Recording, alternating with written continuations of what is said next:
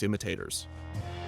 Okay, I've joined too late in this Exhibit show. B. I'll be home for Christmas. Hey, I In got 13,000. 1937, another town named Santa Claus would be Chameleon. established. Chameleon This community was 3, located in Master of Arizona, right off Disguise. the heavily trafficked Route 66. Oh, okay. It was Because I founded by unlocked Nina the Talbot, last a West Coast one realtor for who the billed herself Sherman. as the biggest real estate agent in California Avenger, due to the fact that she supporting weighed over fire, 300 adamant, pounds. In the tank 1930s, rescuer, Talbot had the Tractors idea that to create matter, an entire resort town ground themed force around Kris rescuer Kringle, times where 3, she would take on the shadow role strike of Mrs. 3, Claus. The idea double was a strike, success. It was the that's perfect why. roadside attraction that one would expect to find alongside Route We are the 66 best. during those days. Around. Parents and children could come to meet Santa any day of the year, and the I'm town's gonna post get office shot was the down, perfect no? spot for parents to send their children's It's so letters to bad. Santa.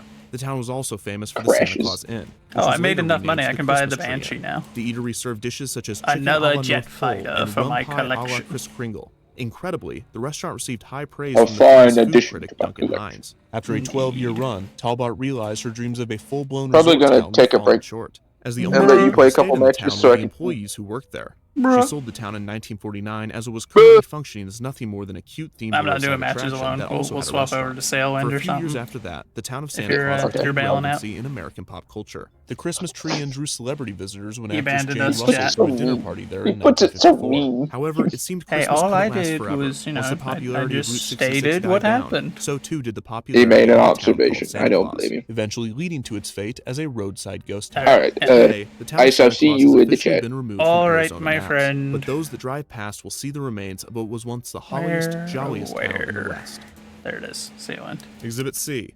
Do you believe in Santa Claus? The first Santa-themed theme park not to be located in a town named Santa Claus would open in Wilmington, New York in the summer of 1949. Alright. Created by local businessman Julian Rice, Santa's Alright, Workshop chat. allowed Let children me to change visit our the North Pole, category. with various buildings being constructed, each with unique activity inside. The park was an immediate success, seeing 50,000 visitors in the first 2 months of operation. Walt Disney himself was rumored to have visited the park before the opening of Disneyland to consult with Rice on the design of Santa's workshop. Alright, The humble park is still hopefully open that today, won't but black its out popularity the- has declined significantly, video. and the management is having trouble making ends meet. As the park's current owner, Doug Waterbury, described it, the problem seems to be that in the 1950s, quote, a 13-year-old might still believe in Santa Claus. It's unusual today that a kid over 7 or 8 still believes. There's an urgency to get families to bring their kids here before they grow away. The park is still open, but its future is uncertain. Exhibit D. Baby, It's Cold Outside. Born in 1918, Glenn Holland grew up in Arcadia, California, and spent his childhood years surviving the Great Depression. By the time he turned 18, both his parents had passed away, leaving him the sole caretaker of his younger sister. Holland's drive to build a theme park came from his desire to give kids like his sister a place where they could escape reality. According to his daughter, Pamela Holland Reese, quote, he wanted Christmas to be just magical. He always thought that children should have adventures and great happiness in their lives. He wanted to make that come true. Holland was supposedly inspired by Santa's workshop in Wilmington. In the early 50s, Holland began sketching out his own version of a Christmas theme park. He wanted his park filled to the brim with holiday magic, larger-than-life festive attractions Also, that would chat, immerse visitors in those the of you Christmas that have spirit. been here for the He other took this Sailwind concept and streams, you began may selling it notice to our boat investors. is a little Holland bigger. leased land in Lake Arrowhead, We, California, just north of San we got enough Bernardino, money and it was off there that his stream Christmas in the fantasy, game Santa to Claus, afford would this. come to life in the spirit of Magic. Just 6 weeks before Disneyland would open. On that opening weekend, the park's general contractor recalled that the traffic was, quote, backed up I all see, the way down Chonky. the mountain. Thanks to Holland, Christmas had come to California early, and it was a smash hit, but he wasn't done yet. Holland went on to open 2 more Santa's Village theme parks. The first would be located in Scotts Valley, California, and would open in 1958. This marked the first time a theme park had ever been franchised in the United States. The Santa's Village parks were filled with petting zoos, live reindeer that would pull a sleigh, train rides, something called a whirling Christmas tree ride, and holiday-themed playground areas for children to explore. Part of Holland's success was his commitment if I to theming. recall He even went so far correctly, as to Medicine develop a we're going to passport sell ticket that families at could use Siren instead of Song, paying and the cash. other Families ones would get are their ticket for punched for every purchase they made throughout the park, and then the Eastwind. parents would cash out their ticket at the end of the day with an employee. Holland believed that this would preserve the magic for the children.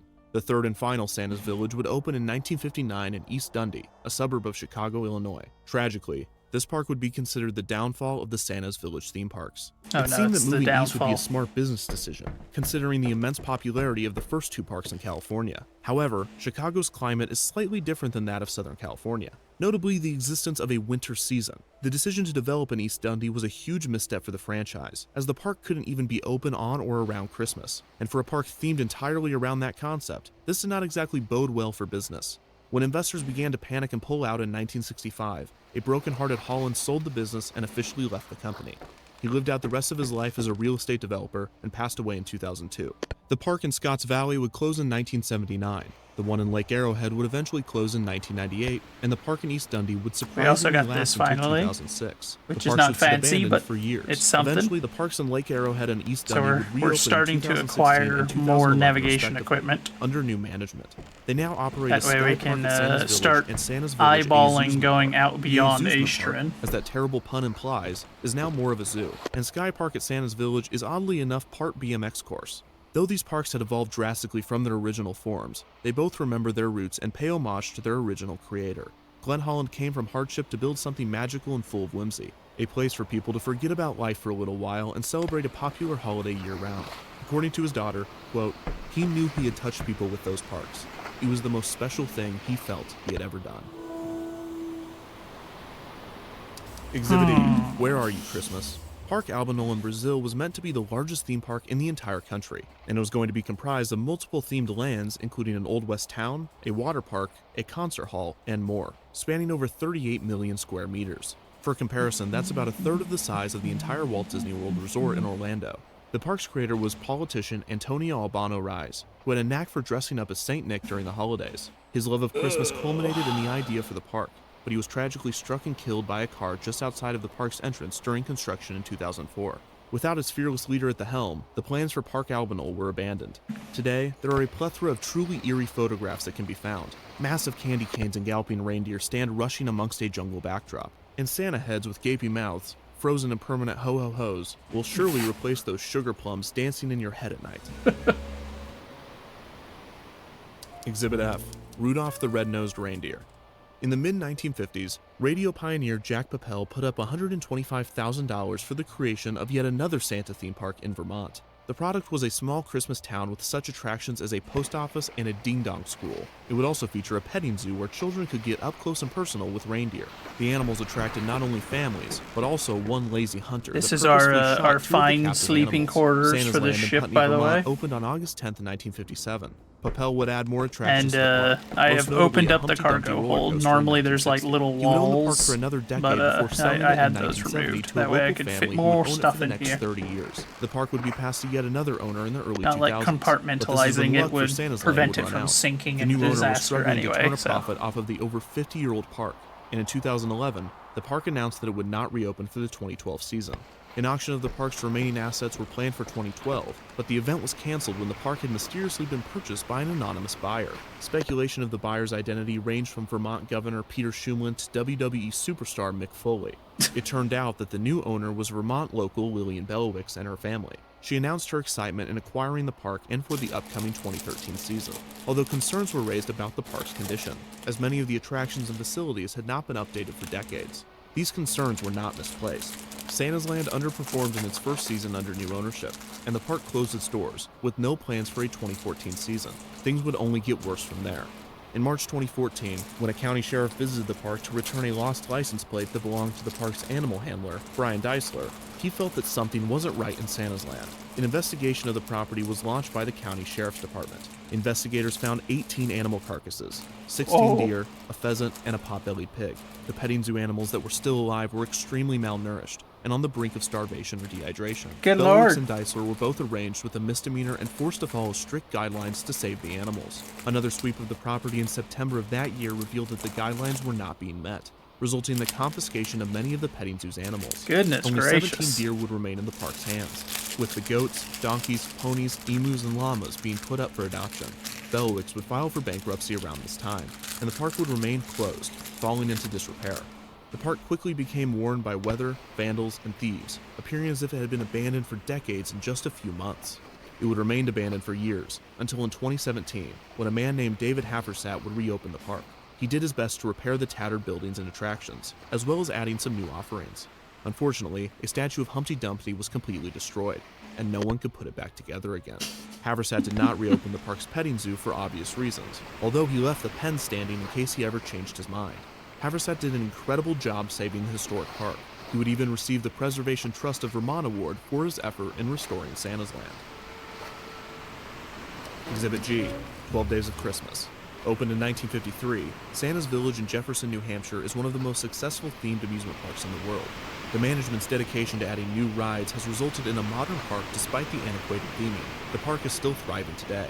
In 1955, another Santa's Village opened outside of Bracebridge, Ontario. It is a similar setup to all of the other Santa theme parks, but one unique feature is this awesome-looking reindeer roller coaster, or at least I thought it was unique until I found that 2 other Santa theme parks had the exact same ones. The park is still operating today, and has expanded to include ziplining and ropes courses. Santa's Workshop is another currently operating Santa-themed amusement park located in Cascade, Colorado. The family-run park opened in 1956, and it is still owned and operated by its founders. In 1966, another Santa's Land would open in Cherokee, North Carolina with a similar concept and execution as the others. Good It lord, is there's a also lot of still Santa operating Lands. today. Opening in Miami in the 1980s, Santa's Enchanted Forest claims that it is the largest holiday theme park in the world, with over 100 festive activities to choose from. Santa Claus Village opened its doors in Finland in 1985 and remains a booming tourist destination to this day. The park is located inside the Arctic Circle, an ideal backdrop for the official hometown of Santa Claus. You can meet Santa year-round, and the park has a special event on Christmas Eve where visitors can count down and watch their beloved Santa Claus ride off into the sunset on a sleigh pulled by actual reindeer. On December 8, 1984, Santa World in Morris, Sweden opened its doors. The park is a recreation of the North Pole, and families continue to come to meet Santa and his elves, tour his workshop, meet his reindeer, and encounter whatever this thing is. Conclusions. My findings revealed 3 abandoned and reopened, and 9 operating Santa-themed theme parks. This is enough to fill my stockings. But when you look at each individual case together, a strange pattern emerges. Notice that 8 of these theme parks opened within 10 years between 1949 and 1959. Only 1 of them opened in the 1960s, and then none in the 1970s. This sail sudden, setup 3 is more pop working up in the really well 1980s. for me. The This only ship Santa makes park to be pretty good constructed in the time even 2000s though was I'm not Park Avenue. sailing with And the since wind at my then, back. no major Santa-themed amusement parks have been developed. My focus is on these 2 peaks, in the 40s and 50s, and again in the 80s. The peak in the 40s and 50s actually has a simple explanation. Before World War II, Germany was a major manufacturer of the Christmas products that the United States and other countries imported for the season. This included decorations and toys. After World War II, with Germany's manufacturing industry destroyed and the United States stronger than ever, the US was able to produce the necessary Christmas products and then some. It was in this area that Christmas made a large impact on popular culture. Most recognizable movies, songs, and also theme parks came from the 1940s and 50s. The slump in Christmas culture in the late 60s and 70s and rebound in the 80s is where my theories come in. My first theory is that the typical cycle of media resulted in the short hiatus. Pop culture comes in waves, sometimes naturally by Hollywood's inability to sustain quality production, and sometimes purposefully by companies attempting to avoid consumer fatigue. This is evident just by looking at the Christmas films produced in the 70s versus those produced in the 80s. This could be the reason that the Santa-themed amusement park trend came back for a short time in the 80s in the US and European countries. The second theory is that the slump in the 60s and 70s was a result of the lack of Christmas celebration during World War II. Children growing up in the 30s and 40s would be raising children of their own in the 60s and 70s, and if they grew up with a lack of Christmas commercialization during the Depression and Second World War, they would presumably be less likely to give their children the same holiday experience that those growing up in the 50s enjoyed. Likewise, those children growing up in the 50s would be raising their own children in the late 70s and 80s. That demographic would be more likely to give their children the commercial Christmas experience, similar to the one they had in the years after the war. This theory seems to be corroborated by a study from the Pew Research Center, revealing that children that were raised in the 1940s, 50s, 80s, and 90s reported that Santa visited them on Christmas Eve more often than those that were raised in the 60s and 70s. As with most cases, the moment you publish your findings, the more evidence comes out. Did I miss any parks? Could I have brushed over any events in my research? These are the kind of things that keep me up at night. But this time of year, I don't mind it. Seeing the snow float to the ground, blurred by the frigid air clinging onto the window pane, beautiful lights wrapped around houses and trees, and in the distance, sleigh bells? Could it be Santa Claus?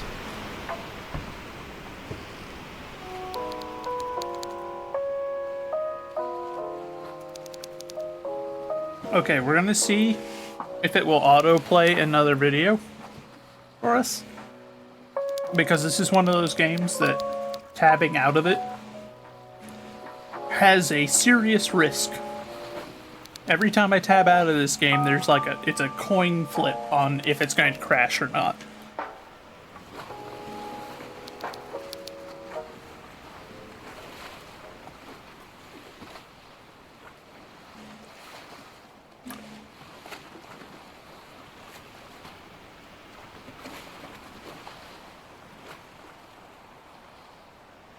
I also don't know what's up with that like white bar at the bottom of the video, but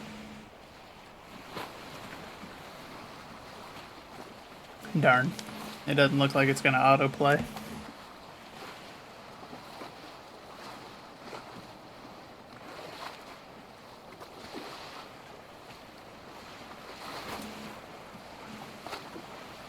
Oh yeah, autoplay is off.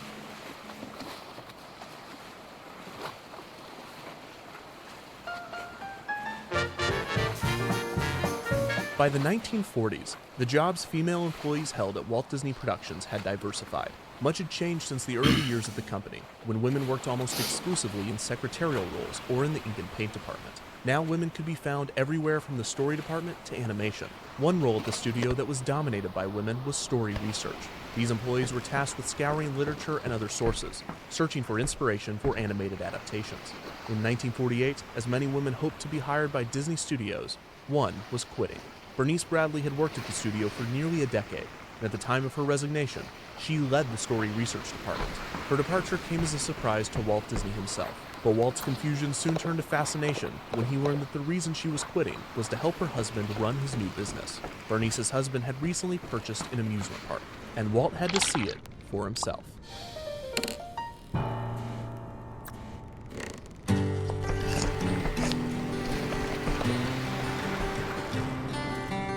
Score a little sleep.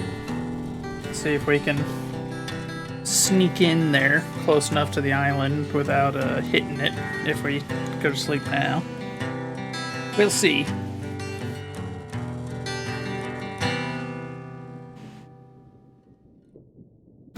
In 1934, Los Angeles native David Bradley graduated from college. Bradley had a knack for mechanical engineering, and at the young age of 15, he rebuilt a 1923 Ford. Despite this, after college, Bradley was expected to go straight into investments, as his father had, but as aforementioned, it was 1934, so Bradley was keeping his options open. By chance, he would meet a rising musician, saxophonist Something tells Freddie me Martin. we're gonna have a Martin problem. would ask Bradley We to slept be his a lot manager, longer than and I was Bradley hoping would we jump would. on the opportunity. Martin and Bradley toured for 5 years, spreading music in the Martin manner. Bradley would leave Martin's band in the late 30s to work for a radio station in San Francisco. Dang, While there, it's dark. he would befriend a man named Donald Kay, who also had experience managing bands. The two shared a dream of owning their own ballroom, where big bands could play and people could dance. The stint at the radio station would not last long, as the station was soon sold. Bradley moved back to Los Angeles, where he would have the opportunity to attend a party at Walt Disney think Studios. that's the island. Not that party, So we just have a overshot. party. At the gathering, Bradley would meet the head of Thursday. story research, Bernice, and the two began dating. 2 years after meeting, the couple would be wed. Around the same time, Bradley put his mechanical skills to work by taking a job with Lockheed Martin to assist in the war effort. He still dreamed of his ballroom, but unfortunately, the big band scene was on its way out. Still, Bradley was interested in operating some type of entertainment venue, and whether he knew it or not, he was a triple threat. His talent and experience in the areas of business, entertainment, and mechanics made him the perfect candidate for the amusement park industry, and it was not long before an opportunity presented itself. In 1942, William Meyer, a San Diego Carnival ride superintendent, moved to Palo Alto and opened a small carnival on the corner of Firestone Boulevard and Compton. Purchasing both adult and kiddie rides from the San Diego manufacturer, Meyer had plans to take his carnival around the city and maybe even the state. Unfortunately, the United States soon implemented gas rationing to assist in the war effort, which crushed Meyer's dreams of a traveling carnival. Trapped on the first spot of the tour, he made the best of the situation and turned his carnival into a neighborhood park. To his surprise, the adult rides performed poorly, and it was difficult to consistently attract older crowds. The kiddie rides, on the other hand, were a massive success, with kids coming back again and again as their parents sat on benches watching them play. Meyer pivoted completely to this Kiddieland model. At the time, Kiddieland was a catch-all term, typically designating a small amusement park featuring rides designed for children.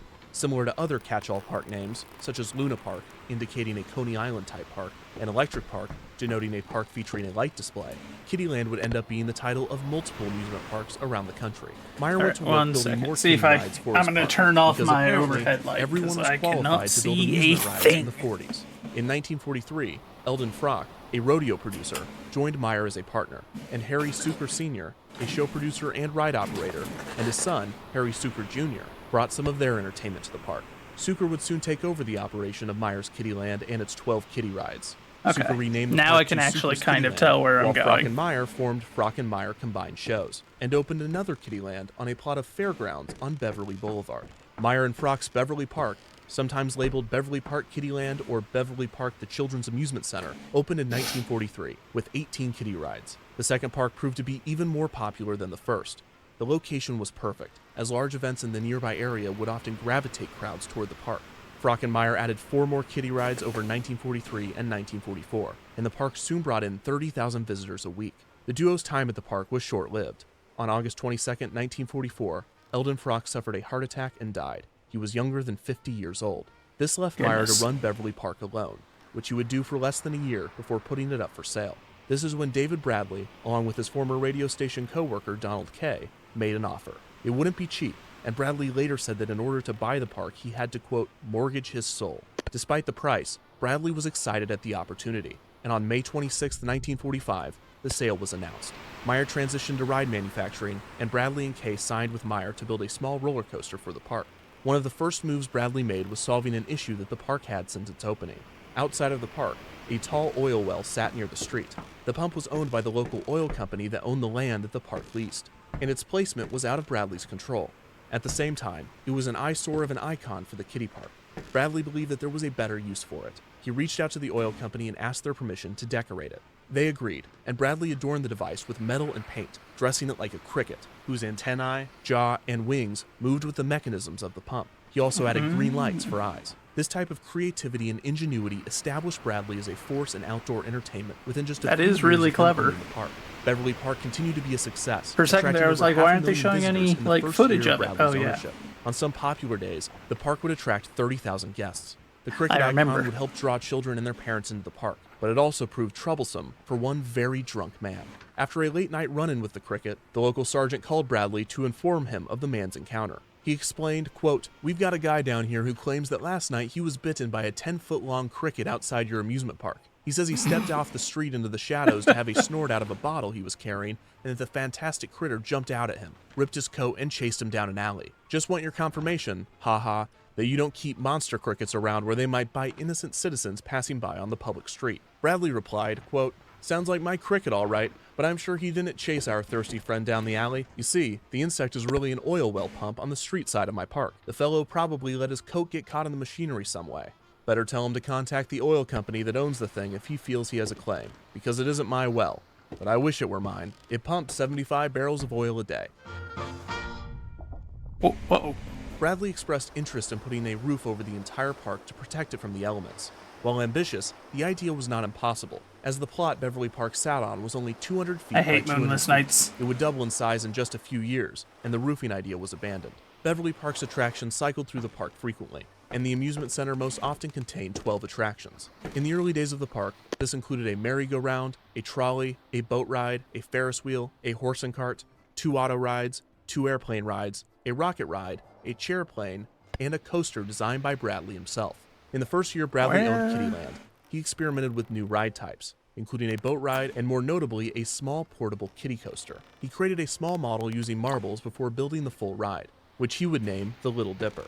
There were multiple wooden coasters named the Big Dipper, which in turn created a kiddie class of coasters that would be named Little Dippers. Bradley's would be one of the first. It was made of steel, long before the material became common in coasters, and some sources state that Bradley's creation was the first portable kiddie coaster in the world. The coaster could hold 3 cars at a time and reach speeds of 15 miles an hour. Bradley would transport the Little Dipper out of the park to carnivals and other events, and when it was not rented, it was entertaining at Beverly Park. The coaster proved to be so popular that Bradley was motivated to create more and sell them to carnival companies and other parks. And on October 16, 1946, it was announced that the Allen Herschel Company, a ride manufacturer that at the time only built merry-go-rounds and an auto ride, entered an agreement with Bradley to build and distribute both his designs for his Little Dipper and his boat ride. That same year, Bradley bought out Kay's share, becoming the sole owner of the park, while still leasing the land from the oil company. Bradley was not content with his park being a mere fairground, and made an effort to keep the park clean, safe, and unique. As often as he could, he added figures of cartoon animals near or in his rides. In 1946, he added a miniature steam train ride that circled the park and even passed by a small western town.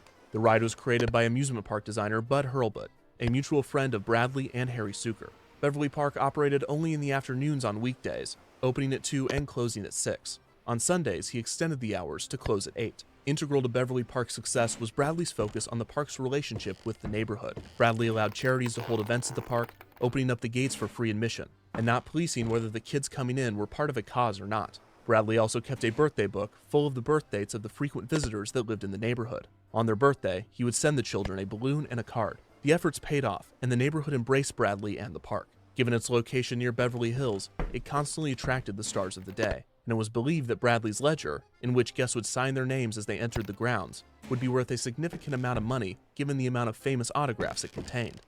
Have you had lunch? The best lunch in town is only 2 minutes away. Here? Here. If you like hot dogs, Miss West, you're in the very heart of the Wiener Belt. 2 mile longs, huh? Coming right up.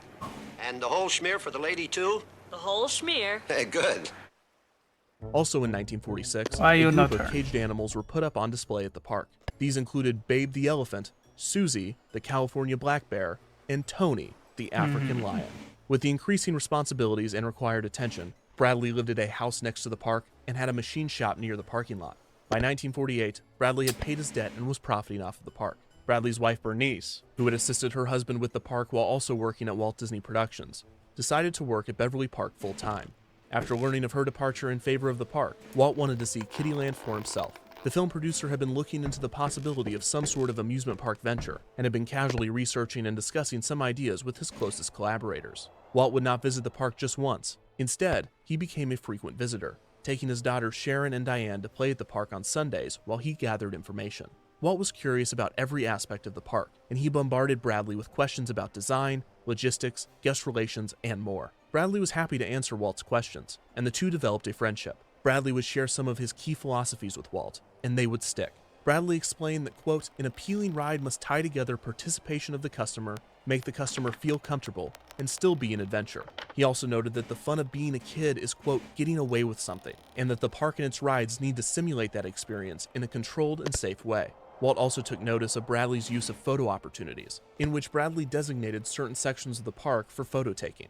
One piece of advice that Walt would not take was Bradley's belief that a themed ride needs to make the guest feel classy or look good, that it is better to have them ride elegant horses or airplanes than circus animals. Walt would not direct his questions at Bradley alone. He would also approach the children of the park, asking them what rides they liked best, why they liked them, and what attractions they would want to see. From 1948 into the early 50s, Beverly Park was a focus group for Walt and any plans he was considering for his entrance into amusement parks. For Bradley, Beverly Park was a testing ground for his new rides. But with some of the attractions becoming staples, he looked for a new place to try his designs. This led him to open a second park in the San Fernando Valley, named Babcock Park, as part of the Valley Market Town Shopping Center. Bradley would transition his ride testing to the new park and continue to focus on the guest experience at Beverly Park. Still, attractions frequently cycled through Beverly Park, both due to the park's limited space for new rides and Bradley's creativity and ambition. One unique offering that was added to Beverly Park was Moonsville, a space-themed funhouse with a slide. In 1950, Bradley started offering birthday party packages to encourage larger parties to come to Beverly Park. This proved to be lucrative, with some parties reaching up to 60 kids. The package included 80 ride tickets for $5, as well as an event space, birthday cake, balloons, and party favors. This same year, the caged animals were removed from the park, and ironically, around the same time, 11 ancient circus wagons were added. The wagons, owned by the United Tent and Awning Company, were sitting unused on an old lot, but the land had been sold and the company was going to destroy the wagons. Bradley intervened and placed the wagons in the park. These beautiful features would draw the attention of Hollywood. Major films were shot at the park, while other productions rented the wagons. Beverly Park's operating hours were extended, and on Sundays, the park would open at 10 a.m. Monday would be the only day the park would be closed. In 1951, while already operating two parks and designing rides, Bradley, never afraid to take on another project, became manager of Virginia Park in Long Beach, replacing H.A. Pop Ludwig, who had operated the park for 15 years. This position would only last a year, as Virginia Park would be bought out by the Long Beach Amusement Company in 1952. I can work with Bradley's ride designs continued to be popular, with 26 Little Dippers constructed by 1953. Also in 1953, Moonsville was swapped out in favor of what would become another park staple, the Haunted Castle. This spooky dark ride featured terrifying figures, and even a few animated creatures. The attraction included cobwebs in the dark, most likely string hung from the ceiling that would touch guests as they passed, and jump scares galore. A microphone system was implemented so that Bradley or another employee could voice an evil witch character, and the ride's finale had headlights meant to resemble a train appearing out of the darkness while sirens blared. all of these being standard gags for this caliber of dark ride. These gags might seem fun and harmless, but as anyone that has ridden a dark ride of this type and period can attest to, zipping through pitch black darkness with nothing more than a loose seatbelt, if you're lucky, feeling cobwebs, and having horns, lights, and figures appear out of nowhere is one of the greatest simulated terrors created by humanity.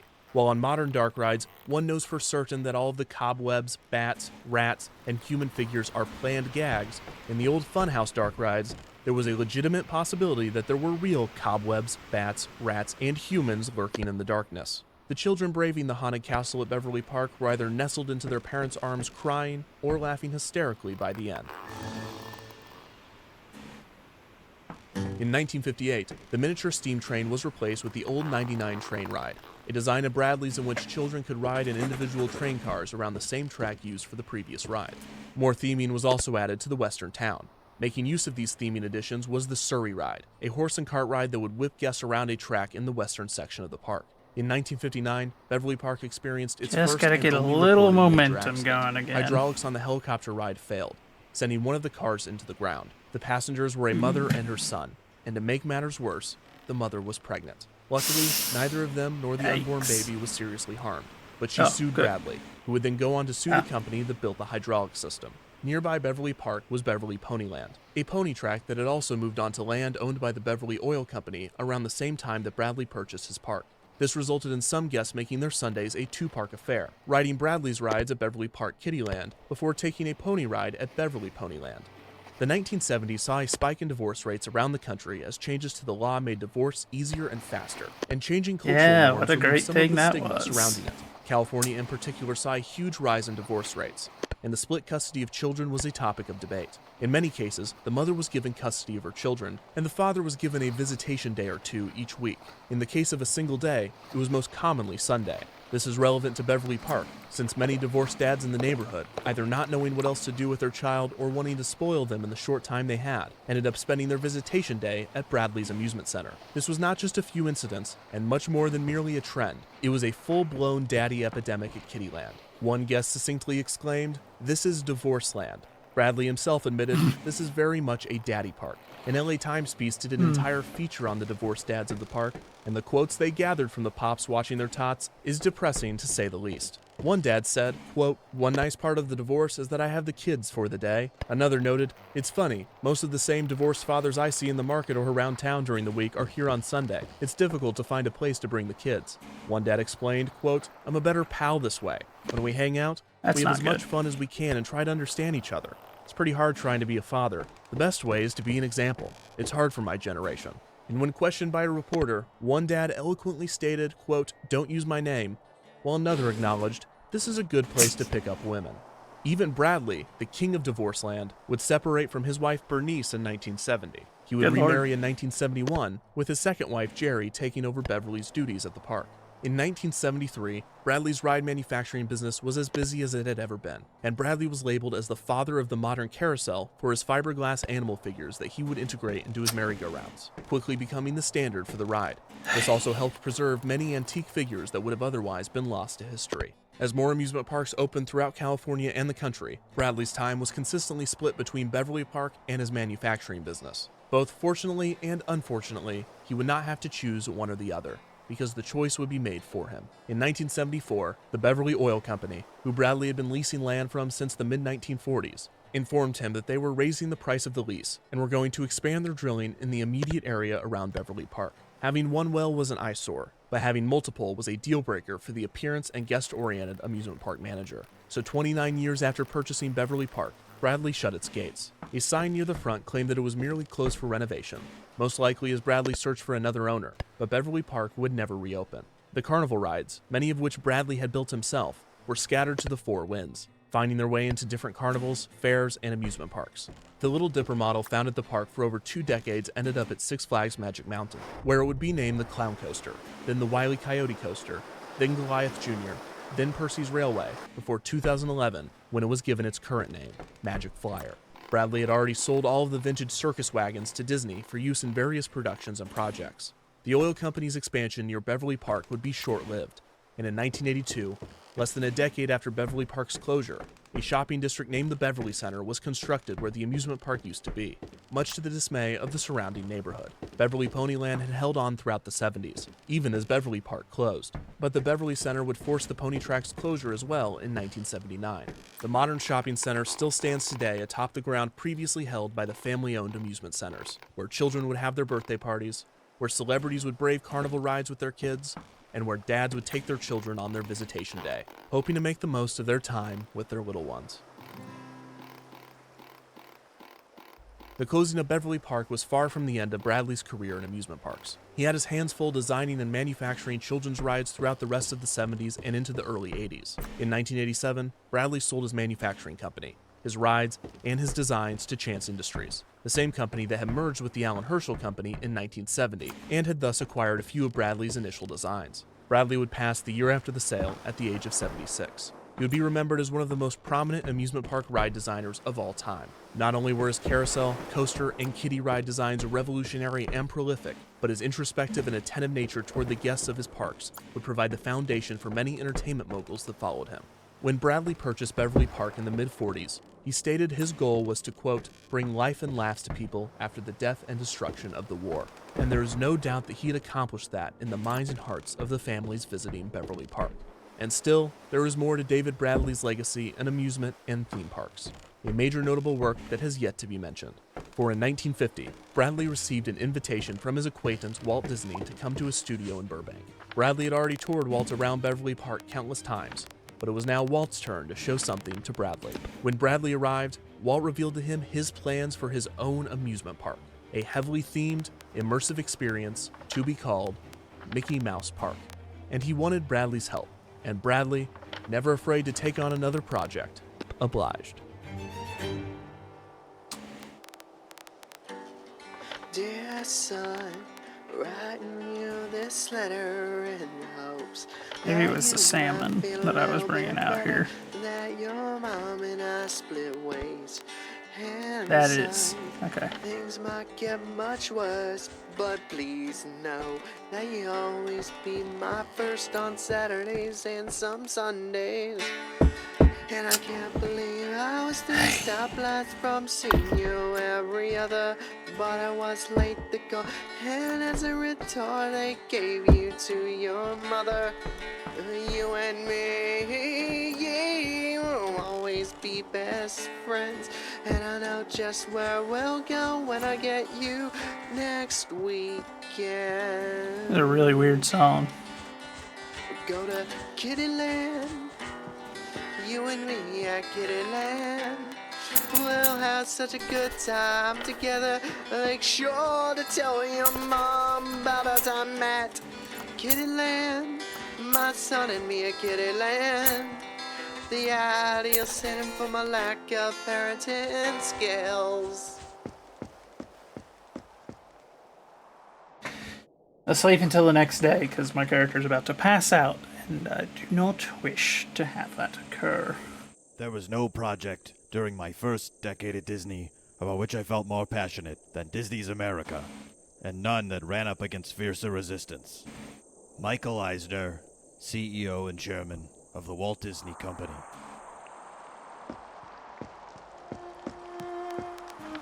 Walt Disney had many titles throughout his career. He was an artist, an innovator, an entrepreneur, a voice actor, and a television host.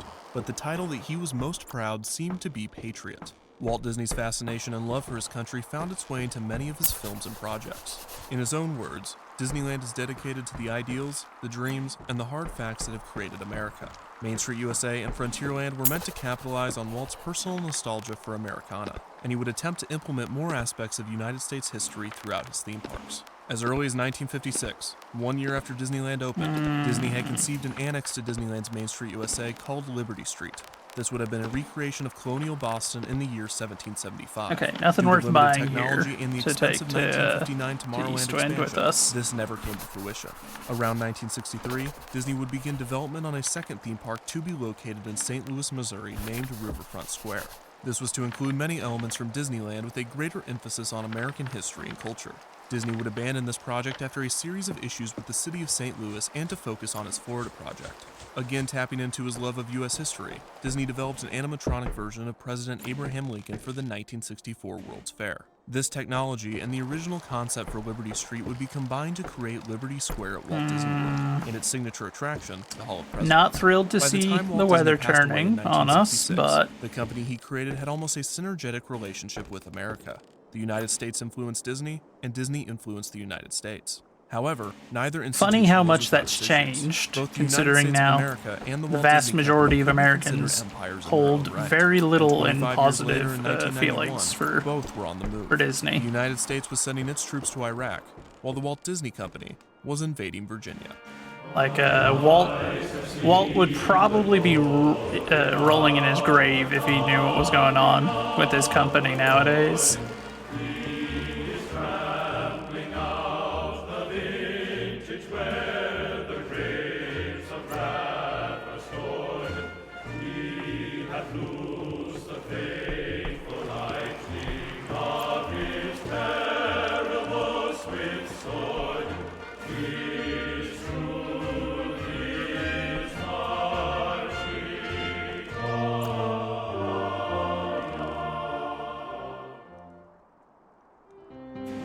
Like, it's almost sad to think how far his company has fallen. It was the summer of 1991. In his lifetime, Walt Disney was one of the most influential people in the world. And over budget.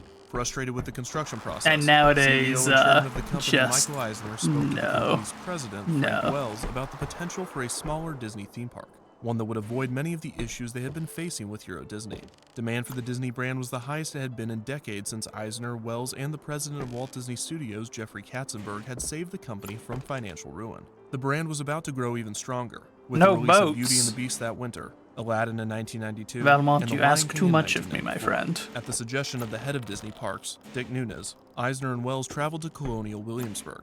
Nunes thought the area would be perfect for a smaller Disney theme park with an emphasis on American history. The idea had been at the forefront of everyone's thoughts, as early developments on an animated Pocahontas film had just begun. At least it While didn't Eisner and tank. Wells liked the idea, it was clear that Williamsburg would not work for a location. The area did not have the tourists necessary to justify the investment, and it was 3 hours from the much more lucrative Washington, D.C. While not sold on Williamsburg, the idea alone had captured Eisner's attention. Our visit did convince me that a park based on historical and patriotic themes could succeed. If The only thing worse is tank boats. That idea turned into a plan, and that plan would turn into an invasion. Throughout the years, the reaction to the march of Disney's empire by locals had varied. They were mostly celebrated when they arrived in Orlando, and the people of Tokyo cheered them as they entered Japan. On the other hand, their invasion of France was met with strong opposition, and they had poor relations with the people of Anaheim. Through these experiences, the Walt Disney Company believed they knew how to properly execute an invasion. The first phase of their plan required complete secrecy. In the fall of 1992, Michael Eisner Gonna play ordered the Snake head of the games Disney now? Design and I Development see. Company, Peter Rummel, to scout locations for the park. He came back with the obvious answer: Washington, D.C. It's no contest. It has a huge tourist population, and they're just the kind of people who would be interested in a historical theme park. Peter Rummel, president of Disney Design and Development Company. A few months later, in January of 1993, Eisner ordered Imagineer Bob Wise to lead the creative development of the park. At the same time, Rummel attempted to narrow the park's location and purchase the land. By the spring, a location had been found. Just outside of Haymarket, Virginia in Prince William County, the 3,000 acres of land was only 35 miles You assumed west it was a of literal Washington, snake D.C. game? I kind of assumed as 2,300 much of as the well. 3,000 acres were owned by Exxon, who had done nothing with the farmland since buying it during a real estate boom. Disney purchased an option to buy from Exxon, and began I hate that acquiring companies the can remaining do that. 500 to 600 acres of surrounding land. Even back While done then, with the they were utmost doing that secrecy, kind of stuff. They had experience with this, as Disney had used shell companies to purchase the 30,000 acres of land in Orlando in the mid-60s. It was all a sneak attack, and as they would later learn, a fatal mistake. Around this time, Eisner hired Mark Pacala, who at the time was heading the development of the Disney Vacation Club, to be the general manager of the park, which had been given the name Disney's America. Imagineering had been working for months to create the concept for the park, and by late 1993, they had done just that.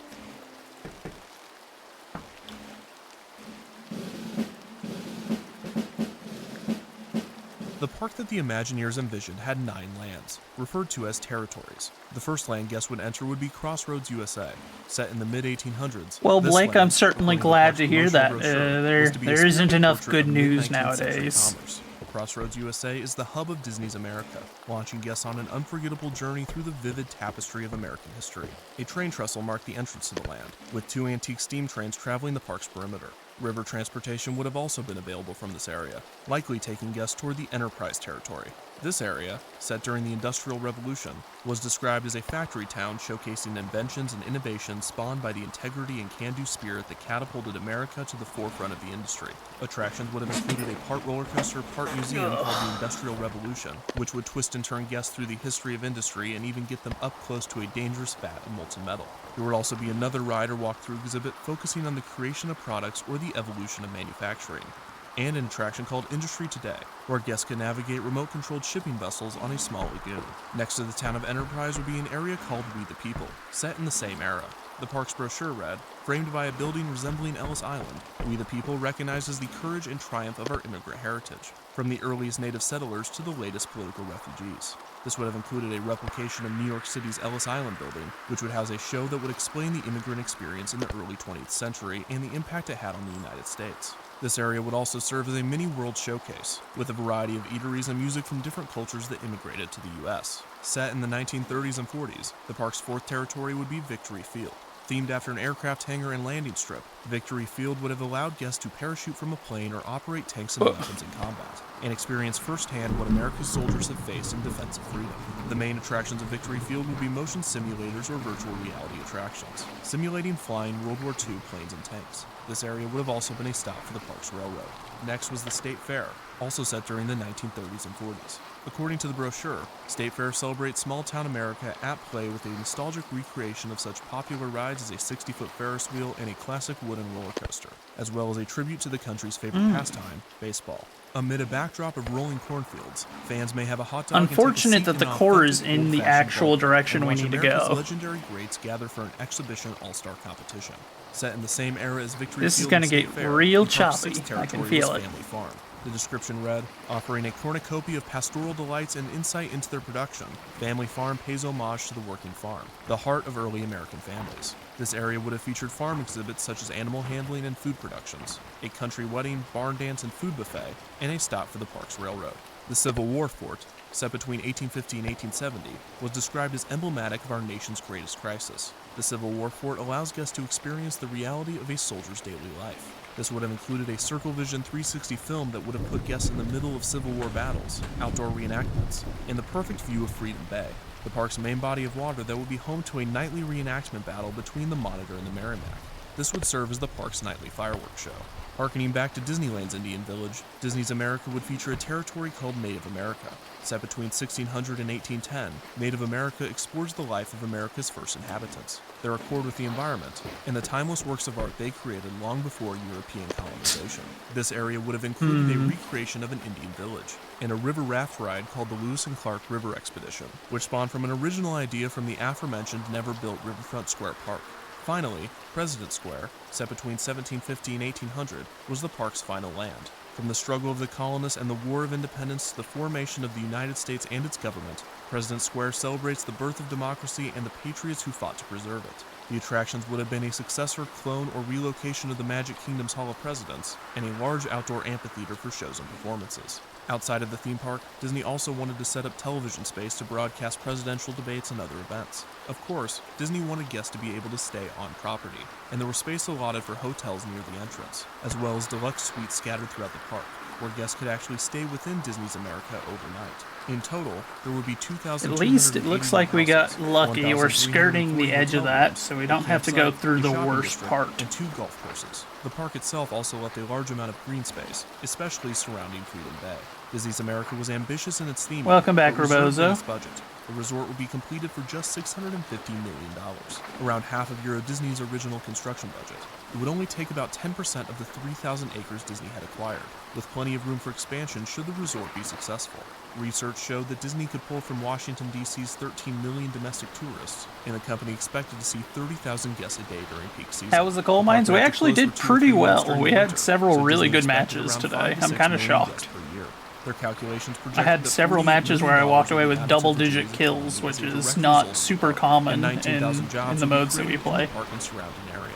Disney's America was slated to open in 1998, and Eisner had become invested in the park's development, making it his main focus and newest pet project. While Disney was coming to grips with the massive failure of Euro And Disneyland, supposedly they were still Chonky comfortable with intends moving to forward on return Disney at some America. point, and They if did that's not the foresee case, the war then we their might play some invasion more would of it bring. later, but we will see.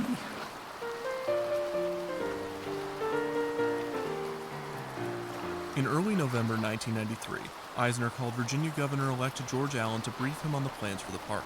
By pure coincidence, Allen was at Walt Disney World at the time, and after hearing the plans for Disney's America, he gave a resounding yes. Disney had found their greatest ally in the governor, whose first term started that January. The media had been catching on to Disney's plans over the course of a few months. The call to Allen Val. opened the floodgates. Disney announced their plans for the park on November 11, 1993, with a presentation by Wise describing the park in detail. Disney, already worried about negative reaction to a park dedicated to history, ensured the public that they would not be giving the fairy tale version of the American story. They might have overcorrected a bit by explaining that they would have painful, disturbing, and agonizing slavery exhibits and attractions that captured the horrors of war. We want to make you a Civil War soldier. We want to make you feel what it was like to be a slave, or what it was like to escape through the Underground Railroad. Bob Weiss, Imagineer. In hindsight, Well. this was the wrong thing to say. Now that the park had gone public, Disney began flanking every side of development, hiring It is lobbyists most for the local, unfortunate, state, and even Valmont. federal governments in an attempt to acquire permits That and is one exceptions area where you and I necessary do for not the park. see eye to They began eye to in quote that, local and state officials, as knowing I that they do would need to find alter zoning ordinances, that I and enjoy most importantly, those kind of widen games quite a bit. Interstate 66 that guests would use to get to the property. Prince William County, especially the people of Haymarket, were excited at the park's announcement. Haymarket had been hit hard by recession in the early 90s and were hopeful that the park would help them recover. Disney set up an office in the town and made a donation of $1,000 to the town's Lafayette Day celebration. The company also imposed restrictions on themselves, ensuring the people of Prince William County that they would expand the wooded area surrounding the park, restrict the height of the planned buildings and attractions, and ban diesel engines to avoid air pollution. The town's papers rejoiced with headlines reading "Zippity-doo-dah," and local businesses created signs saying that they loved Mickey. The opposition I was may not need to strong. close that The crew central expressed concerns sale. over the park's sprawl and the effects that it might have on the Manassas battlefield, which was less than 5 miles You'll make from me the squeak proposed later site. then? The First Battle of I Manassas, mean, also referred to as the First Battle that of was going to Bull happen Run, one way was or the first other, major I battle of presume. the Civil War. The second battle So I of don't know Manassas on how- the same how ground much was of a an even threat larger that scale, is. and another significant victory for the Confederacy. In the early 90s, the federal government had stopped the development of a shopping mall near the battlefield by purchasing the land directly Fish. surrounding it. It was a Fish. controversial and expensive Thankfully, move, all done for the purpose it of preserving didn't the crash. history. In the early 1990s, public interest for Civil War history was high thanks to Ken Burns' hit documentary miniseries, Civil War. The series was incredibly popular, and it turned many professors and historians into recognizable figures. David McCullough, the show's narrator, was now a familiar voice to millions, and he just so happened to be one of the first to raise that voice against Disney's invasion of Virginia. It is a commercial blitzkrieg by the Panzer Division of developers, David McCullough, author Okay, and yep, historian. we gotta close that Disney's central surprise sale. attack, which at first seemed to have been a successful mission, had significant drawbacks. For one, they Got lost water valuable coming time over that the could have edge, spent building relationships getting down with into community the hold. lawmakers. The whiplash from the announcement was The too gun severe walls to are be tall, effective they're not after. that tall. They could have also spent time recruiting historians before the plan for the park was announced, which would have reduced opposition from the academic community. Another mistake was that when they did There, finally the lean reveal is their intentions far less of Imagineering revealed less far too much, pronounced. giving the opposition with that central ammunition one to use closed. against Disney's America in the media. The headlines for Disney taking on the issue of slavery wrote themselves and set the park back. While Disney was You surprised shall by make the me opposition squeak they'd if the received so far, their tankety morale was not tank broken, tank and they boom began boom recruiting a few historians returns. of their I own. see. Eric Foner, historian and professor at Columbia University, who'd been working with Disney on the 1993 retooling of the Hall of Presidents, was asked to join the project. This He is so agreed. bad. James Horton, a historian and professor of African American It should not history change at George anything, Washington but University, was this also asked to is so consult with the sad. park. He was skeptical of Disney's ability to deliver on their concept, but he felt that Napalm he sounds had an good right now. obligation I mean, I've got several aircraft that drop things like that. So, you know. You're doing this wrong. Then refuse them when they say, "Will you help us do it right?" We need to try to make sure that they do it as well as we can push them to do it. James Oliver Horton, historian and professor. Yes, sound alerts. Thank you. We're aware. With only days left in Virginia's General Assembly session, Disney and Governor Allen demanded that a $163 million incentive package be passed through the state legislature. This included $131.5 million in road improvement bonds. The spending would result in the widening of the congested interstate near the park. Only $49 million of the project would fall on Disney, which would be paid by sales tax of at least $3.8 million annually. If the park did not produce that amount of tax in any given year, Disney would have to pay the difference. Still, the majority of the burden was placed on the taxpayers of Virginia, which concerned many of the legislators. Governor Allen reminded them that with or without Disney, I-66 would need to be improved. The traffic during rush hours was causing the highway to become dangerous. Yes, because as we've discovered, adding more lanes is definitely the solution that fixes the traffic problem. Now mid-March, opposition to the park had become more prevalent in the months since the park was announced. Passionate editorials were being written in opposition to the park in papers across the country. Demonstrators were showing up to events and development meetings, and more prominent historians were voicing their opinions on the project. Uninterested in their concerns, Disney threatened to pull the project out of Virginia if the incentives package was not approved immediately. The legislature granted the bonds, having little choice and no time for deliberation. Another win for the Walt Disney Company, but it did not help the public's skepticism toward the project. Around this time, Eisner and Wells were able to restructure Euro Disney's finances, providing a sliver of hope to the desperate resort. Less than a month later, on April 3, 1994, Frank Wells was killed in a helicopter crash at the age of 62. Wells had been integral to the company's success. He often took care of important deals and was a master of public relations. During their partnership, Eisner was able to get attached to pet projects, knowing that Wells would pick up any slack that the distraction caused. After Wells' death, Eisner was lost. Katzenberg demanded that he be promoted to Wells' position, but Eisner assumed the role of president himself while he searched for a replacement. Eisner placed a lot of pressure on himself following the death of Wells. While the studios were pumping out classics, I can't tell. Yep, there it is. Still very That's East Wind. In the opposition to the Such a low-lying, squat set of islands, it's quite hard to spot most of the time. On May 11th, a coalition of historians, including David McCullough and many other prominent scholars, formed the organization Protect Historic America. Its one purpose was to stop Disney from building its Virginia theme park. Shelby Foote, a member of the organization and another historian featured in Ken Burns' Civil War docuseries, began doing newspaper and television interviews about his feelings toward the park. He argued that no one was against Disney the company, but they were against their plans. He claimed building the park so close to the Manassas battlefield would be careless, on top of the project as a whole doing little to educate the public about real history. Foote also had little confidence in general audiences, believing that, quote, people would rather go see the reenactment of Manassas than they would go to see Manassas. In other words, building a park about American history on top of historic ground was akin to building a theme park based on California in California. Another complaint made by the group was that the name Disney's America implied that Disney owned the country and its history. Eisner would later consider changing the name to Disney's American Celebration to appease critics. Hearing of the formation of Protect Historic America ahead of their announcement, Disney attempted to beat them to the punch. The company quickly donated $100,000 to the Association for the Preservation of Civil War Battle Sites, but the loud voice of the opposition overshadowed the gesture. For the first time, public opinion was shifting against Disney. Talk shows started broadcasting those that opposed Disney's America. Environmental groups began focusing on the effects the park could have on air quality, and a Senate subcommittee hearing was even scheduled to discuss the controversy.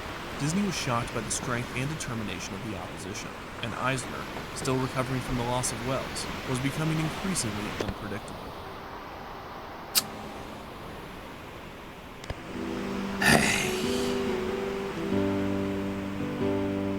On June 21, 1994, the Senate Public Lands and National Monuments Subcommittee held a hearing with representatives on both sides of the Disney's America debate. Reporters and the public flocked Capitol Hill, expecting nothing less than the most exciting Senate Public Lands and National Monuments Subcommittee hearing since its inception, and it did not disappoint. The hearing started out with a passionate speech by Senator Ben Nighthorse Campbell, who argued that the entire hearing was a waste of time, and that the federal government should have no part in Disney's America, as it was clearly a state issue. He also provided his own opinion on the matter. Nobody wants a Coney Island in their backyard, but I doubt this is in the Disney plans. And as the American Indians once found out, just because you got there first does not mean you get to make all the decisions. Senator Ben Nighthorse Campbell, member of the Northern Cheyenne Tribe. Campbell then slammed a Mickey Mouse hat on the table, ending his remarks. This was only 15 minutes into the 5-hour hearing. Campbell's speech was followed by Senator Larry Craig, seemingly indifferent on Disney as a company but a staunch supporter of their right to build where the state allowed them. In a confusing, bordering on nonsensical rant, he made his case for the development of the park. Now, if we were here debating whether Mickey would be wearing blue or gray as he interpreted for the visitors as his new theme park how the Battle of Manassas was waged, I would say that would be a worthy debate, because I don't know whether Mickey was a Confederate or whether he was a member of the Union forces. But I am willing to allow Disney the opportunity, under proper local zoning and state authority, to make a determination of whether Mickey should be wearing blue or gray. Senator Larry Craig. Disney was off to a good start, receiving support from both Democratic and Republican It's an interesting senators. speech. However, John Warner, Not a very strong one, but cast doubts on the long-term economic certainly impact interesting. that the park would have on top of its ability to comply with federal mandates such as the recently passed Intermodal Surface Transportation Efficiency Act, or ICE-T for short. ICE-T is said multiple times throughout the hearing. Still, Warner said he would reserve his final judgment until the local, state, and federal government had completed their reviews. The following speeches from the committee and its guests were either in support or indifferent on the issue, going in Disney's favor either way. The opposition of historians waited patiently for their turn to speak, listening to senator after senator question the necessity for the hearing and putting their support behind Virginia. This was until Senator John Chafee spoke. In a passionate speech, Chafee reflected the same sentiments as the concerned historians, arguing that the potential economic development of the area did not justify the destruction of historical landmarks. After his remarks, a few members of the audience began to cheer, and the chairman of the committee threatened to remove them if there were any more inappropriate reactions to the speakers. It was now time for Governor Allen to speak. Allen was well-spoken, and his overwhelming support for his people and Disney's project was impressive and persuasive. He also attempted to cast doubts on the motivation behind the project's opposition, suggesting that concerns over the loss of historical ground is a mere tactic used by wealthy Virginia landowners to halt progress. History is not just for professional historians and professors, and it's not just for smug, self-appointed arbiters of culture and Hollywood movie stars. It is for all our citizens, or it should be. And if this project will help stimulate a new generation to take interest in history, as I believe it will, then we ought to be applauding the effort. We would not be here today if opposition to this park had not become a crusade for some well-connected folks who didn't want it located within 30 miles of their neighborhood. George Allen, Governor of Virginia. After his remarks, Governor Allen got up to leave, but the chairman requested that he stay for a few minutes of questioning.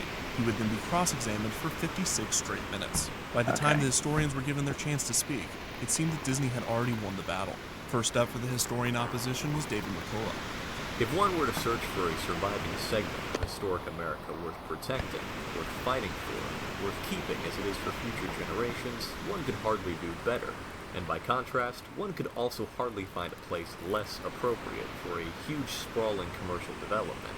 David McCullough, author and historian. Following McCullough was James McPherson, a historian and the president of Protect Historic America. While these speeches were passionate and well-written, they seemed to do little to convince the senators. When questioned about what course of action they would prefer the federal government to take on the matter, the historians had no answer. The hearing concluded with Disney representatives giving their perspective on the park. Peter Rummel, Mark Bacala, and the Director of Real Estate Development, Dana Nottingham. Their speeches were redundant, expressing the same views made by many of the senators and experts. It was clear that the federal government would not be intervening on the development of Disney's America. It should be noted that a week before, Eisner had given many of the congressmen a private early screening of The Lion King. Demonstrators hearing of the premiere had shown Hello, up in costume Roki. with signs that read, How are you "Eisner doing is the today, Lion my King." friend? How During goes these it? weeks in Washington, Eisner had given an aggressive interview for the Washington Post, where two defensive and ignorant quotes made their way into the headlines. I sat through many history classes where I read some of their stuff, and I didn't learn anything. It was pretty boring. I'm shocked, because I thought we were doing good. I expected to be taken around on people's shoulders. Disney might have won in Washington, but they were losing everywhere else.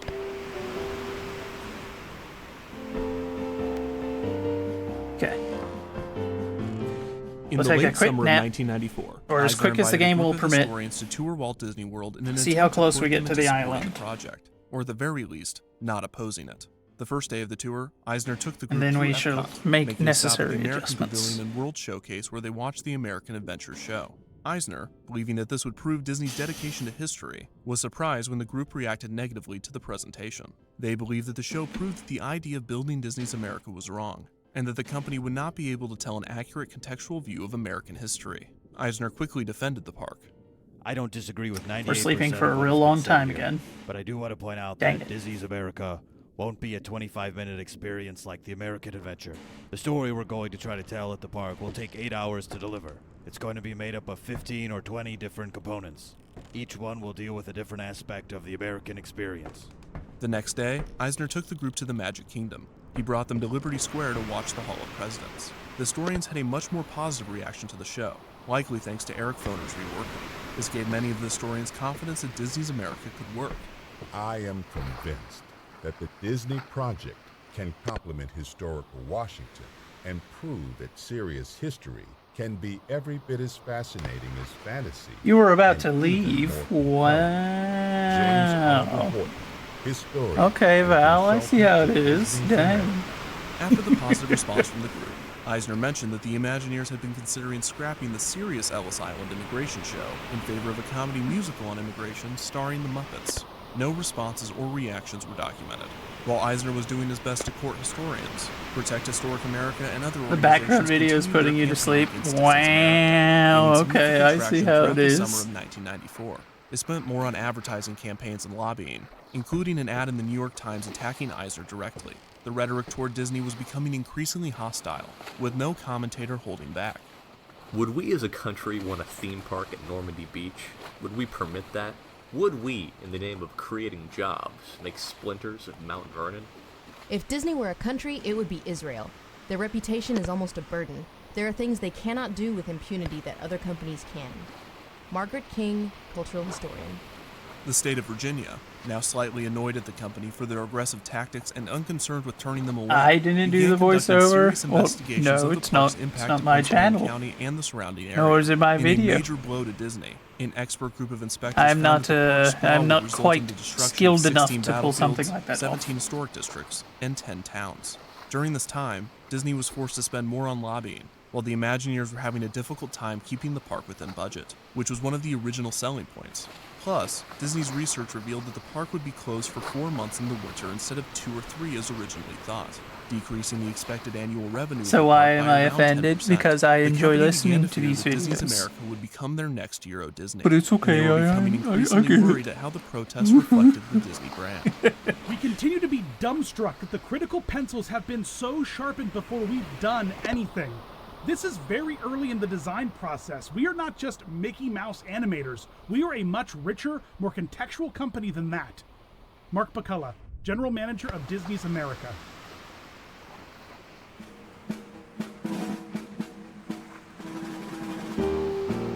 On Saturday, September 17, 1994, 3,000 activists, including Ralph Nader, took to the streets of Washington, D.C. to protest Disney's America. Chanting and displaying signs and artwork, the group of concerned Virginians and historians made their message clear. They were going to stop the invasion of Disney's empire. I have doubts on whether the technical wizardry that so entrances children and grown-ups at other Disney parks can do anything but mock a theme as momentous as slavery. To present even the most squalid sights would be to cheaply romanticize suffering. William Styron, novelist. The protesters even presented a petition on the steps That of sounds like Capitol something Hill, a novelist with would say. 29,000 signatures in opposition to the park. At the exact same time that Virginia was invading Washington, Disney was parading through Virginia. Haymarket's annual parade displayed the opposite sentiment of the Washington protest, with the remaining supporters of the park coming out to see Disney characters and bringing signs and pins in support of Disney's America. The two marching armies were giving it their all, but the media reported that the opposition had won the day, and just over a week later, they would win the war. I hate trying to approach Eastwind. On September 28th, The wind Disney around announced this they would be island is withdrawing never the very plans for compliant Disney's with me. America from Virginia. The media had found out about the park's cancellation prior to the announcement and began reporting that Disney had been defeated. Governor Allen, who had not wavered in his support of the project, found out from the reports, and not from Disney directly. Haymarket Mayor Jack Kapp raised the town hall's flag to half-staff in mourning of the park's cancellation. It was clear that while Disney might be able to physically construct the park, the negative sentiment towards it was not worth the effort.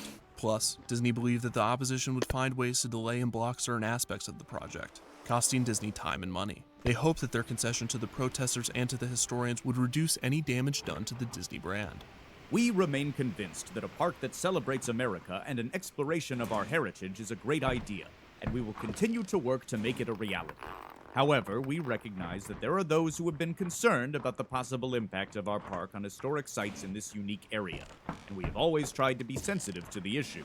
While we do not agree with all their concerns, we are seeking a new location so that we can move the process forward. After a long and hard-fought battle in Prince William County, Disney accepted their defeat. They relinquished the Exxon options in December and sold the remaining land in March of 1995. Eisner still wanted to build the park, and he continued to believe that Virginia was the best place for it. Disney attempted to lobby the opposition to support Disney's America in a different location, but few were interested. Disney briefly considered building the park in Pennsylvania, much to the delight of the state government. However, after protesters began handing out pamphlets at Gettysburg during Heritage Week, Disney gave up on Pennsylvania. In 1995, Knott's Berry Farm in Buena Park, California was put up for sale by the Knott's family. Disney saw this as an opportunity to build Disney's America by utilizing the park's existing structures. But the Knott's family refused to sell to Disney out of fear that the company would change too much of the park. Walt Disney Imagineering had also created a new concept for Virginia Park using the name Disney's American Celebration, and focusing less on teaching history and more on entertainment. This park would have included pavilions similar to Epcot's Future World, with a heavy focus on shows and presentations of American ideals such as work, military, and family. This park concept seemed to die with the Virginia Park.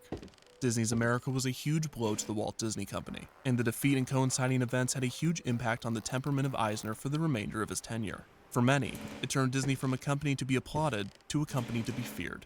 The historians, Virginians, and nonprofits that had opposed the park pulled off a huge upset, driving the media giant out of their state for good. The land where the park would have sat is now occupied by tens of thousands of homes. The traffic issues on I-66 never improved, as the incentives plan was dropped with the park. Still, the cancellation of Disney's America was a victory for everyone involved in the opposition, and it left Disney to reflect on why they were defeated. Some speculated how Walt Disney himself would have handled the development of the park. I see Disney defending the park. They are defensive and not very forthcoming, which is really silly. I don't think Walt would have asked the people to just trust him. Walt would have explained. They are part of the fabric of our lives. It's time they acted that way. Carol Ann Marling, Professor of American Studies and Art History at the University of Minnesota. Cultural analyst Jamie O'Boyle believed that the hostility toward Disney's America was part of a larger national issue. To make his point, he recalled a rather exciting day at Disneyland. On August 6, 1970, the Young International Party, a political group of young anti-war, anti-establishment demonstrators, invaded Disneyland some kind of a and took maneuver, control of which in Consoy low Island. light They recognize is going to be Disneyland very correctly much as a difficult. metaphor for America. Disney is so closely tied in with the national psyche of who we are, the things we like about ourselves, that we don't like the idea there is a corporation behind it. As much as anything, this is about us.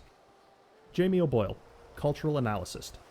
The synergetic relationship Walt Disney had created over 30 years before the war for Disney's America had festered, becoming a complicated mix of corporation and culture. If Disney's America was indicative of anything, it's that, in a lot of ways, Disney is America, and America is Disney. People want to celebrate both, for their power, glory, or magic, but are often uncomfortable with the ways in which they were obtained or produced. The hypocrisies are glaring if you look for them. How can a company claiming to care about history be willing to risk the destruction of historical landmarks? How can a country founded on freedom have such a long history of denying its citizens basic rights? It's problematic, controversial, and unresolved. But it doesn't erase the good done by either, and it doesn't disqualify We're them getting from there. improvement. We're almost the only thing there. that seems to be for certain is that it would be better if those complex issues were not tackled by an animatronic.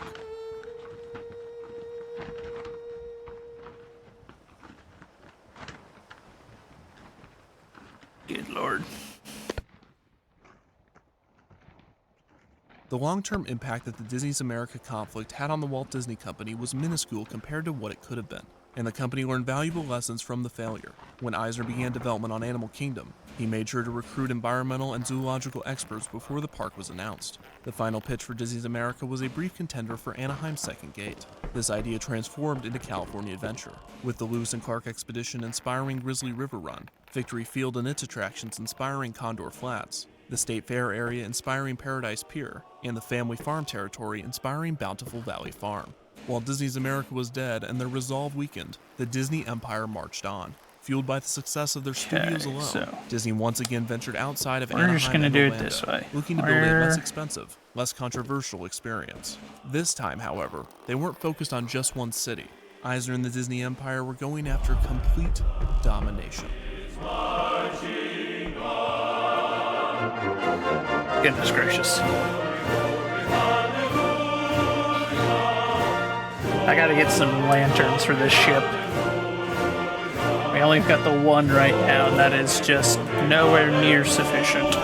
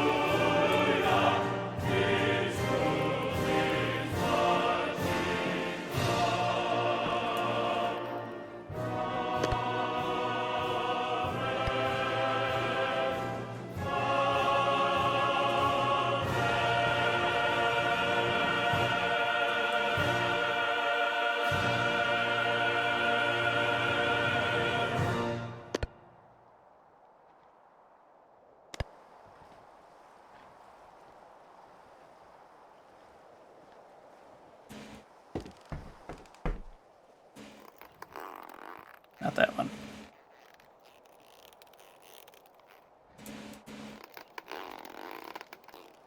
There we go.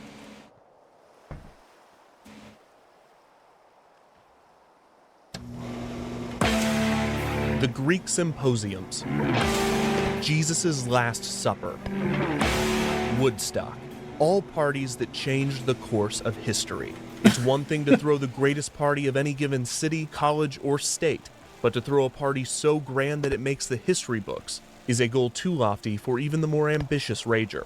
One such party occurred in the history of the Walt Disney Company that was not only infamous for its wild nature, but also for its occurrence I think I know what at he's a turning talking about. point in the company's history.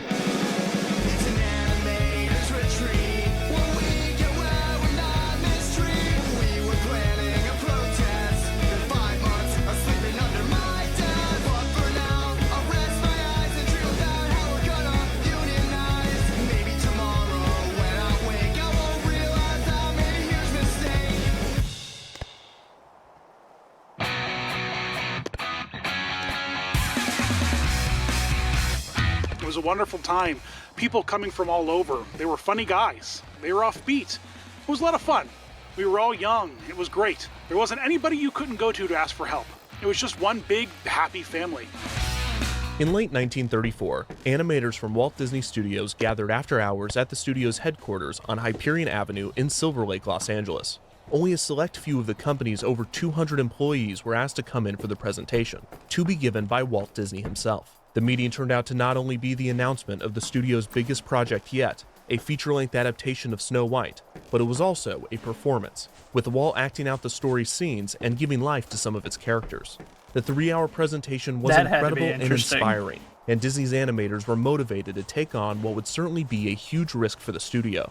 Up to this point, Disney was focused on animated shorts and comic strips, so a feature-length animated film would be a huge step for the company, while his brother Roy, along with lawyer and counsel Gunther Lessing, dealt with the business complexities of such a risk. Walt put together a story department for Snow White, and began working with his growing staff to produce the film. Disney was often described as the conductor, with his artist being the orchestra. While he was not a skilled animator or cartoonist himself, no one could deny Walt's abilities as a storyteller. He had a strong sense of what the audience wanted, and he was present in every step of production, critiquing each frame until the product was just right. Despite this working relationship being compared to a sophisticated orchestra, the working environment at the studio more closely resembled a fraternity.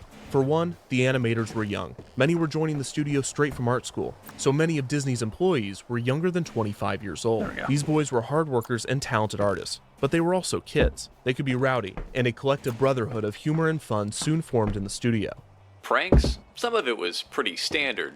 We'd balance a cup of water over a door to drench someone when they opened the door. One time someone put a roll of animation paper up there. That must have hurt when it fell.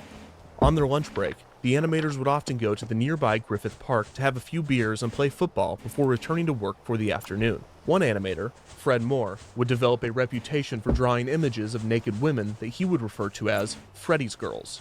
Moore also had more than a few drinks during the day, and some referred to him as a There we functioning go. alcoholic. Another animator, All Lord Kimball, right, so would become let's well known in the group see. for being not only a great artist, but a fantastic musician. The accomplished see. trombonist would What even was the recruit a other few one that we had? animators to join Medicine, a unique I jazz think? band. It was common for the group to meet up outside of the studio. A few All would even right, take so art let's classes together check. to improve their skills. Animator Art Babbitt felt that he had a better idea. Babbitt had joined Disney Studios in 1932, and his presence was immediately felt. He had a big personality, and he was a talented animator. In his first year, he would take a minor character named Dippy Dog and develop him into the popular Goofy. Wait, hold on. Babbitt was also a What? well-known Why is the womanizer. medicine so much cheaper out here than it? Screw it. Babbitt felt that the Bruh. animator's practice time would be better I got spent bad outside intel of the again. classroom. He would take it upon himself to host his own classes in his home, where he would pay models to pose nude for the artists. Let's Word quickly got see. out about the drawing sessions, and Babbitt's house was soon filled with artists, most of which were not formally invited. Walt soon found out about these meetings and took Babbitt aside. Suppose That's a good profit. in the newspapers that a bunch of Disney artists were drawing naked women in a private home. It wouldn't sit very well. Walt was happy that his animators were excited to practice their skills, and he offered Babbitt the studio space for the sessions. Solidifying this fraternal working environment was the studio structure. At the time, Disney Studios was segregated, not Holy. racially, as Disney would not hire a full-time African-American animator until 1957. So in a certain sense it was. Welcome but back, also, Roki. It was segregated by sex. How are you doing, my The animation friend? process was separated into different departments, mainly Howdy. the key animators, who would draw the key poses of the animation, the in-betweeners, who would draw the frames in between the keys, I'm kinda the shocked ink and paint that department, who would ink that and paint those the stacked. drawings, and the camera department, who would capture the frames on film. All of these departments were made up of men, except for ink and paint, which was composed of women. These women were performing a task that required a high level of Alright. precision and artistry. They were paid the least and received little to no credit for their work, but the boys in animation appreciated them a lot. There were rules against inter-office relationships, but these only applied to the legitimate courtships between the animators and the ink and paint girls. On top of being ineffective in their sole There we purpose, go. these rules did not account for workplace harassment, as this concept was still decades away from entering the mainstream. This was also prior to women entering the workforce in droves. Had the animators been accustomed to working in tandem with women, in theory, there would have been less harassment. This theory was soon disproven every day for the past 80 years. At Disney Studios specifically, No. the attitude towards the ink and paint girls Aw. from the men was so obvious that it would make its way into an employee manual a few years later, in which an illustrated animation boy The and tower an ink fell and paint over. girl are seen I walking don't around know. the studio. And in almost every single image, he is seen gawking You're at her. still here? Every Why do single you say it like image, that, Valmont? except for this one. This is a where sad he's day. gawking at a She doesn't waitress. like being Walt around. felt that this workplace culture was unacceptable, This is mostly sad. because it slowed down the boys' work. So he did his best to put a stop to it. You know, at the studio, there was a strict dress code in those days for employees. Women were not allowed to wear pants, and sober-colored shirts and blouses weren't very appealing. The ink and paint girls were separated from the animators. The Disney brothers had sent out a memo that if you were in animation, you weren't supposed to dip your pen in the company's ink and paint, which was their way of saying behave yourself with the ink and paint girls. If you told a dirty joke within earshot of Walt, you might get fired. He didn't put up with any of that stuff. Walt might have drawn the line at dirty jokes, but he had a hard time enforcing the restrictions on inter-office relationships. It wasn't long before couples formed, and multiple marriages came not long after. Claude Coates, Ken Peterson, Ward Kimball, and more would find their wives in the studio, most from ink and paint. And the amount of relationships would rise as more people were added to the studio to work on Snow White. One of Walt's managerial talents was his ability to hide a threat within a joke, as he would do whenever an inter-office marriage would occur. I had gotten married. I married a gal named Dorothy Powers. She was a supervisor in the ink and paint Alright, department. what's up with all the first sighing, words from Walt Valmont, or were, is it the "I'm supposed video? to fire one of you two people." Of course, that was very discouraging. Even with his passive aggressiveness, Walt found little success enforcing the relationship policy. After all, he had met his wife Lillian in the ink and paint department, so he could only say so much. While there was still the physical separation of the men and women at the studio, there was one non-secretarial girl consistently with the boys in animation, 14-year-old Marge Belcher. The young dancer had been selected to model as a reference for the character of Snow White, and the animators immediately welcomed her into the family. Due to her age, many of the boys saw her as a little sister, but not Art Babbitt. Babbitt pursued her romantically, and the two began Yeah, seeing this each is other. back in the Walt day, himself though, was so this is upset at back the whenever situation that he was preparing to fire the him when culture Babbitt announced was that a they were little bit getting different, married. you know? They would be wed in the summer of 1937, when Belcher was 17 and Babbitt was 29. Walt saw this fraternity of boys as a family, but as endearing as it may appear, it was Walt's version of family. Walt's father Elias had instilled in him a tireless work ethic and rarely praised his work, and Walt brought these philosophies to his family at the studio. Animators were expected to work long hours even for the and time under Walt's period. perfectionist That's eye. not really Walt also that fancied common. himself a mentor, a man It's that not had that conquered life far and was ready to back in pass his wisdom history. down. He had put in years of manual labor on the Kansas City paper route, had served in World War I, had seen success and failure in animation, and had even suffered defeat with the loss of Oswald the Lucky Rabbit, only to find triumph with the creation of Mickey Mouse. Walt believed he had done it all at the young age of 32, but it should be noted that the average life expectancy at the time was only 58, so wisdom had a lower cutoff. Since his staff were almost all younger than him, he viewed himself as a familial superior. It's because not I forgot necessarily to a father. bring that the position cargo might that have was been better below deck. attributed to his brother Roy. I was or wondering Dr. why Lessing. it was like, Walt wait, I something know more I can inviting, take way more an jobs uncle. than that. This would later become his relationship to the United States as a whole. But in the mid-1930s, he saw it as his relationship to his staff. Reportedly, Walt even asked Marge to call him Uncle Walt as she modeled in the studio.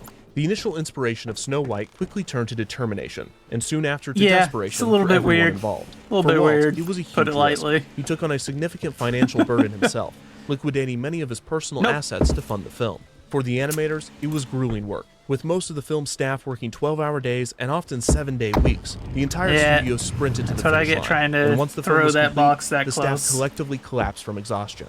But it was clear that they had created something special.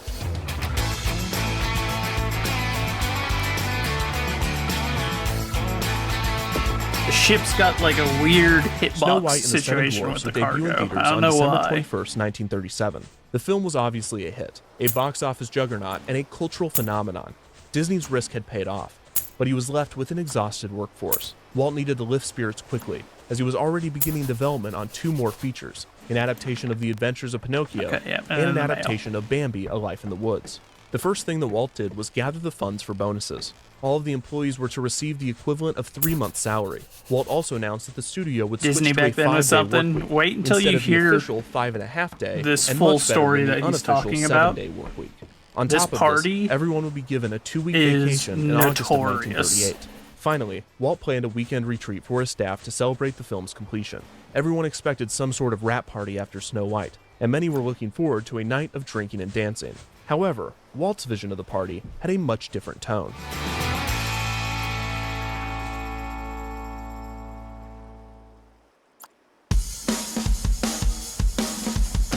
Snow White was a huge hit. You can't believe how big it was. Walt and Roy announced they were going to throw this huge, incredible thank you party for Yeah, that's everyone also who worked true. for them. Wives, How husbands, big friends, Snow all of White them was, were being invited the to a first weekend like at the full-length Narconian Hotel animated on film Lake ever Narco. made. All costs, from the rooms to the food and drink and whatever we wanted to order, would be taken care of by Walt. Located in Norco, California, a town about 50 miles east of Los Angeles, the Lake Norconian Club had opened just 8 years prior on February 2nd, 1929. The Norconian was a beautiful resort that drew Hollywood's elite right from its opening. With swimming pools, a golf course, and a gorgeous hotel, it was both a relaxing getaway spot and a lucrative filming location. After Do you closing want for me 2 to years change during to the Great another Depression video? and reopening, the Norconian had enough facilities and Goodness, activities Val. to host large capacity events, All and right, it was a perfect okay, hold location up. for the Snow White wrap party. After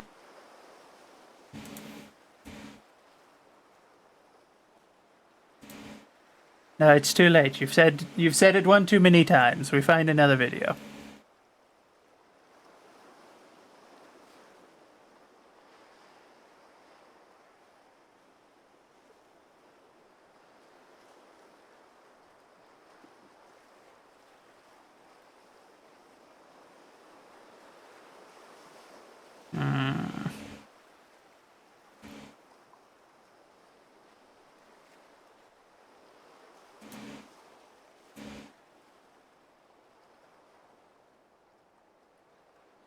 You're still gonna go? All right. Play this.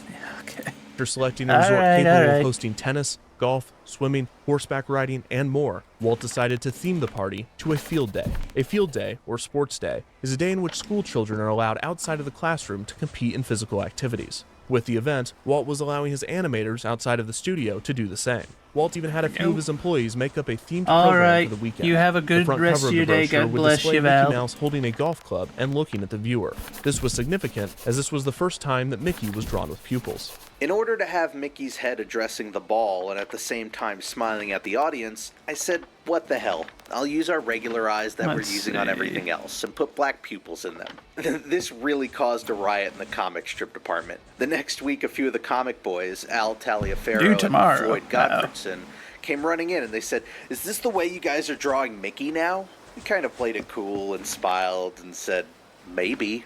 Fred Moore agreed that it gave Mickey more personality.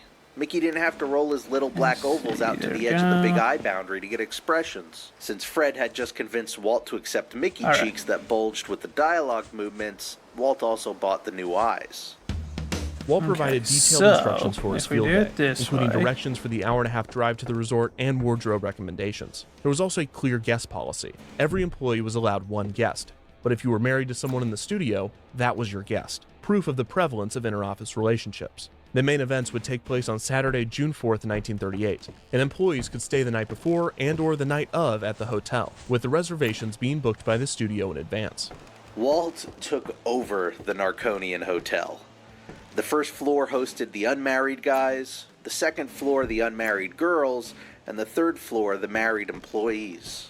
The instructions made the party sound, for lack of a better word, uncool. In response to the formal instructions, a second memo was created and handed out as a prank, poking fun at the event as presented by the studio. It contained a reference to the inter-office relationship rule, claiming, quote, married couples within the studio, we're sorry to say, should consider each other as their one guest for the day. In other words, it serves you right. It also made fun of the event's theme, sarcastically offering the synonyms Strawberry Festival and Quilting Party. Another section noted that, quote, all fillies should come in slacks or other very informal attire, or, quote, you won't have much fun, which was probably the exact type of harassment Walt was failing to stop. The prank memo also reminded the animators to prepare for a night of drinking and partying. Walt's memo did not focus on the brewskis. It was more concerned with the day's I don't need field to be activities. as precise with setting these boxes down there as I am, but I get... and I don't know. horseshoes. And that was just the beginning, literally, because those were the events from 10 a.m. to 11 a.m. Lunch was at noon, and detachable meal vouchers were placed within the brochure. The day event sounded fun and fit well within Walt's theme, but everyone knew that the real party would begin after dinner at 7, because at 9 p.m., it was time to dance. The studio headed for the Norconian with different expectations for how the weekend would go, but both the studio management and the animators were excited nonetheless. Walt even included a dedication to his field day in the announcement, in his trademark idealistic, romanticized fashion. Believe it or not, this is a day dedicated to the forgetting of sweat boxes, animation footage, and celluloids. It is my sincere wish that you enjoy yourself to the utmost, and that you will find the day one of complete pleasure and relaxation. Relaxation was debatable, but complete pleasure was spot on. For 2 years, all of us had been under terrible pressure, working long hours day and night to finish Snow White. When we arrived at the Narconian Hotel, there were pools to swim in, tennis courts, a golf course, live music, and plenty of food and alcohol, and something just snapped. If the seeds of chaos were planted in the Norconian from the beginning, they didn't sprout until night. The day went just as planned, with pleasant games and activities between coworkers in the warm California sun. Roy would be present throughout the day, but Walt and Lillian wouldn't arrive until that night, as Walt was receiving an honorary master's degree from USC. Around 7, everyone gathered in the Great Hall for dinner. Walt himself finally showed, just in time to find his coworkers enjoying the open bar. There was a lot of booze there, and it was evident. Something snapped. Something just overcame everyone there. A strange mood of excitement. I myself didn't stay. I left at sundown because I wasn't there with my wife. I had to come home. After dinner, the dancing began as the drinks continued. Art and Marge Babbitt danced with their I really friends gotta get as this Ward cargo Kimball on performed board music before it with his gets gadget dark. band. Otherwise, I'm not gonna be able to hardly see nothing. And Ward Kimball had his Hugga GD8 or whatever he called his band. At 11 p.m., there was a dance contest, judged by Isabel Bowen, Peggy Hughes, and oddly, Gunther Lessing, Disney's uptight lawyer. Walt was making the rounds and speaking with his friends and coworkers. Unbeknownst to him, a few of the animators were planning to pull a prank on their boss.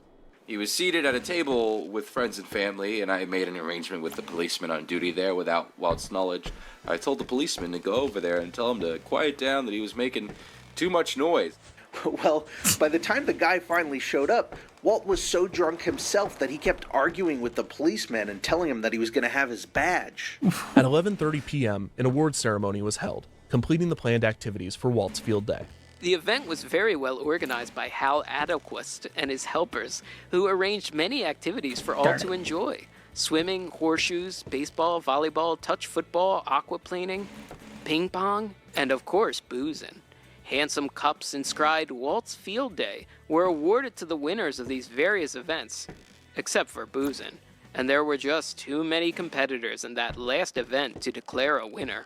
Walt would get up to speak during the awards ceremony. Multiple reports claim that, despite Walt expediting the Snow White bonuses, no official announcement had been made yet. Many of the animators expected that Walt would announce the bonuses in his speech, but he instead took the time to remind everyone of the work that they had ahead of them with the 2 new features. He ended his speech with no announcement of the bonuses, and many took this to mean that the party itself was the bonus. If this was the case, they were going to bleed Walt dry, and the most clear and fun way to do that was boozing. While technically Walt's field day ended at 11:59 p.m., the main event of the infamous party would start at midnight, 2 days. as the animators rushed to the open bar to claim their bonus, before heading to the dance floor to do something unthinkable.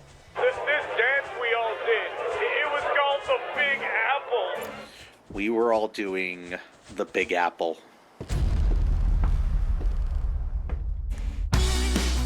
In 1936, Billy Spivey, Donald Davis, and Harold Goo Wiles, 3 white teenagers with era-specific names, were cruising down the streets of Columbia, South Carolina, when they noticed multiple people entering an old synagogue. As they approached, they could hear music blaring out of the building.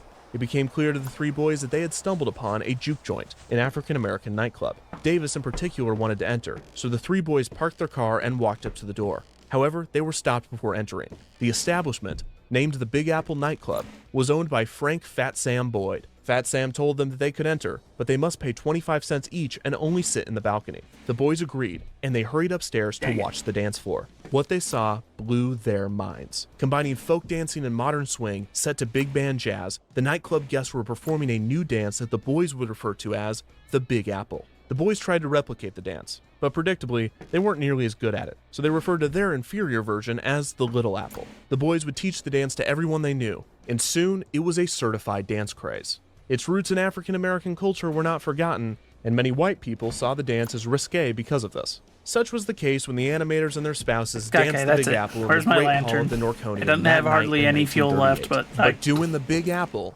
was just the start of the craziness. The big picnic quickly got out of hand. As the drinking continued, Walt decided that he and Lillian would retire to their hotel room and leave the animators to continue the celebration.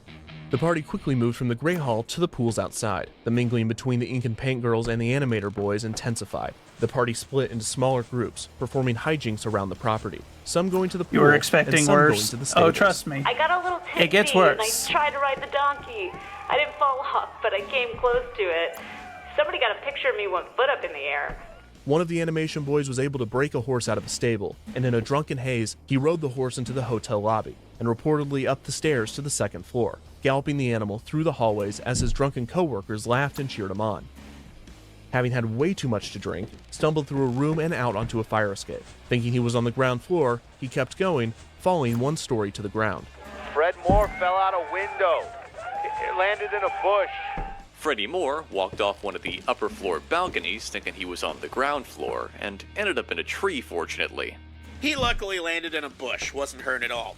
This would be one of the more memorable events of the night, and it would be immortalized by one of the artists in a comic depicting Fred's graceful fall. Over at the pool, the party was even crazier. Everybody's drunk. Riley Thompson's riding a horse into a pool. Apart from endangering innocent animals, the group by the pool was proudly ignoring Disney's memo about inter-office relations. Somebody picked up an ink and paint girl and dumped her into the pool fully clothed, followed by others jumping in, and all hell broke loose pretty quickly. Swimsuits flew out the windows, there were naked swim parties, people got drunk and were often surprised what room they were in and who they were sleeping next to when they awoke the next morning. It was one hell of a party. Keep getting turned around. It was a wild party. Walt was of course missing all of this, but he would be informed of the events soon enough. The party would continue well into Sunday morning, and the majority of the staff and studio management left the Norconian during the day on Sunday. Many, on the other hand, extended their stays, partying throughout Sunday and into Monday before making the drive to return to work. People went up Friday night and came back Monday morning in some cases. I remember I went up early Saturday morning, very early, with a friend, and we stayed probably until the middle of the next night before we started home. It was about daylight when I got home, but that was a really great party. Some reports claim that the choice to leave was not made by the animators, but by the Norconian staff, who was ready to be rid of the partiers that had trashed the resort. They kicked us all out of there. It was a disaster. They said, "We gotta get out of here. These degenerates are wrecking the place." Walt was informed of many of the events of the party, whether by his fellow employees or by the Norconian staff. Walt was horrified at the shenanigans. He and his wife drove home that next morning. He never referred to that party again. At least my shenanigans are far more If tame. you wanted to keep your job, you didn't mention it either when you were working at the studio. We never had a party like that again. Oh boy, Walt never did that again. I myself didn't stay. I left at sundown, but heard all about it later. Oh, I didn't see any of those escapades. I never knew if it was true. I heard later that Walt was ashamed of that party, but he didn't act like it that night. Many animators, even years later, were reluctant to discuss the events at Walt's field day at the Norconian. But the one thing that remains crystal clear is the cause of the wild party. You know what it was. We were all tense because we've been working a lot of hours there on Snow White. And when we got through, everybody was ready to all hit the fan at once. Walt couldn't believe it. Had so many drunks in there. Well, they were all drunks. Come on, give me the spot.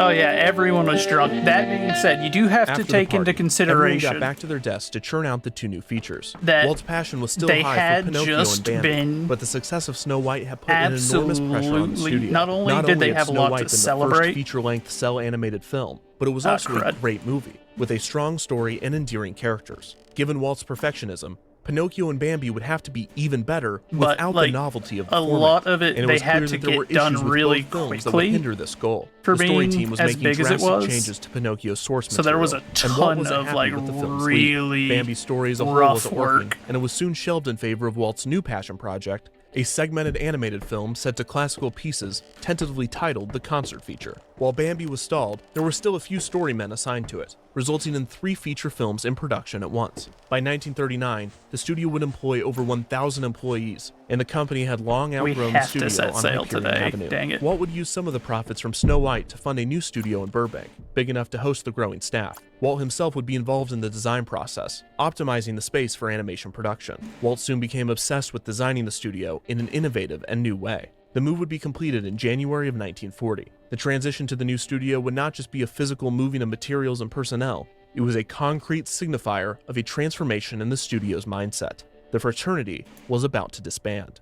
The loss in a familial atmosphere at the studio might have been inevitable. There we go. The studio over tripled its staff in just 3 years, and it's difficult to form over 1,000 people into a cohesive family unit. Producing 2 features at once did not result in each animator doubling their workload. It meant that animators were split between projects, further segmenting the studio. All of the animators working on Snow White were driven by the project's novelty.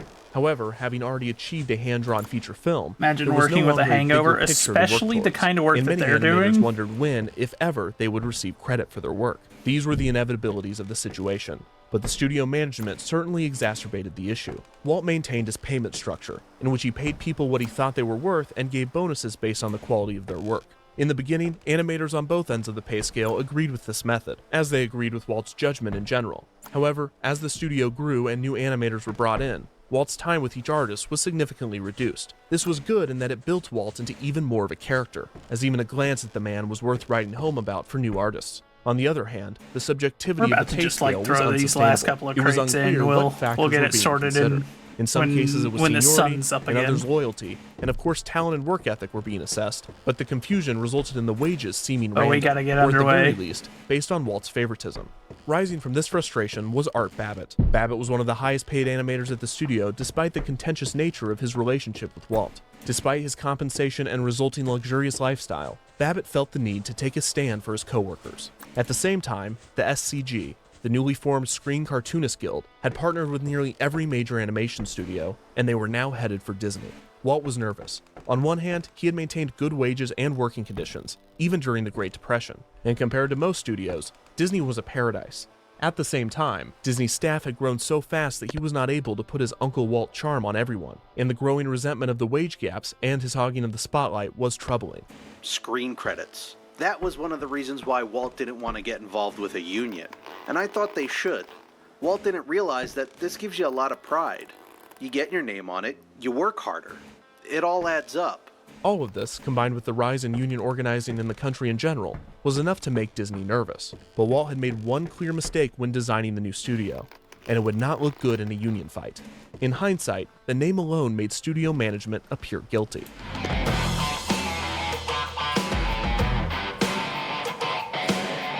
It must have been really rough. That was the dividing line. In Hyperion, they were all one happy family. Even though some of the guys were making $300 a week and deserved every dime of it, we were all there hoping to be animators. Then Walt was able to buy that property over in Burbank, which we all knew about. But then, when he moved, that Penthouse Club... The Penthouse Club was a private club on top of the animation building. It included a gym, a restaurant, a rooftop patio, a masseuse, a bar, and more. It also included beds, reportedly for animators that had too much to drink. At the entrance to the club was a mural painted by Fred Moore, featuring his famous naked ladies and a drunk man that many said resembled him. The most troublesome part of the club, in the right apart direction. from that, was its exclusivity. It was only made available to Walt's favorite animators. Not necessarily the best, not the hardest working, and in a few cases, not even the most loyal. The Penthouse Club was made for who other animators referred to as Walt's Boys. With the SCG closing in on Disney, partnering with Babbitt to recruit animators, Walt turned to his fixer, lawyer Gunther Lessing, for a plan. Reportedly, Lessing got in Walt's ear and planted a thought that would transform Disney's mindset. These animators, their concerns, their unions, they weren't loyal to Disney. They weren't his family or a fraternity. They were one thing: communists. This made perfect sense to Walt for many reasons. First, it was already the main rhetoric being used to combat the rise in unions at the time. Second, it absolved Walt of any guilt, as the only mistake he made was not squashing the communist infiltration in his own company. And it was definitely not that private gentleman's club that he built on top of the studio. Finally, Walt Disney loved America, and there was nothing less American in the eyes of America than communism. It didn't help that Walt was generally gullible when it came to politics. Walt was a nice guy.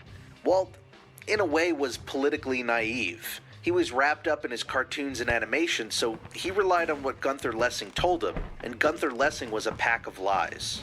He fed Walt misinformation about the intentions of the Guild.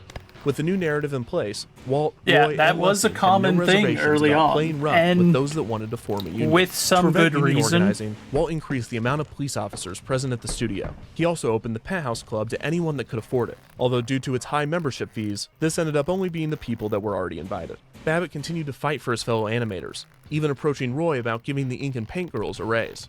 You keep your nose out of our business, or we'll cut it off.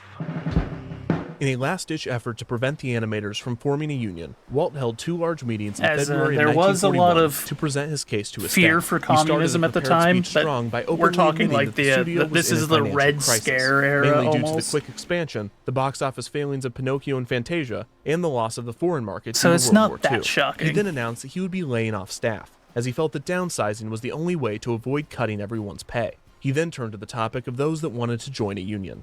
My first recommendation to the lot of you is this.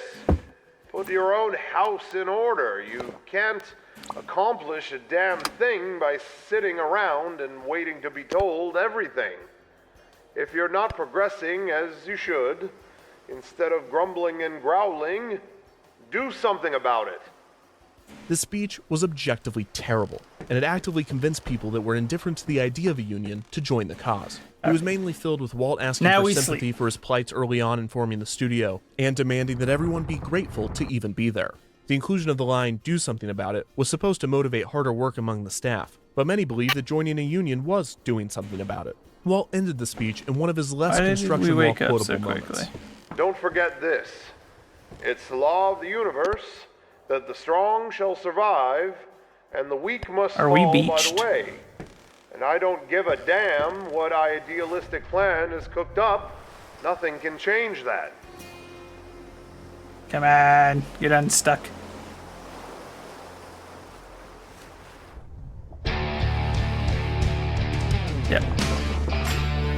union continued to form, and Art Babbitt remained its head. Many questioned his motives for forming the union. Some believed it was out of the goodness of his heart. Others chalked it up to his performance nature. A few even suspected he was a communist plant or a puppet for a larger conspiracy. Babbitt would approach Walt multiple times, testing his patience as usual. On one occasion, Babbitt asked for a raise for his assistant, and Walt exploded. Why don't you mind your own goddamn business?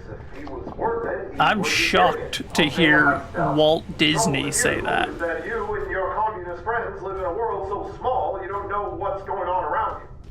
Babbitt didn't quit, and Roy was true to his word. On the day Babbitt was supposed to give a presentation to the labor board about the studio, he was arrested by the Burbank Police Department for having a concealed weapon, a stunt orchestrated by Lessing. Not even the arrest deterred Babbitt, who continued organizing at the studio. In May of 1941, Walt fired Babbitt, and Lessing instructed 2 studio guards to remove him from the premises. The arrest was in direct violation of the recent Wagner Act, which protected workers attempting to organize a union from termination.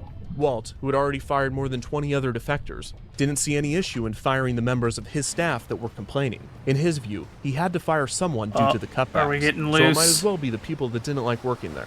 The morning after Babbitt was fired, May 28, 1941, the Disney animator strike began. The SCG had responded immediately and intensely, and a crowd of protesters, both Disney employees as well as other members of the union, picketed outside of the studio. What had once been a close-knit fraternity of boys that had pulled pranks on one another at the old studio and had partied together at the Norconian was now a divided group of men. Ward Kimball, who was torn between his relationship with Walt and his friends in the union, was confronted by Babbitt as he tried to enter the studio. Just learning about Walt for what he really was. I mean, you have to remember, and the non-strikers he was drawn. a man. One thing both sides did agree on was he's a man that we've painted quite an image of because of his role in Babbitt was in his element, something that was such a big part of our culture. Eventually, for Walt himself showed a up to good the bit scene, recently. driving into the studio as Babbitt quickly grabbed a megaphone. Walt Disney, you ought to be ashamed of yourself. There he is, the But man who believes his brother at the end of the day, he is a very fallible man. Army sons of bitches. Walt got out of his car and ran up to Babbitt, holding his fists up as if to fight him. However, some witnesses claim that Walt wasn't actually going to strike Babbitt, and that he was half joking. It was a threat hidden within a joke, Walt's specialty. Throughout the strike, Walt surveyed his animators, organizing them into those that were with him and those that were against him. We got the uneasy feeling that he was filing his feelings away in his prodigious memory for some future revenge. The strikes were becoming increasingly hostile as the weeks went on. Strikers began slashing the tires on the cars of non-strikers, and the picketers became increasingly creative with their demonstrations and their depictions of Disney and Lessing. Fistfights broke out, and Walt phoned the Burbank Police Department, demanding 50 officers be placed at the studio at all times. After the department turned him down, Walt went ahead and hired 50 former police officers. Walt, on at least one occasion, would speed his car toward the protesters, slamming on his brakes just before hitting them. With escalating tensions, the federal government stepped in to force progress in the dispute. All targets were pointed at the studio. Soon, Bank of America, the studio's main creditor, was enlisted to pressure Disney to negotiate. This was the turning point, as the leverage the bank had over the studio was too large to ignore. On July 30th, Disney recognized the union and negotiations commenced. On September 16th, the studio officially reopened, with the animators continuing work on the Dumbo feature. Roy and Lessing began layoffs, letting employees go in a ratio approved in the strike negotiations. This resulted in a roughly equal number of strikers and non-strikers losing their jobs. The studio staff, which had almost reached 1,200 employees before the strike, had been nearly cut in half, now falling below 700 employees. Walt was here for none of this, both spiritually and physically. Just before the layoffs began, he, his wife Lillian, and a select few animators had taken off for South America on a goodwill tour of the continent. The US government was trying to stop the spread of Nazi influence, and Disney's popularity in the region led them to ask Walt if he would like to visit a few countries. Walt didn't want to do that and declined, I'm having a hard time until it was suggested spotting that he the use the island. opportunity to find artistic inspiration for animated films. The trip seemed even more lucrative when Walt took into account the fact that he could escape all of the issues at the studio and let Roy and Lessing deal with it on their own. That's when he it returned, there, the but studio it's in hard to Burbank see was it. far from the fraternity it was on Hyperion, and his attitude toward his staff was far from paternal. His paternalism ended with the strike. He was never the same guy after that. Disney never forgave and never forgot the animators that turned against him in the strike in 1941, It's because we're still harboring stuck. resentment and dishing out passive-aggressive retribution for decades to come. The stress and hurt of the strike had changed him, hardened him. His energy had decreased, and he spent less time with the animators. He had wanted to be his boys' mentor, their cool Uncle Walt, that taught them about hard work and pushed them to do their best. crying out Instead, loud, get he had unstuck, become like you- a stern college dean, you great ripe big for tub. a group of college kids to rebel against. From Walt's perspective, they were ungrateful children. He had worked tirelessly to create the studio, had taken on personal debt to fund the projects, had maintained incredible wages during the Great Depression, had the best working conditions in the industry, and had even built a brand new studio and designed it just for their needs. And they still had the audacity to defect to the Union. Maybe things would have gone differently if Lessing had never gotten in Walt's ear, or if Walt was less stubborn, or if the studio had remained small and close. But it was too late. The fraternity was gone. Walt was left without a creative family, and while it would take him another decade, he would find another.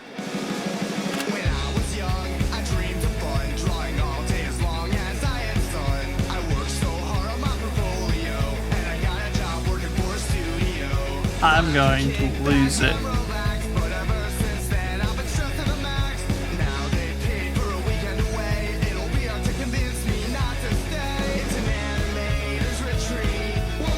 Get unstuck.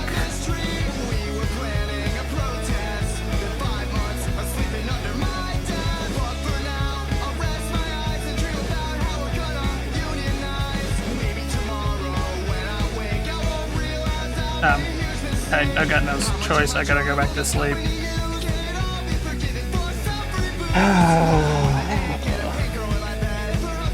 We're gonna be in trouble. I don't know if we're gonna be able to make it in time to deliver that package. Which will make this the first late package that we've had, and it's all because this stupid sandbar won't let me go. Alright, that's it. Mother Nature wants to fight me, so be it. We'll have a domestic Mother Nature, you and I. Here we go.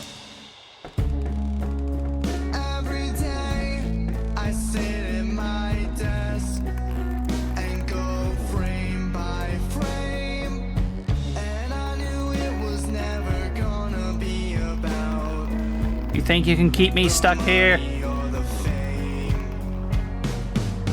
You think I can be contained?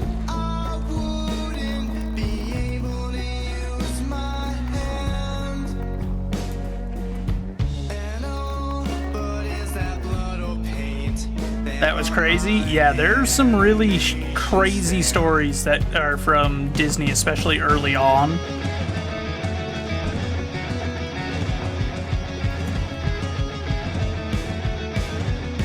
Oh, we're gonna pass out again at this rate.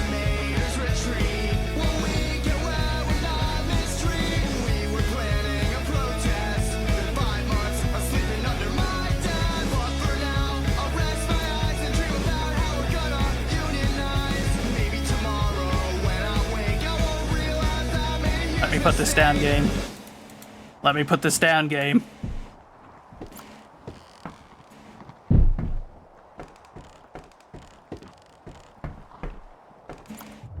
On September 30th, 2005, Michael Eisner officially left the Walt Disney Company.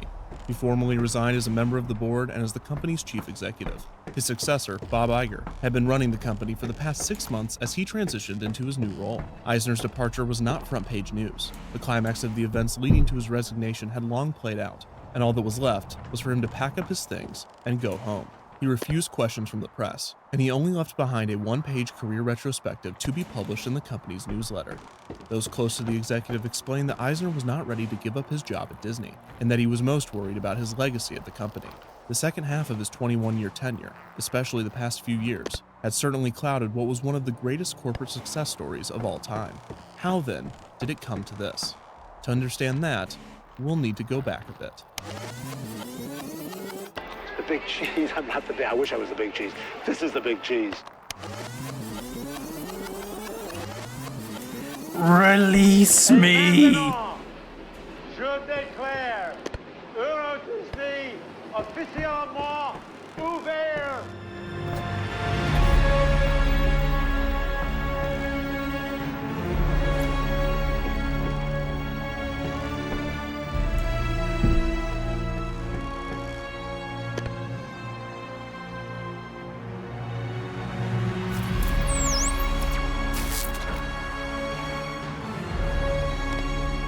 Nah.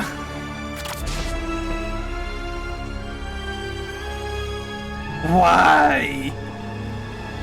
Why won't you let me out of here? Let me off this sandbar. I hate Eastwind. I hate this island. I'm never coming back. None of you are getting any shipments again. You and your accursed island. The resort to help the recovery of its struggling economy, and they were certain that a Disney park would increase tourism and create new jobs. Release! The Walt Disney Company was silent on the matter, although a spokesperson had confirmed a few months earlier. Oh, we're so done for. We're in so much trouble. We might not be able to get any of the shipments there at this rate. It would be the company's third international resort after Tokyo and Paris. At this time, the Walt Disney Company still saw expansion as a viable option. Many in the company, including Eisner, felt that Disney had not properly capitalized off of the immense success of the studio's recent animated films. However, it wasn't from a lack of trying. The failure of Euro Disneyland in France and the inability to build Disney's America in Virginia had turned Eisner away from big-budget expansion projects in the parks. On top of this, Eisner struggled to secure a steady management team. The death of Disney president Frank Wells, the departure of Walt Disney Studios president Jeffrey Katzenberg, and the hiring and subsequent firing of talent agent and Eisner's personal friend Michael Ovitz had left Eisner as a lone wolf at the top of the company.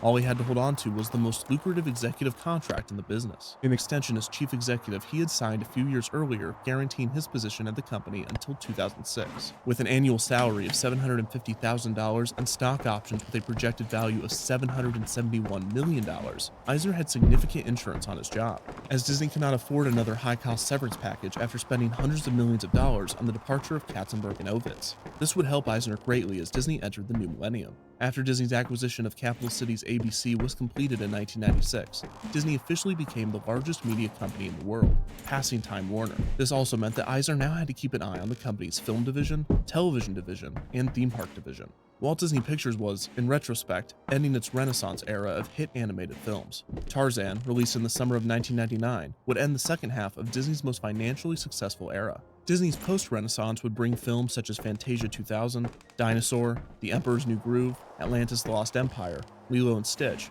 and Treasure Planet within just a few years. Some of these films were well received by critics and audiences, but all but Lilo and Stitch and Dinosaur were considered box office failures. The films slated for after 2002 would produce similar, if not worse, results, and the success of Pixar and DreamWorks Animation would demote Walt Disney Animation to third place, an outcome unimaginable, as the company had enjoyed a monopoly over the medium for over 6 decades. The company's new stake in the television business was not going as planned either. Eisner and Disney were having trouble putting together a successful primetime programming block, and ABC was relying on the newly produced US version of the British game show, Who Wants to Be a Millionaire, to compete in the ratings. One positive of the merger was Robert Iger, the COO and president of Capital Cities ABC. The young executive impressed Eisner, although we worried that Iger lacked the necessary creative skills to run a company such as Disney. Iger would become the president of the Walt Disney Company in early 2000. The position had been left vacant since the departure of Ovitz. Finally, the theme park division was not thriving in the way that many thought it should, and much of the expansion and renovations promised 10 years earlier I'm gonna lose my ever-loving mind. Let me out. To add additional parks in both Orlando and Anaheim, adding Disney's Animal Kingdom to the Walt Disney World Resort. I can't move any more cargo. It's all in the front. Adventure to create the Disneyland Resort in January. It's just fish in the back. Also, plans for a second park in the Paris resort were revived, and the development of Walt Disney Studios Park began. On top of these, a second park for the successful Tokyo Disneyland Resort was also in development. His most recent attempt at an expansion outside of the existing resorts was Disney Regional Entertainment, 3 entertainment chains to debut in multiple cities throughout the US. The flagship concept, the virtual reality arcade Disney. I'm gonna blow this island up. There's not even explosives in this game. The moment I figure out how to blow this island up, everyone on this island is dead for the sins of this one sandbar. On November 2nd, 1999, the day after the news broke that a deal had been reached between Hong Kong and Disney, representatives from both parties officially announced that a Hong Kong Disney resort would be constructed. The treatment Disney received in France after the announcement of Euro Disneyland was quite different than the reaction they received in Hong Kong. While Disney had the support of a few French contractors and a few government officials, it seemed that the overwhelming majority of citizens aggressively legitimately mad right now. Hong Kong had the exact opposite reaction. They hailed Disney's arrival, treating them as an economic savior of sorts, lauding Disney and proclaiming that the theme park would rescue them from their prolonged recession. A few in the local media were skeptical, using the same talking points that Disney had to fight against any time they attempted to build a new park outside of Orlando or Tokyo. This could easily be compiled into a greatest hits by the opposition album. Now that's what I call a good reason I hate to all of you. Your island is the worst thing to exist. All of you live in sin and filth. Estimates said that this could be around $2.6 billion, a commitment that Hong Kong officials used to lure Disney away from a park in mainland China. The employment benefits that the park will bring after the construction will be low-wage, part-time jobs. While discussed during the time of the Hong Kong Disney announcement, the consensus was that given Hong Kong's struggling economy that any jobs would be a good thing.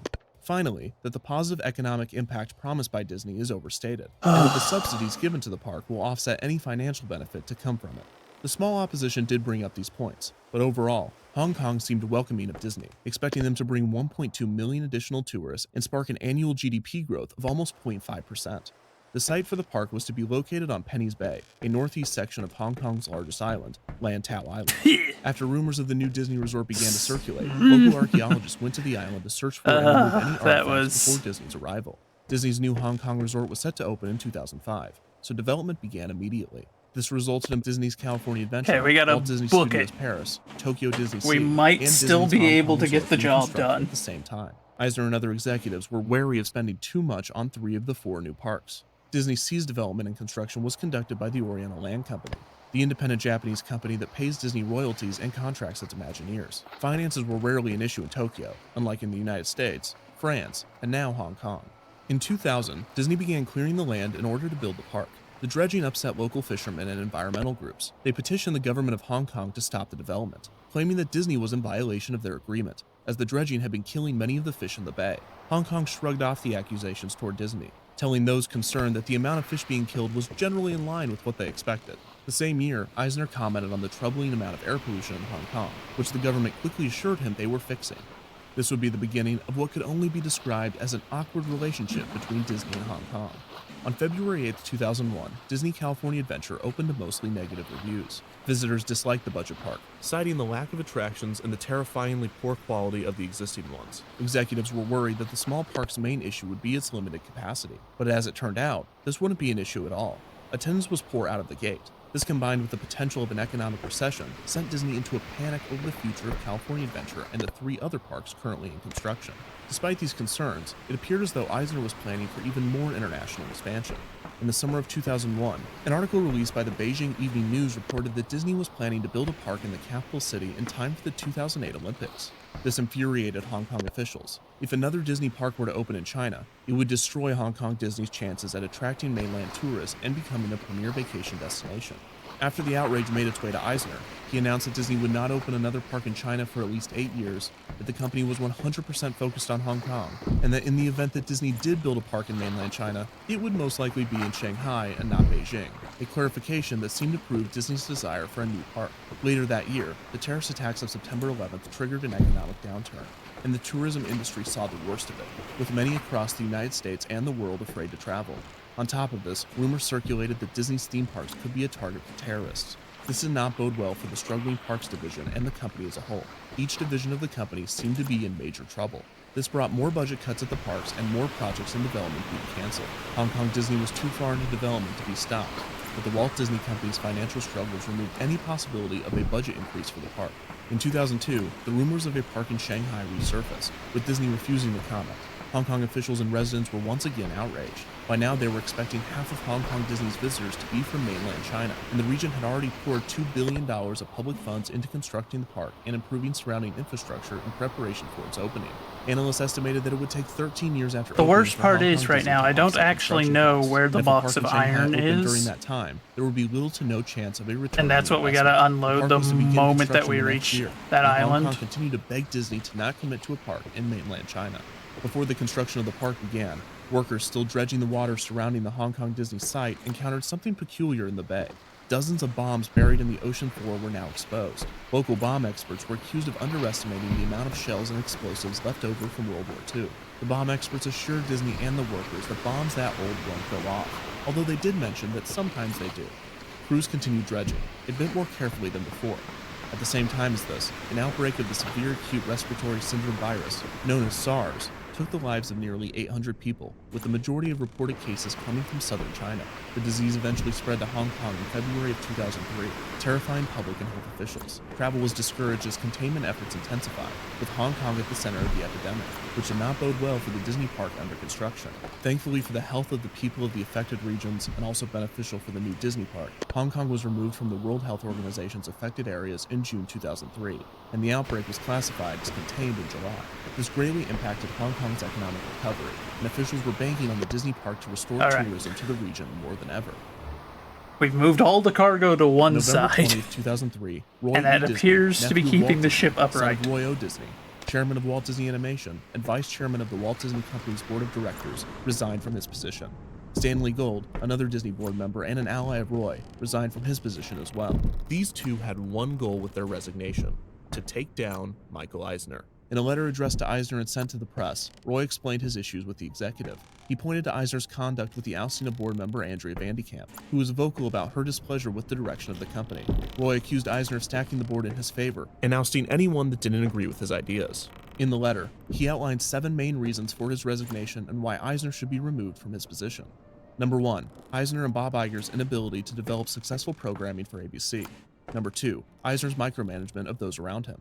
Number 3, the loss of quality in the parks. Roy mentions the theme parks built on the cheap, specifically citing Disney's California Adventure, Walt Disney Studios Paris, and the upcoming Hong Kong Disneyland. Number 4, the decrease in value of the Disney brand as a result of money grubbing and lack of creative direction. Roy claimed that the public perception was that Disney was always trying to make a quick buck. Number 5, the That is still the perception to this day, largely, if you ask me. Number 6, Eisner's inability to build and maintain relationships with Disney's creative partners, emphasizing Pixar, which at the time was unhappy with the Disney partnership for a multitude of reasons. Months after this, Pixar would announce an end to their distribution partnership with Disney, turning many more against Eisner and Disney's management team. Number 7, Eisner's refusal to discuss succession. In the letter, Roy also specifically referenced the death of Frank Wells, and Eisner's inability to run the company without his partner, a common belief among employees that infuriated Eisner. This was the start of Roy and Gold's Save Disney campaign, an expensive and elaborate effort to oust Eisner and his management team through appealing to shareholders and, if it came to it, legal action. Roy used the legacy of his father and his uncle Walt to his advantage, urging shareholders to preserve the magic of the company. He specifically appealed to cast members and the smaller shareholders that invested in the company not just to make a profit, but to be a part of the magic that it creates. Eisner and management brushed off Roy's efforts. Okay, as a we're political making stunt, good and many time, within the so we company may believed Roy's actually issues were be personal, and that okay. by taking them public, he was only making matters worse for Disney. They also pointed out that many We might be able to get Roy the and iron Gold there in cited as time, failures of thank management goodness. were decisions that they approved as board members. Roy admitted that he had given management the benefit of the doubt too many times, but that his campaign was to prevent the company from continuing its string of failures. Meanwhile, in Hong Kong, the alleged budget park was still being constructed, now being used as an example of mismanagement in the company years before its opening. The question sparked by Roy's allegations is, how do you build a budget Disney theme park? The parks are known for their spare no expense immersion and attention to detail. This results in attractions costing tens of millions of dollars to build, and potentially billions for an entire park. How can you build a well-themed immersive environment cheaply? As Eisner proved, it was actually pretty simple. It all comes down to choosing the right theme. If you want to build a faraway land with detailed dark rides that take you on adventures beyond one person's wildest dreams, then it's next to impossible to do it on the cheap. The key is to pick a theme that is easy and low cost to deliver to its full extent. For instance, choosing a county fair, a pure amusement park, or a We will carnival make as a it in themed time, land in the thank parks goodness. is a great way to operate multiple rides without having to build Despite immersive everything that themes. that sandbar And tried to or lack do. of effort fits that theme perfectly. Another example is theming a section of the park or the entire That fair accursed to thing. Hollywood. This saves a lot of money when it comes to set dressing attractions. There's no need to build your roller coaster in a beautifully sculpted mountain. Instead, build it in a large tan box, and spray paint studio in a few of the corners. It doesn't cost nearly as much, and it technically delivers on the promised theming of studios. In the case of Hong Kong Disneyland, how would one save money on something as crucial as the park's central icon, for instance? Certainly, there wouldn't be any way to avoid spending whatever is necessary to ensure that the center of the park is the most beautiful and well-themed section. Except, there was. The solution to the issue of the expensive icon was claiming nostalgia and creating a tribute to the original Disneyland castle, the smallest of any of the Magic Kingdom Park castles by a long shot. This would not be the only area where the company would save money, but being the icon, it would be the most obvious. This was the corporate mindset with which Hong Kong Disneyland was built. On March 3, 2004, the Walt Disney Company corporate held their annual mindset shareholders for meeting building in a place of Philadelphia. entertainment Just a few and weeks prior, enjoyment. Comcast had made a surprise bid to acquire the Walt Two Disney Company, antithetical catching both things. Disney and the media off guard. Disney was struggling, but the company had just released a strong first quarter earnings report, and they were coming off of a successful slate of films in 2003. The seemingly random bid raised the stakes for the shareholders' meeting. While Disney had expressed no interest in the merger, this strengthened Roy's argument to preserve the soul of the company, which would certainly be destroyed if it were absorbed into a large media conglomerate. At the same time, it provided management with That's lot of also a options, funny idea, because including now it potential is a graceful large escape media plan for conglomerate Eisner should he itself. approve the merger. Everyone was present at the shareholders' meeting. Roy gave a passionate speech on his Save Disney campaign, which was met with thunderous applause and a standing ovation. Eisner's speech spoke We of the made company's really success in good its time, future, and he actually. claimed the points Roy That's were like making half were a day exaggerated or simply to untrue. get here. The applause he received was described as light. It then came time to read the re-election vote for the board of directors. Roy was hoping for around 20% of shareholders to withhold their votes for Eisner's re-election, which would have been a strong vote of no confidence in the chairman and CEO. Once the votes were tallied, Eisner jokingly tried to adjourn the meeting. After howls of protest, he said, quote, "I almost got away with that." The results of the votes were then read. For Roy, the news was far greater than he could have imagined. For Eisner, it was far worse. 43.4% of shareholders withheld their votes to re-elect Eisner to the board. An opposition vote of that magnitude was unprecedented, with only a handful of comparable examples in the history of corporate America. It was later revealed that over 70% of cast members voted against Eisner, indicating how pay cuts and budgeting in the parks was affecting the morale of the company as a whole. After the vote, Eisner was stripped of his role of chairman of the board, retaining his seat and his position as CEO. Eisner had suggested the idea of him resigning as chairman far before the meeting, but it was a strong indication that Eisner's days at the company were numbered. All of us at the Walt Disney Company are thankful for having the opportunity to create for the people of Hong Kong and China a Disneyland of their own. With Chinese New Year just around the corner, I wanted to be the first one to say, Kung Hei Fat Choi. Thank you. Later in 2004, it was announced that Hong Kong Disneyland would open on September 12, 2005.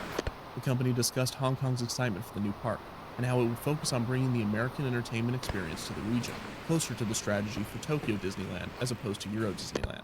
Still, they were careful to incorporate the area's distinct culture, hiring a professional feng shui consultant to ensure that the park would provide a familiar and harmonious layout to its guests. The coming year was shaping up to be a big one for Disney parks, with both the opening of the Hong Kong Disneyland What a Resort hilarious and Disneyland's concept. 50th anniversary celebrations. On September 10, 2004, Eisner wrote a formal letter to Disney's board of directors announcing his intent to leave Disney after his contract expired on September 30, 2006. The move was merely a formality, as it was clear that the board would not renew Eisner's contract anyways. He also endorsed Bob Iger as his successor, although an outside search was launched by the board. Many, including Eisner, questioned whether or not he would remain on the company's board, but after deliberation on the issue, it became clear that he would have a complete exit from the company. Roy and Gold continued their campaign, claiming that Eisner's resignation letter was a well-calculated move to hand CEO duties to his ally, Iger, and that he might still try to retain power in the company. They urged the board to end his contract a year early, removing Eisner from the company in 2005. The board refused the request, but they did ensure that a successor would be chosen by the summer of the next year. On March 14, 2005, Disney's board unanimously voted to select Bob Iger as Eisner's successor.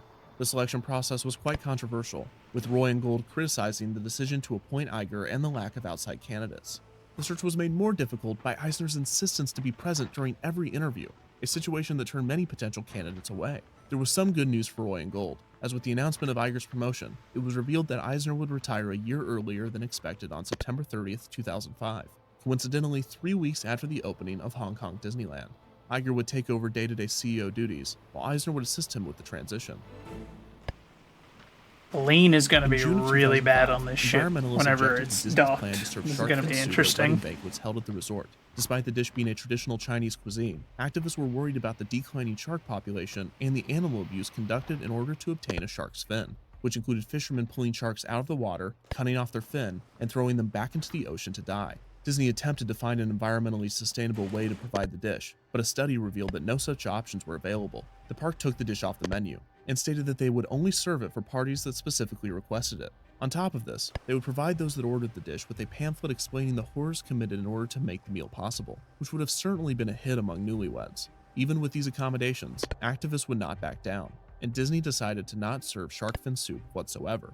The month after the shark fin Probably backlash, for the best. a news report broke claiming that Disney had rounded up and killed nearly 50 stray dogs that had been roaming around the Hong Kong Disney site. The headlines were sensationalized, as Disney merely called in government dog catchers who took the strays immediately to a shelter. The shelter, having no time to find homes for the animals, were only able to relocate 3 of the 45 dogs, giving lethal injections to the remaining 42. Media also reported that some of the dogs were unofficial guard dogs used by construction workers, but both Disney and the construction company denied these allegations, instead claiming that the dogs, traveling in packs, put crews in dangerous situations. The bad press, deserved or not, was just the beginning, as these types of negative reports on Hong Kong Disney would increase exponentially as the park's September opening neared.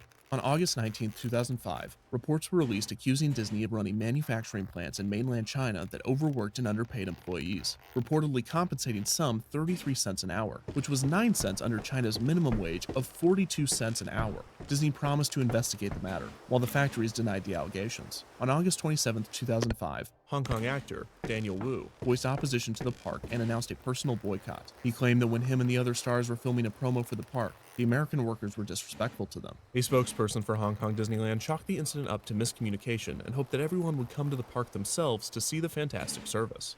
On September 4th, Hong Kong Disneyland held a rehearsal day, bringing in 29,000 guests to test attractions and traffic flow. The event was created to avoid an opening day disaster like Disneyland's 50 years prior, but it actually achieved the opposite. The day was a disaster. Guests waited in some lines for hours just to have the ride break down, and the park's restaurants did not have nearly enough seats to accommodate the crowds. It certainly didn't help that Hong Kong Disneyland was the smallest Magic Kingdom-style park ever created. While some early concept work showed a more ambitious version of the park, the budget park seemed that it was going to live up to its title. It also appeared that Disney was planning to expand the resort before they expanded the park, pre-planning for a second gate and more hotels. Weeks before opening, a case of food poisoning at the park made its way into the news. Worse, when Hong Kong authorities came to investigate, Disney security demanded that they remove parts of their uniform before entering. When the story broke, Hong Kong residents were outraged, and there was potential that Hong Kong authorities would pursue legal action over the encounter. Luckily, the park's opening would overshadow the incident. Before the opening, Disney seemed anxious to distance themselves from the past year of controversy and to see just how well their budget park would perform. 佢哋是嚟做足準備。迪士尼樂園9月12號開幕啦，記住訂定飛喎。到時有好多交通工具俾你揀。 記得提醒內地親友最好經羅湖過關，避開繁忙嘅時間，同埋喺度留多幾日。香港有好多嘢玩㗎，計劃行程。 Okay, we gotta make a special effort to get that. Where did I put it? There it is. On September 12, 2005, the Hong Kong Disneyland Resort officially opened to the public. Both Iger and Eisner were in attendance for the big day. Reportedly, while Iger was watching the opening day parade, he noticed that children responded to the featured Pixar characters more than they did to the classic Disney animated characters. This realization fueled Iger to repair Disney's relationship with Pixar, which he would do less than 6 months later by acquiring the computer animation company. Hong Kong Disneyland featured only 4 themed lands: Main Street USA, Adventureland, Fantasyland, and Tomorrowland. The park advertised 22 attractions, including Autopia, which would not open until 2006. For reference, this is about half of the attractions currently offered at the Magic Kingdom. Of these 22 attractions, one was City Hall and Guest Relations, and another was the Main Street Vehicles. Another was a large set of tiki statues that sprayed guests with water. Sleeping Beauty Castle and a Snow White-themed wishing well were another 2. The Railroad and its only stop in Fantasyland were listed separately. Of the remaining 15 attractions, 2 were live shows found elsewhere: Festival of the Lion King from Animal Kingdom and the Golden Mickeys from Disney Cruise Line. In Adventureland, Tarzan's Treehouse and the rafts to get to Tarzan's Treehouse were listed separately. In Fantasyland, there was Mickey's PhilharMagic and a character meet and greet. The remaining 9 attractions would be considered by guests to be the park's only rides. This included the Jungle Cruise, the Many Adventures of Winnie the Pooh, Dumbo the Flying Elephant, Cinderella Carousel, Mad Hatter Teacups, Orbitron, Space Mountain, Buzz Lightyear Astro Blasters, and the soon-to-open Autopia. And that was it. No Peter Pan's Flight, no Pirates of the Caribbean, and no Big Thunder Mountain. The Scamp Park was more fleshed out than Walt Disney Studios Park in Paris upon its opening, but Hong Kong Disneyland was no doubt made with a similar financial hold. This is not the fault of the Imagineers or the cast members. Those designing and operating the park were still able to create a sense of magic and add beautiful features and flourishes despite the financial restrictions. And the park was a huge we don't have success in anything we were delivering delivering perfect mix of personally American and here, Chinese so culture. now it's However, just time to give executives them all couldn't care their less about stuff. how the park looked on the guide map. They were focused on how the park looked financially. The head of attendance calculating at the Walt Disney Company estimated that 5.6 million people would visit the park in its first year, with around 10 million visiting every year after that. Hong Kong's population was only 6.8 million in 2005, so the park was relying on 2/3 of its estimated visitors to come from mainland China and other countries in Asia. Right out of the gate, things were not looking good. Quite the opposite, really. Despite the worries of Disney executives and Hong Kong officials that the park's low capacity would result in unmanageable crowds, the park's opening week attendance did not meet predictions. An indicator of the weak performance was the resort's inability to fill the rooms in its 2 on-property hotels, a similar issue faced in Paris. For Hong Kong, this meant that mainland and international tourists were not showing up in droves, and it seemed that locals were not about to make up the difference. The month after the park opened, an employee climbed to the top of Space Mountain, threatening to take his own life. Luckily, the attempt was thwarted. However, an opinion poll following the incident revealed the extent to which the public relations nightmares that the park had endured were affecting the public's perception of the resort. 24% of those polled by Asian trade magazine media reported that they had a negative view of Hong Kong Disneyland. Only 42% claimed that their view was positive. The negative publicity, combined with high ticket prices, Hong Kong's struggling economy, a lack of attachment to Mickey & Company by the people of China, and a lack of attractions revealed how much trouble the park could be in. Worst of all, Hong Kong Disney was having a difficult time competing with the nearby Ocean Park, which saw a jump in attendance after Hong Kong Disney opened. And visitor numbers seemed even between the two, with the possibility that Ocean Park was doing better. As if things couldn't get any worse, Hong Kong Disney finally saw the crowd that officials had been fearing. During the Chinese Lunar New Year festival, a swarm of guests crowded the park. Hong Kong Disneyland hit capacity day after day during the festivities, doubling its regular crowd size. Disney, not anticipating the crowds, did not have special holiday tickets, and crowds of guests with valid entry passes were turned away at the gates. Furious over being denied entry, many engaged in screaming matches with the cast members and the police, while a few took a more active response and tried to scale the park's fences. This brought more bad press for Hong Kong Disneyland, and park officials apologized profusely, issuing official statements almost every day of the festivities. A simple special event ticket would be required the following year to avoid a similar disaster, but the damage had already been done to the struggling park.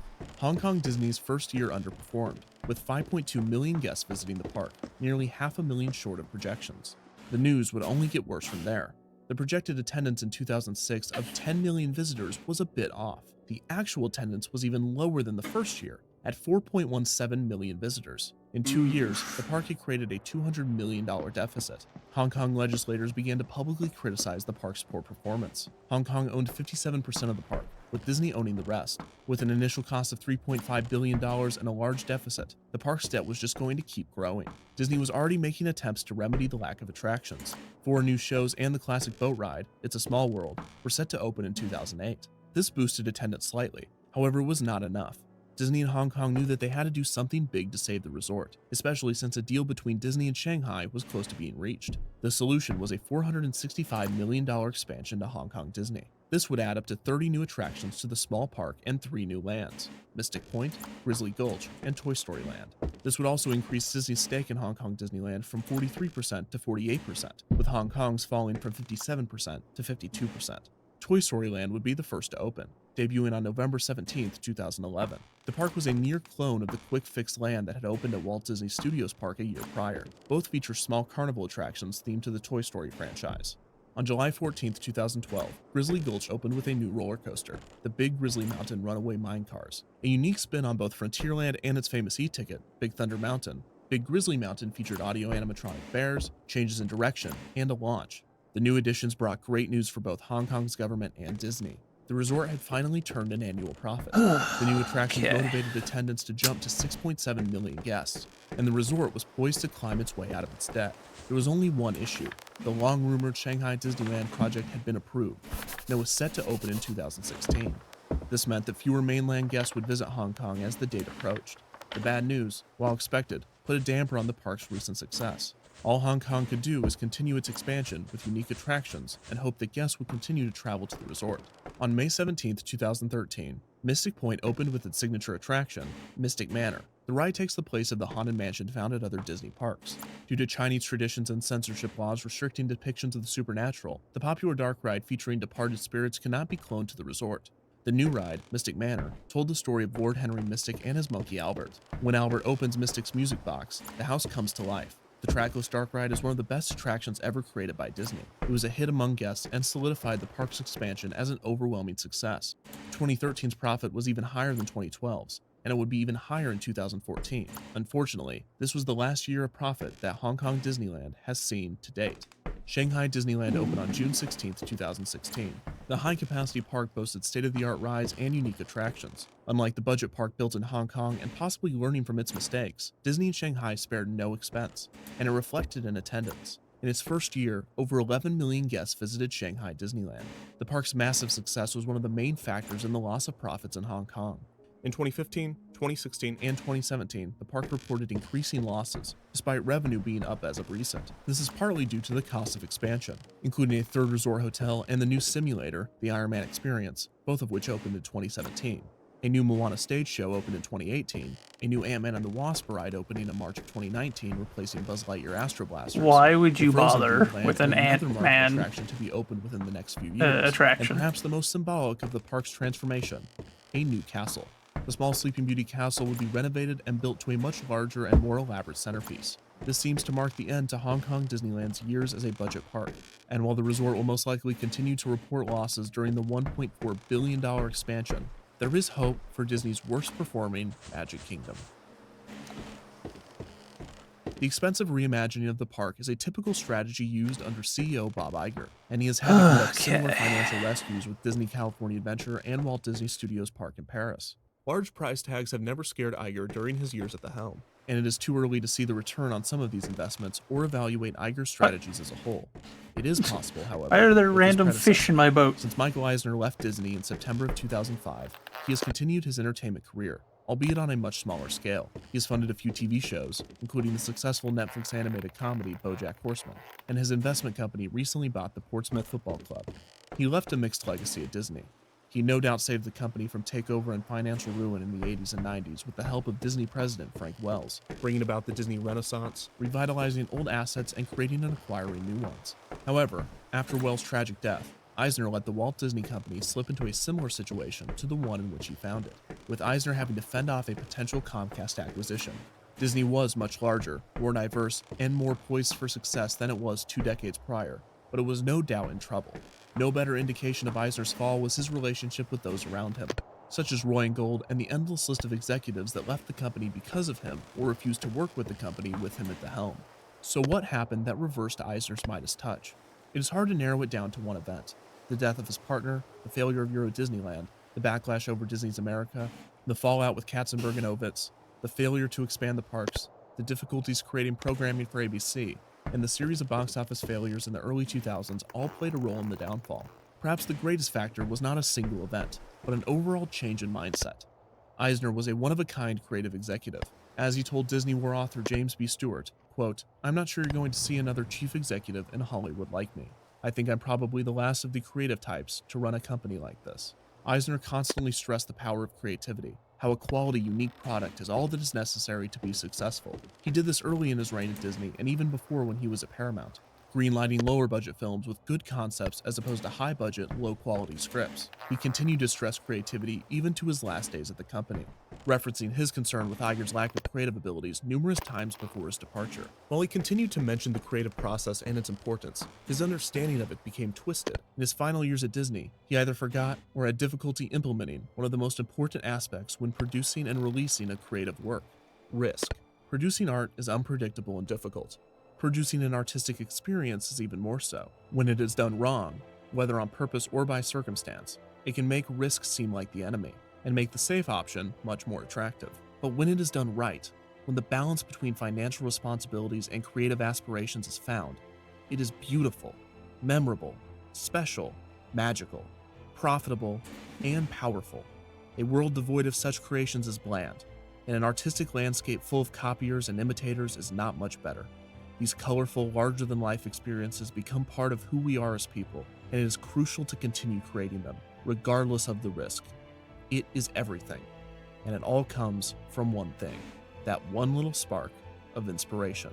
And despite forgetting it for a short period of his career, Eisner knew this, possibly better than anyone. Because mediocrity is what fearful people will always settle for. Again, think of the pointless painting. One bad dot cannot ruin the painting. You fix it and you move on. However, if people are afraid to take risks with bright and bold colors, then the entire work will be very dull and very bland. If you want to discover inspired ideas, you simply have to accept that you will have to encounter more than a few that don't make the grade.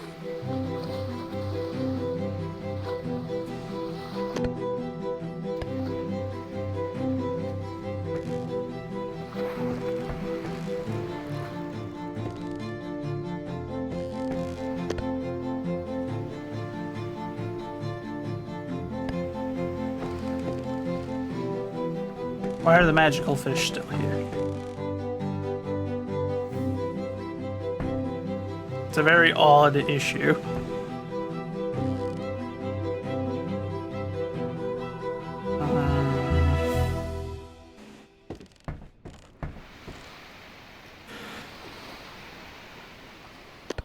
about science?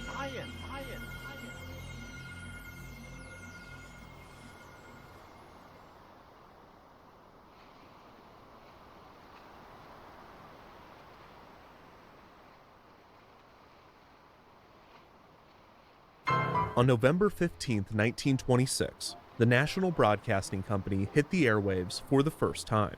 At this point, broadcast networks were still relatively new, and while impressive, the process was not without its issues. NBC's programming was broadcast from New York City, transmitted via telephone wire to 19 affiliate stations, and then sent via radio into the homes of listeners. A major difficulty was communication between the network headquarters and the affiliate stations. Some networks utilized two lines between parties, a telephone line that transmitted the programming and a telegraph line that transmitted memos between employees. NBC did not have the latter, so when it came time for the affiliate stations to manually switch between programs, they were often unsure when the programming block was going to end, resulting in a clumsy operation that affected the listening experience. Almost immediately after its debut, NBC was looking for a way to solve this issue. Rather than spend time and money running telegraph lines to all of its affiliates, NBC needed to send the message that programming was going to conclude through the programming itself. This message needed to be clear enough that the affiliate stations would know to make the switch, but not disruptive to those listening to the programming. An NBC announcer, Phillips Carlin, had previously been the announcer of the B.F. Goodrich Silvertown Orchestra program, which was introduced by a series of chimes. Carlin suggested that a short series of notes be played at the end of programming, signaling to the affiliate stations to make switches while offering a pleasant melody to listeners. The original NBC melody consisted of 7 notes, which would be played by the announcer at the end of the program. This sequence proved too complicated for many announcers, and after a few years of experimenting, the melody would be simplified to just 3 notes: G, E, C.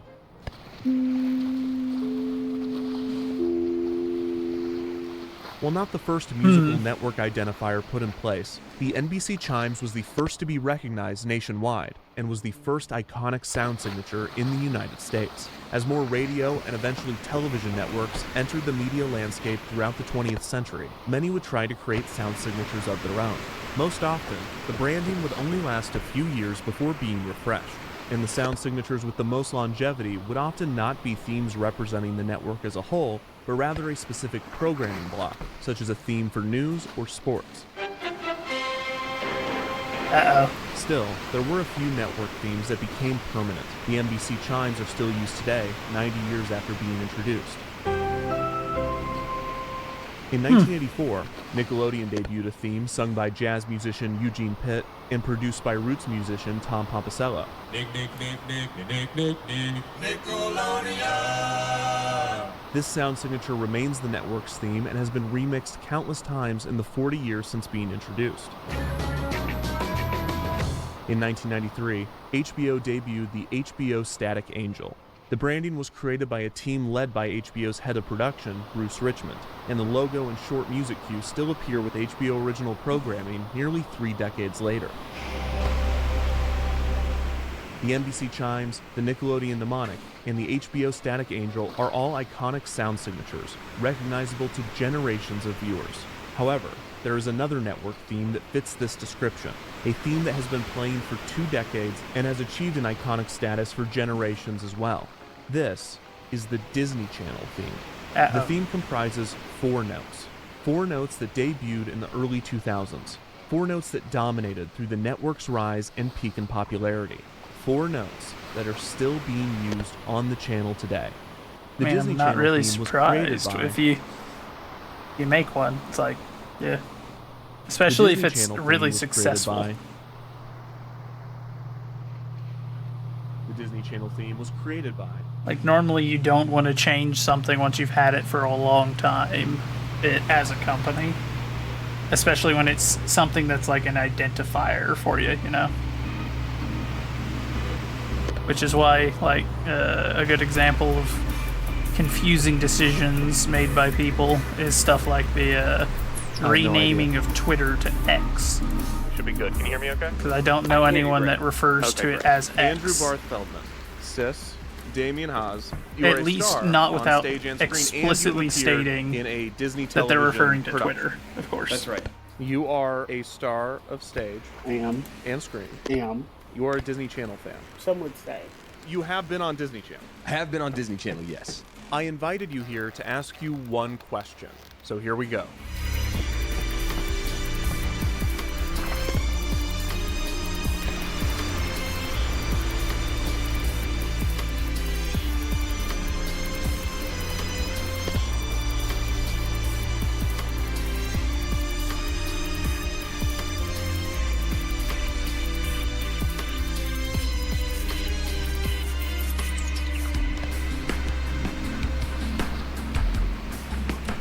This is my question. Do you know the Disney Channel theme?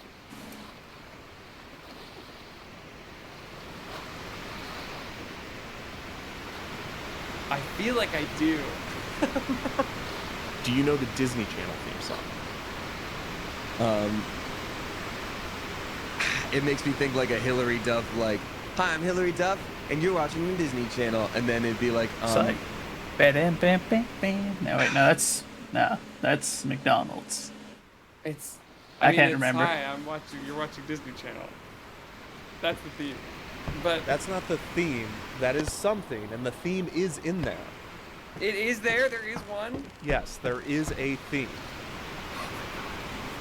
Don't. That's right, you got it. That's it. I know. Or is it like, or something like that? That is really close. Okay, yeah. It's actually...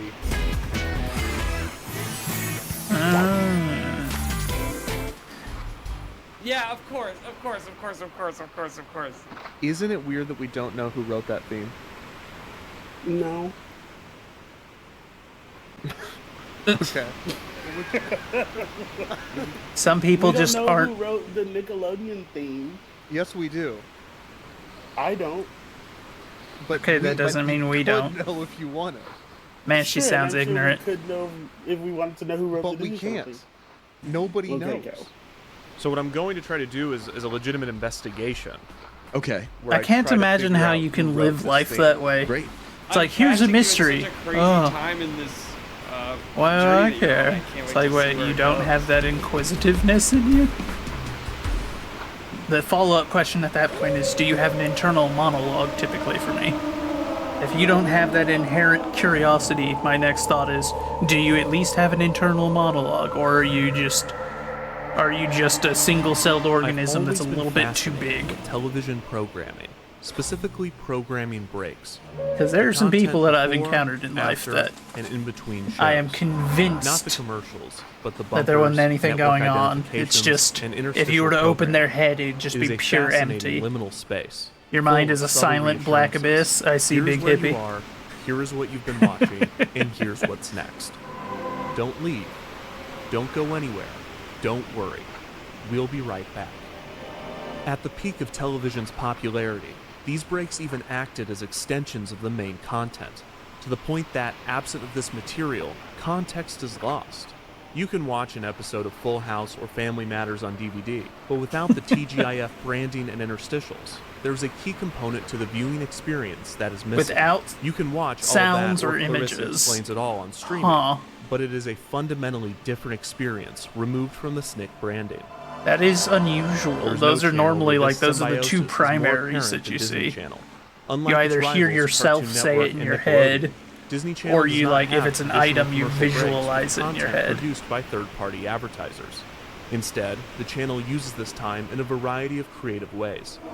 This programming, which has been watched by millions of people for over 2 decades, is surrounded and accented by 4 simple notes. But how do you trace back their origins? Where do you even begin?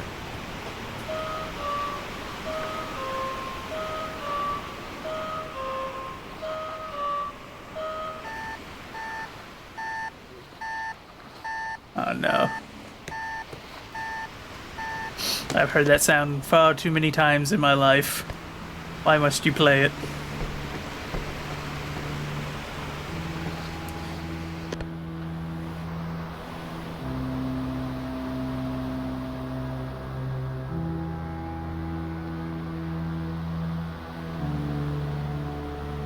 Another one where we've made fairly good time. Not near as good time as we did from Eastwind to Siren's Song, once we were free, of course.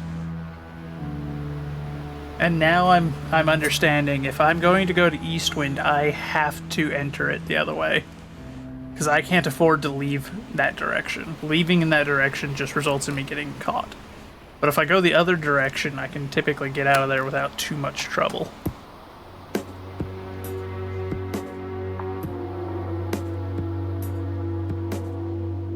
Alright, let's establish our timeline.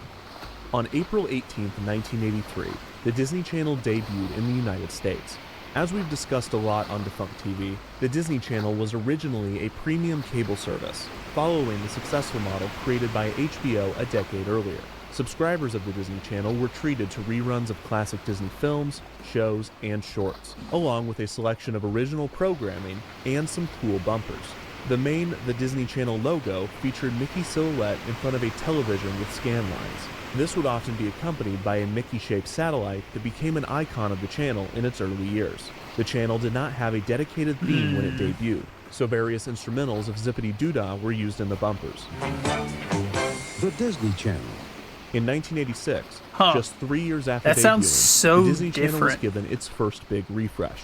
While the logo stayed the same, the tone of the channel was changed significantly. All right, let me transitioning look from its that up. original I'm dramatic, curious. cinematic approach to one that was more lighthearted and Disney. This came with a new series of channel identifications that featured the disembodied hands of Mickey Mouse performing some sort of task or activity that resulted in the creation of the Disney Channel logo. These bumpers were brilliantly shot, visually stunning, and also a bit unsettling. There's something disturbing about only seeing Mickey's hands in puppet form and never hearing his voice. In one of these bumpers, Mickey goes into a photo booth, and you think surely this will be the one where we see his face, but no, the photos just come out smudged and blurred. Scary stuff. This bumper is also terrifying, but it's definitely on purpose this time. Mickey is having a nightmare in which his hand is being chased by a ghost, and then the Disney Channel logo itself. The hand then runs down a hallway made of the other bumpers, and all of those bumpers' hands begin to attack this bumper's hand. And one of the attacking bumpers is the bumper we're watching. The bumper ends with Mickey's alarm waking him up, which is a total cliche, but otherwise, the bumper is the best bumper. It bumps. Many of the musical cues in these channel IDs are similar, but the Disney Channel still lacked a distinct theme. However, an original song was created to promote the channel, and they did not hold back on the energy. This rather long musical number culminated in families and Disney characters singing Disney's Our Channel, and among the choir was everyone's I'd be favorite curious. Disney character. Reading through that, I'd be curious how This song often how ended you with function, one of the most how- violent logo reveals in how the you history think of of television. things. Because that is such a A few years later, in the unusual early idea 90s, to me. more channel IDs in the POV style were created, except rather than puppetry, these new ones used claymation. And instead of featuring Mickey's hands, this batch was from the perspective of Like, Donald. I have In encountered 1995, people the that are Disney that Channel way began before, to phase out the scan line but portion of its logo, never opting anyone to just that, use the like, text to represent stuck the out, channel. I guess. This It would was not always last people where it's long, like, though, eh, as yeah, I 2 can years kinda see later, it. in 1997, But the channel would have its most significant change yet. it's not always the transitioning case, from a I suppose, you premium know? cable service to a basic cable I'd- channel. like I said, Disney I'd be would drop curious. the I'd be in the curious channel's to name, how you becoming think simply what Disney Channel. A new what logo it was created is with a that Mickey-shaped television that conjured various characters would be composited when you do into. think of something. This refresh also gave Disney Channel its most distinct musical theme yet. These branding changes were just part of a I don't know massive if I'd be able to transition for handle Disney that much Channel. silence. Up to In this fact, point, my most of the Disney I have an Channel's internal original programming monologue was 27 near minutes. constantly, But after so the I'm switch just to basic used to cable, always the channel having would transition to television standard that 22-minute voice going programming. on, talking. This meant that Disney whenever Channel's I'm thinking of 27-minute something. programming would be phased out and So replaced it's a with new strange content. concept to me. And also, that for every 30 minutes of airtime, the I channel can't would need quite 8 minutes picture of it, which programming I guess breaks. makes sense Disney on then Channel why assured its longtime viewers that they would you not say be it's filling hard this to time with explain commercials, which how was you somewhat think true. it, you know? Disney Channel would take on very few It's sponsorships two, like, from opposite outside ends of the companies, spectrum of how a instead brain opting to works advertise the countless products being when it comes sold to throughout that, the and Disney company. the brain This isn't turned good at Disney Channel grasping into that. a synergy machine, seamlessly promoting its films, TV shows, products, and theme parks. However, it would be a disservice to call these tie-ins simply commercials, as they were formatted in such a way that they could be viewed as original programming. For instance, within a year of the transition to basic cable, Disney Channel began airing a program called Movie Surfers. Movie Surfers gave viewers an inside look at the newest Disney feature film, with child actors serving as entertainment reporters. Ideas such as these were brilliant and a sign of what was to come, but at this point in the late 90s, Disney Channel was still very much in a period of transition and experimentation, and not every idea stuck. Coming out of the switch to basic cable, Disney Channel created 3 distinct programming blocks. First, Playhouse Disney was created as a morning block with programming aimed at preschoolers. Second, Vault Disney was created to air classic films, television programs, and shorts. Vault Disney would air at night and throughout the early morning. Finally, over a year after the rebrand, a third programming block was introduced to Disney Channel, an afternoon block aimed at tweens and teens named Zoog Disney. Zoog Disney had its own theme, its own characters, and even its own world. The Zoogs were a group of robots that lived inside of the bits and bytes between the television and computer screen. Their entire backstory is explained in their theme song, including the odd detail that they've been alive since the birth of fire. And since it was released in 1998, each character was introduced in a rap. My name's Joe. I'm a Zoog. Got a place just for you. The Zoog Disney programming block was an attempt to appeal to the tweens and teens of the late 90s that were becoming the more and apple more is still interested there, in what it this looks like, thing you just called can't the see it. interweb. It also served the dual purpose That of is promoting interesting. the tie-in website. The lineup for Zoog Disney was And initially it makes pretty sense that you sparse, choose Apple. with That's Disney the needing that's to the syndicate common shows one. such as That's Growing the Pains, the while it go-to built its one for own most teen folks programming. because it's Though Disney really only it's one of needed those to real syndicate easy the ones 7th for season of people Growing that are Pains, good at because this picturing was the something one in that their head, featured and a young Apple's a very Leonardo easy one to be DiCaprio, like, which allowed the channel yeah, to it brand looks an like entire this. I week of could spin it programming around. as I know what it looks like if I Leonardo. rolled it over and upside down. Yeah. In 2000, Would I be able Disney to Channel draw introduced one a is new another variant of the question altogether. 1997 logo, I can picture removing the things characters really in the well in my middle and brain, giving it but a more translating modern, it hip out look. of the brain The can be Zoogs were also difficult. given a CG redesign with more human-looking characters. Simple, well-known and Disney shapes. Channel Yep. even created Zoog video games and action Well, and figures. it's like A new you sound also signature was don't also encounter circulated like around there's this not time, any but it was less of a cultural musical issues that mnemonic might and occur more two melodic because there's no jazz. area in the world where it's like apples. What are those? With the premieres or of Even apples. Stevens Those in are 2000 forbidden. and Lizzie McGuire in 2001, It's like no. Disney Channel No, was it's on pretty its way to universal. establishing Everybody, itself as a every major culture likes competitor in the apples for the preteen most part. demographic, which No at the one's really time got was qualms with them. dominated by Nickelodeon. By 2002, Disney Channel was ready for another refresh. The 3 programming block model might have helped with the transition from premium cable, but it was no longer needed. The block with the most successful branding, Playhouse Disney, would remain. The Vault Disney block would be retired entirely, as Disney Channel was going all in on tween programming. But that's an interesting The Zoog Disney branding thing. would also be dropped. I'm while most trying of its to content imagine would it. remain. I'm trying to Movie think Surfers that way, would trying to continue make my produce brain more do it, but it episodes, doesn't and more like the interstitial idea. programs in a similar It vein doesn't were seem created. like it doesn't the want previous to do movie it. block branding, Zoog Movie, would become Disney Channel Movie, with a brand new song that would become iconic for viewers of the channel.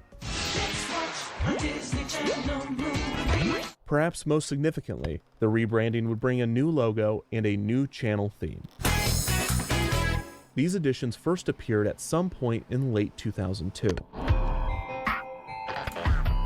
So I figure the first step in finding out who wrote the Disney Channel theme is finding when the theme first appeared. The Disney Channel Wikia said this came about sometime in September of 2002, so let's watch some ads from September of 2002. Let's see. Kids like you express themselves every Look day. at you like you're on crazy Disney when you Channel. tell them about it. See, for me, it's not that it's crazy. For me, it's a curiosity thing where I'm like, wait, so how does that work? Because, I mean, there is the first instinctual response to the idea where it's like what I was saying earlier, there's a lot of people I associate with not having an internal monologue. A lot of them I tend to associate with not being the most intelligent people. Oh, thank God. I really thought that was going to be the first isn't always appearance of the 100% true. This segment, this express but yourself it's kind of the segment, first I thought, feel like mostly I've because seen that's something the like sample this group before, that I where have. the teen is stars of the most channel people that do are that way sit-downs, but that I've usually it's about encountered friends aren't people that or I would the consider homework to they be pretend to do, overly but intellectual. It's not about 9/11 usually. So it's interesting after a to bit me, more but research, then I found a lot you don't more come of off these that way at all 9/11 to me. PSAs, most of which were from right after the September 11th Which makes me attacks curious in as to 2001. And these how have it been works. recirculated Makes recently. that curiosity About a year ago, more- there was a bunch of news stories more looking to back trying to on figure these it out. PSAs. But none of those look back on the ones that Just were doesn't a have year audio, later, you think which visually thoughts are a and lot less there's things patriotic, out in your which head, makes the it's transition just silent. into talking about 9/11 far more jarring. Okay, so there is an internal monologue. It's just not voiced out. A lot more. Check out Disney Adventures magazine for all Because, the like, for me, you know, if I think of a word So this is still and I'm the old having an logo, internal and I haven't monologue, heard the I new can hear theme yet, myself. but I also It's haven't me seen I any hear Zoog talking Disney to me. branding. So in the timeline here, it seems this is after Zoog Disney was retired, but before the new assets went into circulation. I'll watch a few more from this batch just to make sure. Kids like you express themselves every day on Disney Channel. One of the positive sides of There we September go. 11th. Alright, that's enough of that. I don't think the theme is in this batch, so let's move on. That was One comment a does shocking say, statement to "It's hear awesome just you got now." a September 2002 Disney Channel airing from before the retool/logo change. I'd be So curious makes what me that kid went on to optimistic that the say. wiki is right, and that September 2002 is when we get the new logo. Not sure if that's when the theme's going to show up, though. Also, huge thank you to archivists that upload programming breaks. These are specifically from Southpaw Frizzle. I view it as legitimately important historical work. These are time capsules that could have easily been lost. That's the old theme. So this is still I remember before the that theme. I've heard that one darn it. before. See if there's any of those Express Yourself ads in here. That's I interesting. think that kids should just be friends with their friends for who they are and not worry about where they came from or who their parents are. I agree. Someone differently just because of what someone else has done. A lot of my friends, they're treated differently because of the whole September 11 situation. Oh my gosh, I thought this was going to be a normal one. This was before Disney Channel's logo changed a few days later on October 7th, 2002 by CA Square. And then Evans Media Archive says, nope, they changed it on September 30th, 2002. There's no way somebody uploaded something from September 30th, 2002, is there? Oh my gosh. Go like this. This is September 30th, 2002, and that's the new Playhouse Disney logo down there. We're so close. Boy Meets World. Wait. After that, it's a twin thing. Wait. Sister. On Disney Channel. That was it. That was the 4-note mnemonic. We found it. So the new logo and 4-note theme debuted the week of September 30th, 2002, but we're still missing a key feature of the rebrand.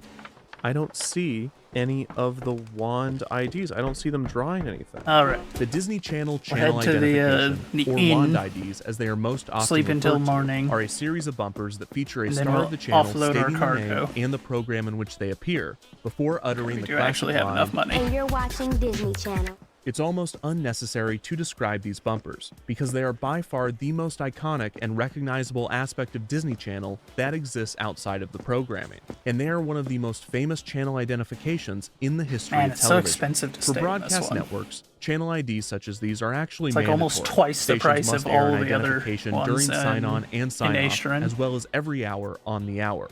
This is station KMBC, Channel 9, Kansas City. This is because broadcast television uses public airwaves and is subject to the identification standards set by the Federal Communications Commission. Cable channels, on the other hand, are private, and instead of using airwaves, cable uses cables and satellites. So while cable channels such as Disney Channel don't legally have to air channel identifications, there are still many reasons why programmers might create these types of bumpers. For children's television, the FCC mandates that there's a clear separation between the programming and the commercials. This is due to the fact that children have child brains that can't always tell when Max and Ruby has ended and a commercial for Floam has begun. This is what initially led to some of the most famous bumpers in children's television, including the famous After These Messages bumpers from ABC. A channel identification after the commercials and before the programming can also qualify as a reasonable separation of the two.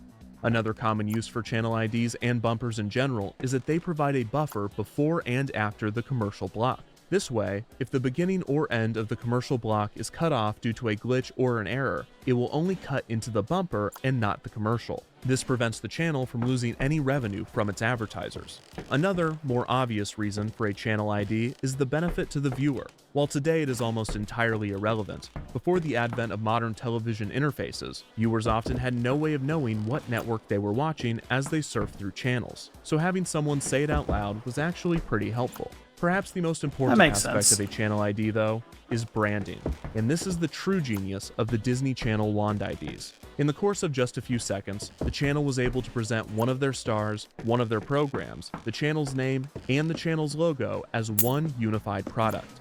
After comparing this to the chaos and randomness of Zoog Disney, it is no wonder why these idents were so successful in rebranding the channel, which is why it's so surprising that there are no Wand IDs from late 2002, or I should say, almost no Wand IDs. Offload copper first. Who is this kid? This nobody was the first person to draw the Disney Channel logo. He's also really good. He is a pro. Look at those circles. It seems that this kid, whose bumper aired throughout late 2002, was the first person to appear in a Wand identification, even if only technically. The first batch of Wand IDs with the channel stars would not air until June of 2003, 8 months after the rebrand. I don't know Prior why to he their referred debut, to that kid Disney as a Channel would rely nobody. on a different set of channel I'm kind of IDs caught that up were on that far more part. elaborate in scope It and seems used an so impressive hostile. amount of visual effects for the time. Each bumper featured children using their imaginations to make an It's like ordinary this situation kid, this magical nobody before had returning the back to reality as the audacity. It's Disney like, Channel okay, logo dude, was it's revealed. a Like child. the other bumpers from this refresh, You ain't these gonna idents also skin ended him. with the 4-note theme. He was some random kid. I mean, you're not Watching wrong. these back to back, it's interesting You're to not note wrong. how It's different just the the music cues wording, are. I They all have suppose. different tones, instrumentation, and progressions. Often, the only common element is the final 4 notes, which also vary slightly in key and rhythm. Because, I mean, yes, referring to someone as a nobody is actually a relatively IDs solid will way to continue get to air on across the what you're channel, trying to albeit imply. less often after the But it's introduction of the almost Wand IDs. exclusively The used in initial like a batch of Wand negative IDs featured light, such you know? stars as Hilary You don't Duff normally Lizzie use it McGuire, for Raven Simone for anything That's So positive or Raven, even and America anything Ferrera neutral. for the It Disney tends to Channel be original movie, an Gotta Pick It Up. implicitly This batch also included 2 hostile animated thing. Wand IDs. One for animated Lizzie, and Or a another for derogatory Kim thing, Possible, I guess, Ron is a better way to Stoppable, and refer to Rufus. that. It's It is not hard to properly explain hostile, just it's how just popular these bumpers were. rather It seemed that every derogatory. child that watched the channel desperately wanted to do one. But it is a glow descriptor, and it does work. You're trying to imply, you know, it's someone that's not like a known we were watching Disney entity, Channel. We you like know? to draw it all the time. They never Not had someone you do a Wand famous, ID not despite someone you being who on the channel. there's people No, out there and I that could like talk know about their my name and know disappointment who with they that are. all day. That's So I all get I it. wanted to do. That was all I wanted to do because if I ever flipped the channel, And I odds can't are think would of like see, what the alternative "What's up? would be I'm other than Juggy Bro just saying Lupine, he's a and you're random watching the kid. Disney Channel," and But I do can't the little conjure a dudes. word to my mind The closest that I ever would got was they had my zombie get it across character in a host, single like, word "It's without it Disney coming off Halloween insulting. special week," and you know. Oh, so you had a bumper? I had a bumper, but it was with my character that was a zombie and was co-hosted by someone who did all the talking. So we never did the Mickey. It was just always like, you know, coming up next is whatever, and I'd be like, "Ah, no!" And they'd be like, "That's right, it is a new episode." These bumpers have remained relevant with Disney Channel fans old and new. In 2019, the Disney Now app debuted a feature that allowed users to make their own Wand IDs. And at the 2022 D23 Disney Fan Convention, there was even a photo op where you could pretend to do one. The Wand IDs have even found a broader legacy outside of just those that watch the channel, reaching the true indicator of cultural notability: memes. The original badge constantly circulates online, with fans editing the footage to display the stars' drawings more realistically, showcasing just how bad these actors are at drawing what appears to be a fairly simple logo. Returning to the initial batch that was aired on the channel, the clever editing around these awful I've seen a drawings couple of is them. evident. I think the worst one has to be Spencer Breslin, who even in the edited version is still noticeably off. But to be fair, he probably had other things on his mind. If you had heard me last year, that's all I would have been talking about. I had seen these edited versions a few times, but I just thought of something while revisiting them. Where did this footage come from? These are obviously outtakes and not taken from the original idents. Sure enough, I was able to find a few of these outtakes, and there are a few things that stood out to me. Beans? First, this line from Hilary Duff.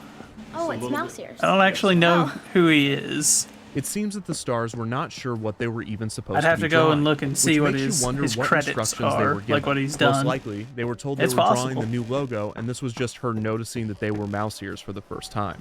Hilary Duff is one of the first to ever see the new logo and the first to ever do a wand ID. And she has no point of reference for what the final version will look like, and has no concept of just how iconic these bumpers will become. This is the burden of the trailblazer and the solitude of the trendsetter. They made us do it like 900 times. I think I had like lost all personality at that point. Even Steven? Plus, I was like, oh, okay. I think I know who you're talking about now. I don't know if it was him, but outfits are the same ones it's definitely a used in the Express possibility. Yourself bumpers /9/11 PSAs. This either means that the channel had a wardrobe for the stars whenever they were appearing as themselves, or that these were filmed on the same day or days. Both are likely. Finally, and most importantly, I noticed this. Okay, 4,750 is what we is a made. slate.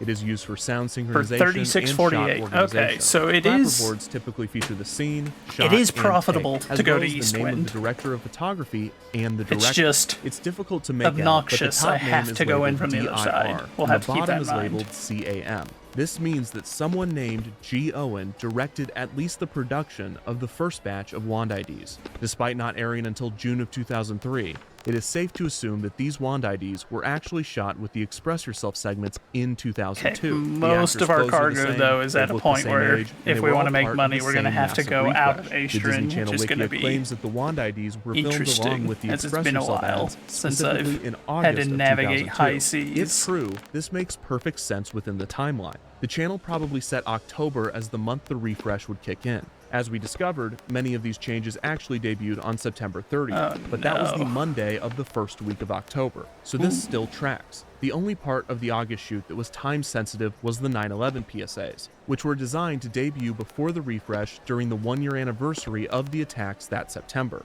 The post-production of these segments was likely expedited to meet the deadline, and the channel made sure that these all ended with the old logo. This is almost too perfect. These 9/11 PSAs were designed to only air in September of 2002, as all of the stars are referencing the one-year anniversary specifically. These would never air again, so only these would retain the old logo and would never need an updated version. The other Express Yourself ads were definitely shot at the same time, were designed to air at any forgot we had time and mail in in the ship perpetuity, still. all end with the new logo, and for the record, have a very different tone than the 9/11 ones. Ooh, I love food. Express yourself. Assuming G. Owen directed the wand IDs from pre to post-production, then they must know who wrote the music, and therefore the theme. Okay, This is yeah, the that most doesn't give us solid lead near I enough have, to but really there's be just one concerned about problem. buying I anything. don't know their first name, and searching for G. Owen or any variation of did not return solid results. I assume that the voice in the outtakes is the director, and it sounds masculine, so I looked for Gregory, Gary, George, Gerald, Gabriel, Gavin, Grant, Jerry, before eventually trying Glenda, Gabby, Grace, Gretel, Gwen, and Gertrude before giving up. I still feel like this is a key to the puzzle. I just cannot find the answer right now, so I'm going to have to go in a different direction. I see someone else had the same idea I have. Line. If you have any leads on who might have written the Disney Channel theme, please leave a message after the beep. Hey, Kevin. Yeah, actually, I know who wrote the Disney Channel theme song. It was this guy. It was Joe. Yeah, it was Joe Mama. Joe Mama wrote the Disney Channel theme song. So yeah, hope that helps. Hey, I've got a tip. Why don't you stop calling these YouTube videos documentaries, you pretentious... Yo, Kevin, what's up, man? Hey, I heard you were researching the Disney Channel theme. Have you ever heard of the Mighty Mighty Boss Tones? The Mighty Mighty Bosstones are a ska band that was formed in Boston, Massachusetts in 1983. Massachusetts. The band was originally started by blah blah blah He blah. had All to you need have know said is that in deliberately that 1997, way the to band released irritate the hit people. single, The Impression There's That I Get. no way This that's is by far the unironically most how he popular pronounces Mighty Mighty that. Bosstone song. And for our purposes, its relevance is found in the repeated horn riff heard throughout the track. Let me know if you hear anything familiar. Yes, the impression that I get by the Mighty Mighty Bosstones seemingly features what would become the Disney Channel theme 5 years later. The riff does include the same notes, and the rhythm is similar, but this is only the first half of this riff. The reason that I mention this is not because I think the composer of the theme stole from the Mighty Mighty Bosstones. It is also not because I think the theme was written by a Bostonian. I mention this because there is almost no information on the Disney Channel theme online, and everywhere I seem to go, if there is discussion on these 4 notes, someone will bring up this song. So while I don't think this is part of the mystery, the Mighty Mighty Bosstones have made the board, although I am going to put them way over here. With that out of the way, let's see if we can find some more promising leads. There are 2 major music licensing organizations that composers and artists join, and that's ASCAP and BMI, and they have a shared database. So if you want to license something, all you have to do is go to this search engine and search for the song, and it'll tell you who owns it, who wrote it, who has the ability to license it. Now, I'm not sure that the composer that wrote the theme would have submitted to ASCAP and BMI, as Disney Channel owns it 100%, but it's the best lead I have right now, so let's search. You can search by title, you can search by composer, you can search by publisher, but I'm just going to type in Disney Channel and see what happens. Whoa. There are 4 pages. I don't know why he's surprised. Compositions. Disney is one of the biggest we'd have no results. Media now I'm thinking we have too many to ever exist at this point. Arnheider Theodore Linkfield. That's a great name. It just says Disney Channel. It doesn't tell you anything. It doesn't say the year. The composition is just titled Disney Channel. Okay, here's another one called Disney Channel. We have at least publishers this time. Disney Luft Raus. Is that German? That sounds German. Air out. Like Disney Channel. Is that what like a bumper's called? Like an air out? Okay, that's German Disney Channel. Okay, this is Japanese Disney Channel. Japan Central Music Limited. It's not Disney Channel 10th anniversary because that would have been 93 or something like that. David Norland is credited for writing at least half of these results. I mean, look at how many he made. But how do we verify that he wrote the theme? Because these don't give much away. Okay, so these alternate titles are actually what the announcer is saying. So, and now back to, yeah, so it says, and now back to right here. Sweet Niblets, Hannah Montana. I bet you I can find the one that says Sweet Niblets. And if it ends with the theme, David Norland wrote the theme. Okay, we got this. Let's do it. Rock stardom? No biggie. New boy crushes? Whoa, stop the presses! Catch the drama of Hannah Montana on Disney Channel. We're waiting for Sweet Niblets. Hannah Miley? I'm wondering if I'm going to get absolutely annihilated on this stream. Like, there's a chance I'm not going to be able to keep this thing up because of how many of these he's playing. And I feel like Disney's going to try to skin me alive. Sweet Niblets. Hannah Montana's next. Part of Disney Channel. So if you don't see the VOD, that's why. Don't go away. Hannah Montana will be right back. It is because Disney is trying to destroy me for having the audacity of watching a video that uses it. Hannah Montana. Hannah Montana. Sweet Niblets. Hannah Montana. Yes, we got it. What is the theme there? Hannah Montana will be right back on Disney Channel. It is. It's there. Sweet Niblets. Hannah Montana Disney promo. David Richard Christopher Norland. Now I just gotta figure out how to get in touch with this guy. His website does not mention working for Disney Channel. I'm 95% sure this is the David Norland that is that wrote shocking the Disney Channel. That and you I wouldn't found list a way that. to contact him. I really hope he responds. Like, don't get me wrong, I hate Disney. I hate the company that they've become. I hate the things that they represent. Good news. David Norland responded. I'm still shocked that you wouldn't list the Disney Channel theme. That as a He started credit, writing for the channel in 2007, so the mnemonic predated his involvement. However, I still asked if he would be willing to do an interview, because he wrote many instrumentals using the 4-note theme and he very well might know who wrote it. Another reason I'd love to speak with him is because he started writing for the channel in 2007. When I saw that year, 2 words immediately came to mind: ribbon era. A common practice among those who study and teach history is to separate long spans of time and large amounts of information into smaller, more digestible eras. But how does one go about breaking apart history? Sometimes it's more obvious than others. For instance, the history of China is most often told through its dynasties, and it is very clear when each dynasty begins and ends. Disney's film history has also famously been separated into eras, such as the Golden Age, Silver Age, and the most well-known, the Disney Renaissance. While most breakdowns of the Disney animation eras explain the historical reason for the change, I find that these eras are separated less by history and more by the quality of the films. Sometimes there is a historical reason for a dip in quality, such as the wartime era. But by the time you get to the post-Renaissance, the general reasoning for the distinction is, these are the less good ones. Except for the one that you love. That's my favorite too. So what about Disney Channel? How is its history separated by the fans that study it like the great epic that it is? Is it separated by TV shows, or what about the DCOMs? Surprisingly, the general consensus among fans is that Disney Channel history should be separated by the bumpers. This is not ahistorical, as each change in bumper design typically coincided with other significant changes to the channel in terms of branding and strategy. Still, the nomenclature is most often related to the style of the bumpers. The era from 1983 to 1997 is typically labeled early beginnings, because most Disney Channel fans consider the channel's 1997 rebranding as the true start to the channel as they know it.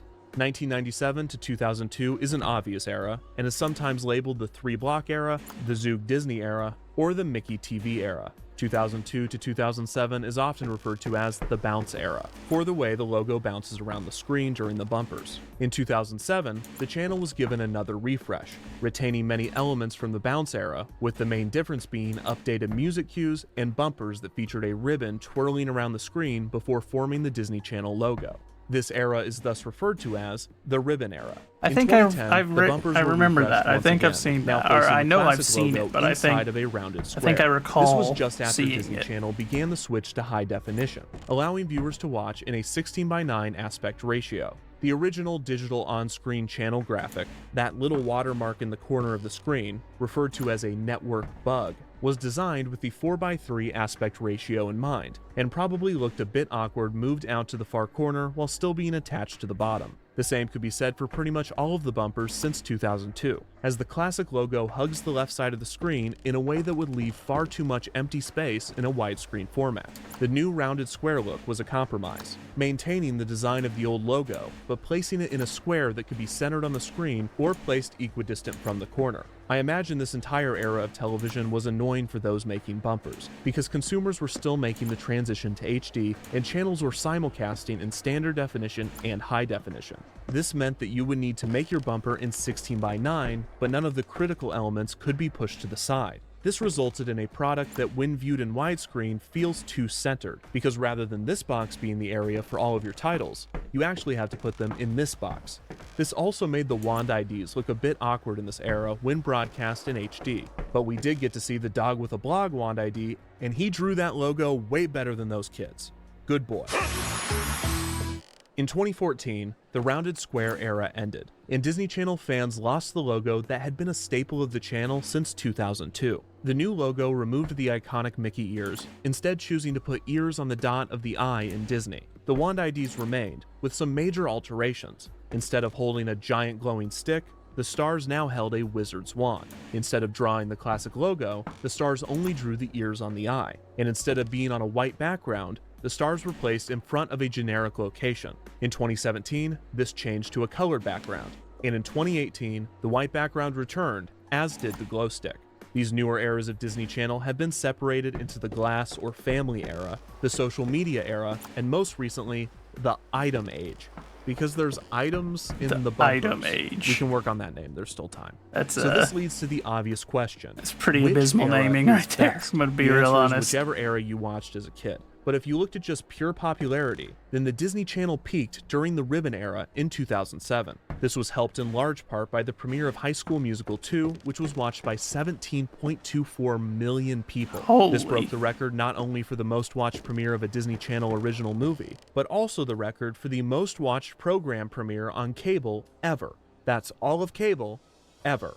It broke the record set the previous year by a Monday Night You loved Football that movie game, too. I which mean, I'm itself not broke the surprised. record set by the It Al was Gore a Ross huge Perot debate movie. over NAFTA in 1993. It is obvious why High School Musical 2 was able to achieve this feat. The debate over NAFTA was an intense and important argument between two powerful political rivals, and Monday Night Football is consistently popular as it broadcasts the intensity and suspense of athletics. High School Musical 2 was able to combine these two ratings winners by showcasing both the drama of sports as well as a tantalizing debate. Rather than the pros and cons to controversial trade legislation, with Perot on the side of anti-NAFTA and Gore on the side of pro-NAFTA, High School Musical 2 showcases a debate as to whether high schooler Chad Danforth can or cannot dance, with Chad squarely on the side of anti-dance, or as he says, I don't dance, and with theater kid Ryan Evans firmly on the side of pro-dance, or in his words, I know you can.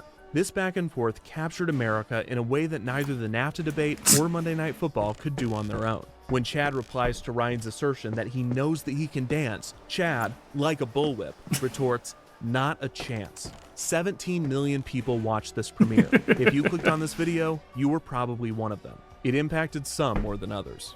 In 2007, Disney Channel had an average of 2.694 million viewers, which at the time was the largest audience in the history of cable. This was the peak in the channel's popularity. As more television viewers, especially children, moved away from cable and to the internet, Disney Channel's viewership fell dramatically, and in 2021, the channel saw an average of only 233,000 viewers, a 90% loss from its peak in 2007. Okay, I knew that 2007. I knew the number would be lower. The Disney Channel peaked in viewership. The year that Disney but I didn't Channel expect it to be entered the Ribbon that era. low. The year that Disney Channel That hired is a an new composer to write insane music drop for their off. bumpers. A composer that just agreed to an interview. Hi, my name's David Norland. I'm a composer. That is I worked on Disney crazy. Channel bumpers and IDs. Losing from around 90% 2007 to around viewership. 2014. I've never been anything but a musician. I was educated classically up to the age of 11 or 12 when I discovered the electric guitar and took a hard left Well, turn. I'd say I it's not started even doing TikTok. work I'd say for that like various animation kickoff of companies YouTube and production was companies, probably I what guess through word started of their mouth. inevitable I decline. got a call from this guy one day who was at the time the creative director for a channel that doesn't And exist Netflix, anymore. when It's a it channel originally called came out, it was a SoapNet. major cable killer too. A new way to watch soaps. He It's got not into the music, anymore, and we developed but this relationship, and he moved on from there to become the creative it's director. just kind of for, it's another for streaming Disney Channel. service nowadays. And, but when he went there, but in 2007, the YouTube very came first out, thing and he then did Netflix came was out this not big long rebrand, afterwards, and I and just he hired me to do that, which was great. Cable I'd made records for got Disney artists before, and it was a time when pop music, They're still like, being in its slaughtered purest, to this sugariest day. form, was really having another heyday, and suddenly Disney was sort of dominating. I guess what I was trying to do was to channel what I'd done for them in pop records and what was happening pop-wise at the time into the bumpers, so that it was really consistent with everything that Disney was doing at that Well, point. and you also What goes like into a if you look at it composition this like way that? as What are well, you it's not trying to just do that people psychologically wanted when writing, and what do you want to the create effect their of it to own have? content. First Like of all, that you is have to ask true. the question, what is a bumper for? We've YouTube, got Twitch, commercial all break this coming up, or stuff, whatever the all break these is in the platforms programming, have and we made it do not want people to so go much away. I'm easier trying to create, and I think for people the to people like making the visuals breach as well, it's into just a that sense of ongoing excitement that creative this is not the sphere. end, that there's But more to come, and there's it's gonna one be even more thing exciting. that The both YouTube and actual Netflix full-note had that I mnemonic think were of dun, dun, dun, massive dun, parts of why predated me. Disney I got inherited or that, why when I cable was got brought on butchered. board in a musical sense. I can choose what I I've want got to to have watch made when I something want to that watch it. rhythmically and melodically leads to That the mnemonic one as the thing. logical culmination of it. That one thing I think is probably the single biggest contributor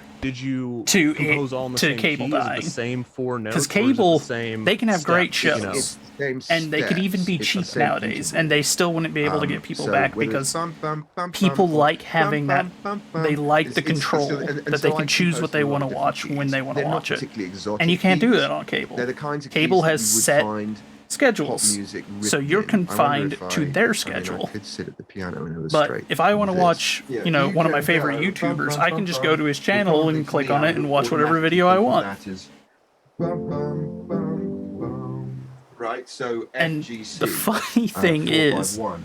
a lot But of you could them also do it the other way around. You could are now do trying to like their counter nowadays seems to be making it a situation where 541, they all have their own streaming services now, which means they're back to square So one. you could do They've pushed themselves back into the issues that they had whenever or you could do cable was still big, which is which is a little there's more kinda only jazzy so and- much and old money school to go and- around. and There's kind of only so musical. much The basic interest rhythm is to go bum, bum, around, bum, you know? bum, right? So now they're all but competing I against think each that I other again, probably and they're messed the still rhythm getting around slaughtered and moved it around a little because bit in some circumstances massive as well. corporations And probably just went lack bump, bump, the inherent bump, bump, creatitivity which and which is just reactiveness rhythmically a slightly to different keep way of up with a voicing it. It's still the market same intervals, where but it says something anyone ever so can slightly be different rhythmically. a creator, you know?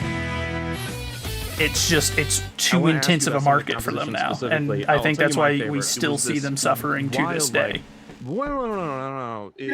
Like, because on paper, Disney having their own streaming That one service was should originally be, scored to one you which know, had a particular ribbon movement untouchable around it, and the string runs in theory reflected because of how precisely much the rhythm. content they have You're built up. hired to do this. Do they say to you, But they still hey, we're can't keep keeping up. this mnemonic, go nuts, And it doesn't but help that they have it end also with have this? corporate Actually, greed, it so would they're have been an informal constantly like conversation between me locking and- certain things and away Ron, that the they know people executive. want, and then you have And to that pay conversation more, probably and would have yeah, been- yada. Yeah. You know what the That doesn't mnemonic is, help. don't you? Yeah, just make sure, obviously everything's got to end with that. I don't even know that he would have even had to have said everything. Because at the end of the day, they forget they are Seems entertainment. very unlikely that it would even have been considered that they would change the mnemonic. It's such a successful piece of branding. They don't hand you sheet music with 4 notes on it. I don't think they did. No, I think at a certain point with the Disney Junior one, which I had actually written, I think I did have to submit a piece of sheet music with these 4 notes on a stave. But I never received that for the Disney Channel thing. No, it was all very much just, well, you know what the mnemonic is, isn't it? And I have no idea who originally came up with it. As to your quest to find out who was the originator of it, I'd be quite interested to know as well, because in this sort of very narrow specialist realm of making music, you have to figure Well, that that's yeah, one of the well, more it's not successful only things of that, all but time, they also forget at the end of I the was obviously day, disappointed that David did not know who wrote the if Disney my Channel budget theme. comes But while I down was to researching the history of the eras of the choosing channel, I fuel stumbled and across food, the strongest lead I've or had yet. choosing Everyone knows Wikipedia, but there are to be able to countless watch other their online content, their encyclopedias that are entertainment, created by fans. And these I'm often going to skew more choose niche food and specific. fuel. While researching And we've the different been in eras, a I stumbled across the pretty audio-visual rough identity economy database. for It is the last few Bumper years. Wikipedia, and it is the So most it's detailed just- source that for doesn't Disney help. Channel idents that I've found. Fish. The people that contributed to this Wow, database Rebozo. left no stone unturned. They even But go you as are far as correct, to Big list Hippie. the They do fonts that definitely Disney Channel forget started that using at this time. at the end of Not the only day, that, they're but trying they to sell also to have us. an entire section dedicated to the music from this era. They describe it as several drum beats which segue into a ska punk theme with electric guitars and a horn section, the last 4 notes of which become Disney Channel's signature jingle. And then, you see this. Composed by Tonal Sound and Elias Associates. I don't know how they know this, I don't know if it's right, but this is the most solid lead I've had yet. Alright, let's find Tonal Sound Elias Associates. Here's Elias. Audio Identity. A pioneer in the discipline of audio branding. Alright, they have a reel. Let's watch their reel.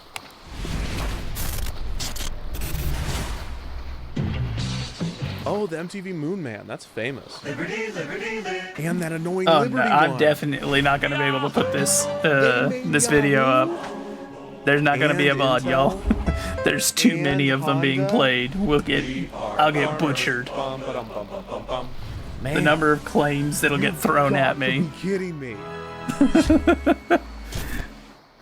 Like he just went through, played one after the didn't next, see and I'm just Disney like, Channel, yeah, but that's I it just for me. saw Pretty much No VOD. everything else. That is every sound I have ever heard. Okay, here's an article about them. Elias Music is known as the leader in sonic branding and for its ability to bring stories to life through the power of music.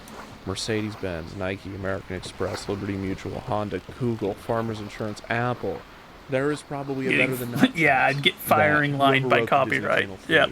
Worked for Elias. I'm surprised this guy was Elias able just happens to be make this YouTube the video. Of most course, YouTube is popular also music company a bit better for about the jingles copyright and claim sonic system. branding It's not in the great world. either. It's This pretty company bad has in to its have own way. At least 10, maybe 20 composers at a time. Twitch is so maybe bad about 100 it. Composers. I have had. Well, it's not a good sign when I Google back when Elias Music on Disney one of the Channel streams jingle, where and we the were playing first thing to Contraband come up with any Police, sort of relevance is part of the a audio-visual 3-minute identity section database. got hit What is and muted. Elias Tonal? And you want to Again, know why? First relevant result, the audiovisual identity database. Or we Because found the some information in the no-name first place. band from India that had a song that's got like 500 views on it Okay, here we go. Alex claimed that Alcerenko, their music was composer, played. Founded Tonal Sound in New York City And in I went and I looked up the 2002, song, and one of Tonal's and clients was the no. Disney Channel. And here's a link to First their of all, your website. if the band ever hears this, if the company that made that ever hears this, I want you to know your music Okay, Tonal Sound sucks. does not exist anymore. And not just because Let's it's in search Hindi. for Tonal Sound, Alex Because I'll Alcerenko. admit, I have prejudice against Hindi. I think don't that's like an it. It doesn't. It's not a language he I like passed to listen away to. 2 years You know, ago. some languages are very Alex pleasant Alcerenko to was listen my to, creative but director for Hindi over is not 10 one for years me. During our shared time at Elias But Arts. So it even seems that beyond Alex that, Alcerenko the song moved was from Elias terrible. To Tonal It was in 2002 horrid. when the Disney Channel stuff was being And it written, had no which views. might be why both companies are credited here. I was like, you're not even And I just keep famous seeing the in your own tonalsound.com. country. How would a game made in a it. completely different the Wayback nation Machine. just happen to have your music? So I had to challenge it because, you know, I'm like, hey, unmute have that part anything of my from stream. 2002, You're but we do have stuff from lying through your 2003. teeth. Look at this old website. And I still haven't received any updates on that. I don't know if they removed it or what. Andy Solomon, Eric Because Perlmutter, Twitch is Michelle not great about Andy transparency Solomon and is communication the VP of operations at with their Definition 6, with their and he worked for creators. Elias Like they Arts and don't Tonal talk Sound. to any of us. Andy's a producer. Let's look for Eric Perlmutter. Unless you're like, you know, Eric Perlmutter, top Disney 10. Channel. If you're one of the big fish Oh my in God. Twitch, Disney Channel you can get movie talked open to. intro And 2002 old version. even if you're like It top can't be. 100, you'll at least have like someone that's your point of contact my with the God. country And this or is the Eric's company. He's crediting himself. But for if you're writing it. not This in those doesn't mean numbers, he wrote the you theme. no. But Good the luck. fact that we know that he at least wrote. You have Let's no Watch a Disney communication Channel from them movie, at that point. They do not that's a care. win. I needed that. So our initial Rose, lead are from you the just audiovisual determined identity to database like? was Elias Associates Is this and just a Tonal game Sound. now? Through You're our gonna research, keep we found hitting that the Alex fish redeem Alcerenko until was a stream creative director crashes? at both. Started at Elias and then founded Tonal. We also found that he has unfortunately passed You away. heard fish, We know this huh? because another composer, Fritz Dottie, wrote a tribute to Alex, in which he claims that both Alex and him worked at Elias at the same time. I didn't say fish, and This I don't means think that they said Fritz is anything in the also on video about it. suspect list. Through the archived Tonal website, we found mention of Andy Solomon and Eric Perlmutter. Andy was a producer, but Eric was definitely a composer. Because through Eric's own website, we learned that he wrote the classic Let's Watch a Disney Channel movie opening song. After digesting all of this evidence, I am now confident that Eric Perlmutter, while working at Tonal Sound, wrote the Disney Channel theme in 2002. Did you write the Disney Channel theme? Didn't, no. Do you know who wrote the Disney Channel theme? No, No. I don't. I still don't. Okay, what did you do for Disney Channel? So for the Disney Channel, I wrote a whole bunch of little bumpers, and then I actually did the music for a Disney Channel movie, which was sort of separate from all that identity stuff. And yeah, it turns out that people loved that. Were you given the lyrics, or did you write those lyrics? Let's start a Disney Channel movie. Is there any other lyrics? No, let's watch a Disney Channel movie. We're gonna watch. And that's it. That's it. I don't know where I found the lyrics of the They just came to you. to put that into the world, but yeah, it happened. Wait, so you didn't write the theme, but you wrote with the theme? Yes, so we would have the theme, mostly for those. We just had so much fun with them that I think it was easy in that respect because they're so short. There's not really much time to make a statement. So the challenge was always find the the essence of that 5-second little bit. And because you don't have long to tell a story, but you still need to tell that story of, I'm trying to think of one where the girl's jumping on her bed and it's a pillow fight and feathers are flying everywhere and it's over. Like, you don't even have time to sort of set up an idea before it's done. I just sent you a compilation of these idents. Okay. Did you write any of these? Let's see. Okay, did that. I did this one with the freezer. This is me. The bug. Rebozo. Why? Hold on, let me set up the timer. Pillow fight. I did this one with the dog. How'd you get the dog to bark like that? Is this just in retaliation for me saying that I don't think that they said fish? Wait, no, really? Yeah, oh yeah, those are the So most that wasn't a, I thought you just pitch corrected a no. dog. Nope, that was you. Barking. I think it's a misconception oftentimes. Oh boy, the telemarketers are back at it again. A guy with a I'm gonna have like pencil 5 writing, voicemails to sheet delete music by the time lines, stream's done. but, most of the time it's just somebody on a keyboard coming up and recording in real time as they're creating and putting it all together at the same time. But when it came to these notes, it was pretty straight ahead. And what was the name of the music house you did these with? Elias Associates, or Elias Arts. So from my research, it seems like Elias is a really big company, probably the biggest music house for jingles and sound signatures. Is that right? Absolutely. That was my understanding, that they were the country's biggest, probably the world's biggest music house, bi-coastal at the time. So that's probably why I'm having a difficult time trying to find who wrote that theme. Yes. It could have been probably dozens of people at the time. Yes. And I think the company tried to harness this idea of there are no individuals here, a little bit of a nameless face. You weren't sort of allowed to be known. Okay, thanks so much for doing this. Oh, my last question. Did you work with a G. Owen? Didn't, no. Okay.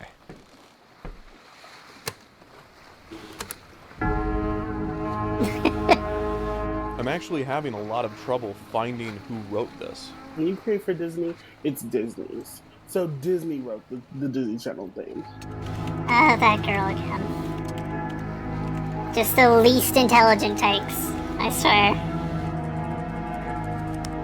It's Disney, so Disney made it. Uh-huh, sure, that's not how that works. And that's also not the question he's asking.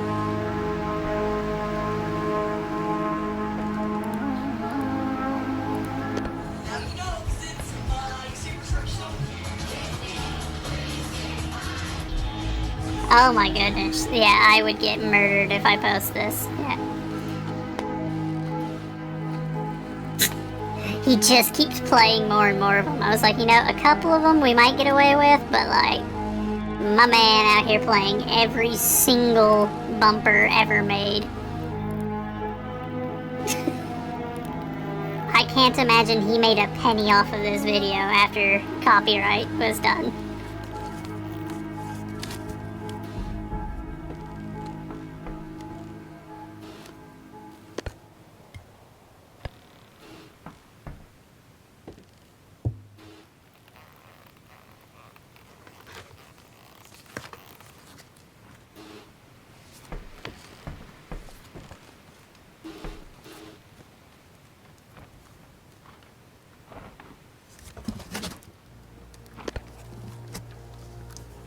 In all states.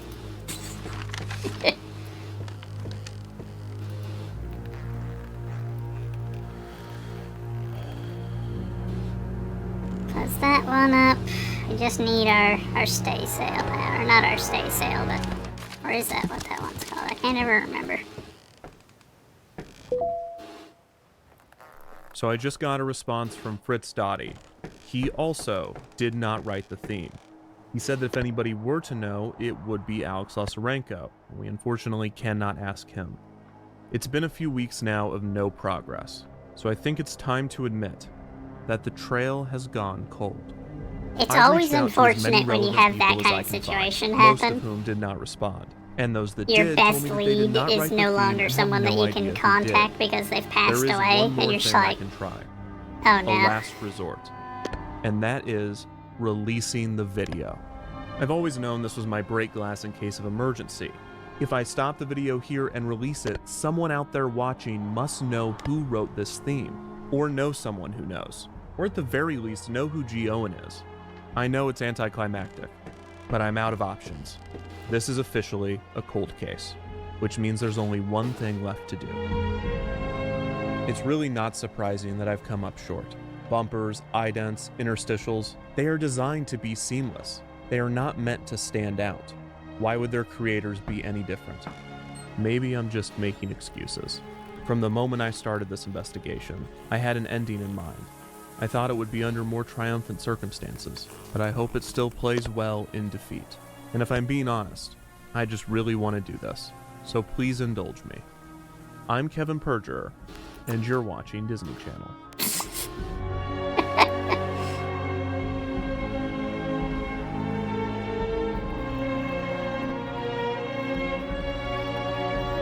Huh. That doesn't look right. Okay, let's try this again. Dang it. No, that's Zoo Pals. Okay, I feel bad for making fun of those kids earlier. I also cannot draw the logo. Yes, it's funny to see how off they were, but they look tired and confused in those outtakes. I can't believe Disney would even release those. Oh my god. I know how to find the composer.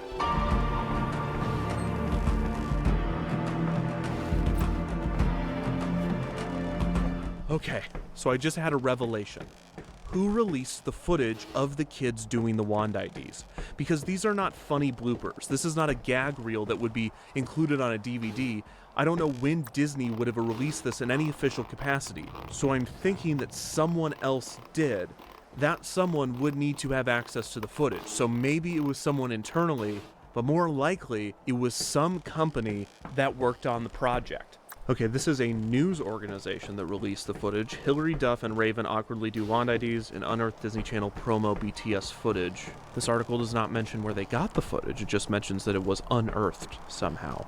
So this BuzzFeed article credits a Twitter account for uploading them, but then it also embeds YouTube links that are no longer available. Here's a Pop Crush article. Update, the playlist has been removed from public viewing. Who uploaded the playlist? What if I YouTube the playlist? Nothing. If I Google the playlist?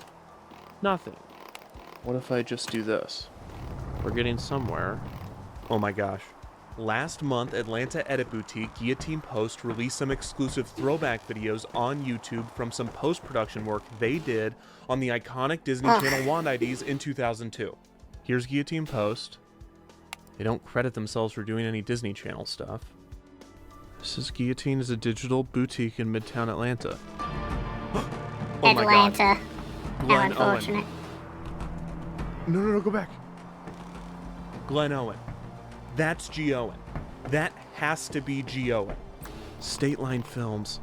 Glenn Owen worked for Disney Channel. What is this?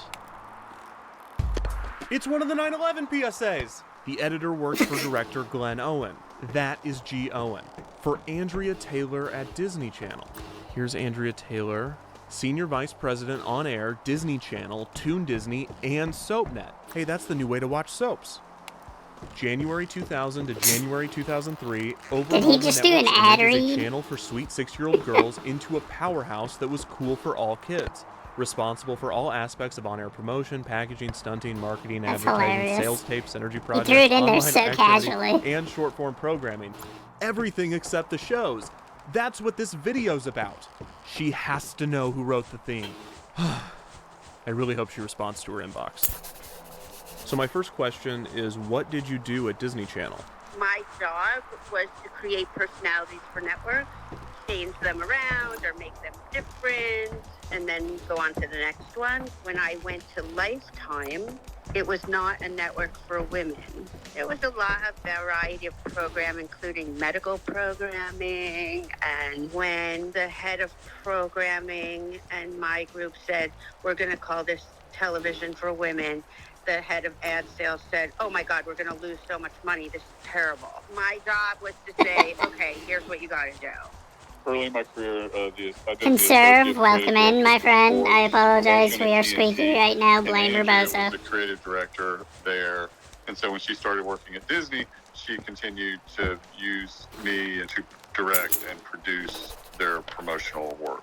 She used Patrick McDonough a lot. He was amazing. Patrick is great. I mean, he's designed so many networks. I had been working mostly in sports. It's not that great Andrea of a margin, Taylor, but I'll who take did it. a redesign for Comedy Central. She then went to TNT. We did a redesign for TNT. No, we are almost done Andrea with it, went so, to you know, Disney. at least there's that. That's how we started to get involved with the Disney brand and the Disney Channel movies, the Wand IDs. I was recruited from TNT to go to Disney to turn it from a network that was two things. They had a younger section that was like Bear in the Big Blue House, and then there was 6-year-old girlies. We're free. The goal was to turn it into a tween sensation. We knew that that's where Disney Channel could fit in and win and be amazing. It meant changing the programming, but that would take a little longer. But as you know, Disney didn't have commercials. So you had 40 minutes an hour of programming, and then I had 20 minutes an hour to film. And a lot of that was really clever synergy programming. Were you told by someone higher up what you needed to promote? There was a meeting every week where there was a big, humongous conference room table where everyone would announce what they were doing that week, like to cross-promote. Like, I wish I had video from these meetings. When the Lizzie McGuire movie was coming out, there was a meeting where someone would go, we're making napkins. The next group would go, we've got the lunch boxes. And this started at least a year before the movie came out. I started selling That makes stuff sense. about Finding Nemo a year and a half before. Because that is still the main way that you make money in children's entertainment. Is not through the films or anything. It's through merchandising the characters and because whatnot. I'm already into fish coincidentally. Uh-huh. But it was not a coincidence. No. Okay, that's a little sinister. What is a network personality? It's the feeling that you get that relates to that channel or that brand, and whether that's based on pacing or tempo or instrumentation or color or typography, animation. So all these different elements come together to create. Can I this explain to you the American essence. liberal why and how and why they seem to be the worst variety, the superiority complex for such a middle-brow when they're going to look at intellect stuff is like, oh, absurd. that's my channel. So the competition with Nickelodeon and Cartoon That Network. is So quite Cartoon the ass Network was conserve. much more in That your is face, that is looked a at more for boys because it was more loud. that The is a philosophy of Nickelodeon a was long us answer to versus get to them, that. Kids versus the rest of the world. Whereas Disney The was never let's an us see. versus them. Parents always felt better about Disney. What do you remember about Zoog Disney? So, if I had to describe it in a simple way, it is a mixture of And the gaming world. what happens whenever you have like a rich, wealthy, like coastal elite type class, where there's lots of money and lots of prestige and lots of control in the coastlands, but not in the the hinterlands and the inner the inner parts of a country. There was a Zoog program Mixed block, with I think, like do you the remember white Zoog savior movie? complex, Yeah, I think we do Zoom. mixed with We did Zoom movie. being Yes, you highly did, isolated because it's the same kids jumping from on the that trampoline. consequences of their ideas. I don't even know. I think Most Disney Channel movie came liberals first, and then all of a sudden, I don't know. Like, would I don't fall know, into Andrew one of probably two called and said, categories. "All right, They're come on, we do either this Zoom movie." someone who But is it should be just surviving like this. solely Yeah. off the state, and thus they want We the state to be bigger, Say, like or the jumping movie open. Those they're kids someone are who is probably all, so like, rich parents and decrepit old that people. they can vote for the worst policies ever, but they are insulated from it because they live in a gated community in an area where there's heavy cop presence, I'm sure somebody else and wrote. the average cost of living is like 6 times that of any average American, Their own personalized. So they kind of kids would feel isolate themselves comfortable away from the rest and of feel us. like they could relate to the So people it's on the essentially channel. like It looked we've like kind these of kids accidentally all lived birthed in the our same own house, and they all kind knew of each like other, petty or they noble all class. Like, did things together. Yes.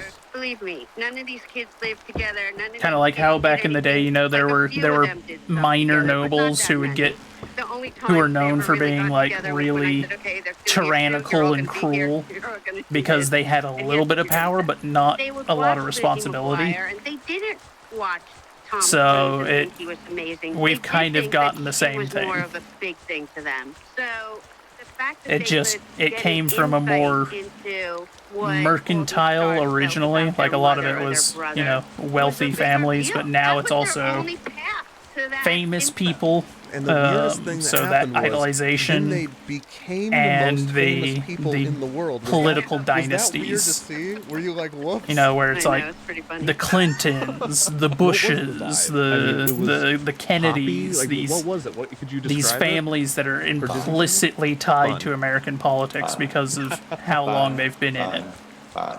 And kind of magic. I mean, it makes me think about what the scenario of the kids in the That's probably the shortest way I could describe it, and it's not that short, but drab to like in comes the Disney logo, and it's glitter and candy and the middle, like the mid-brow, low intellect part, that's just down to a lot of them aren't just these fun, funny, like they aren't their forefathers. that were Their forefathers were the ones that, especially for like the rich ones, a lot of them, their family had someone in the past that was really hardworking or really, really smart and came up with a brilliant idea. The wand thing came And then the ones that we have now are their grandkids who, like, where the grandfather might have grown up with nothing, and they worked like a dog, and they built themselves up.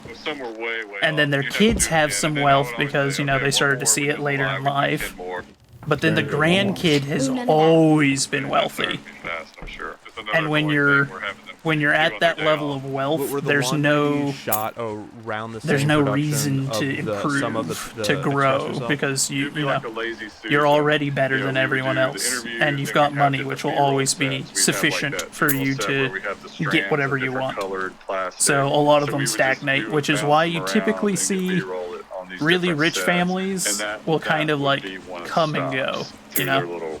You'll have a family that rises up because there was someone in their ranks that was brilliant in some way. In the same room. And then within a few generations, all of the wealth that they will have amassed will be gone because their children and their grandchildren and their great-grandchildren had a silver spoon in their mouth and never developed any useful skills and end up wasting all the money, and then there's no money left. When you were redesigning the channel.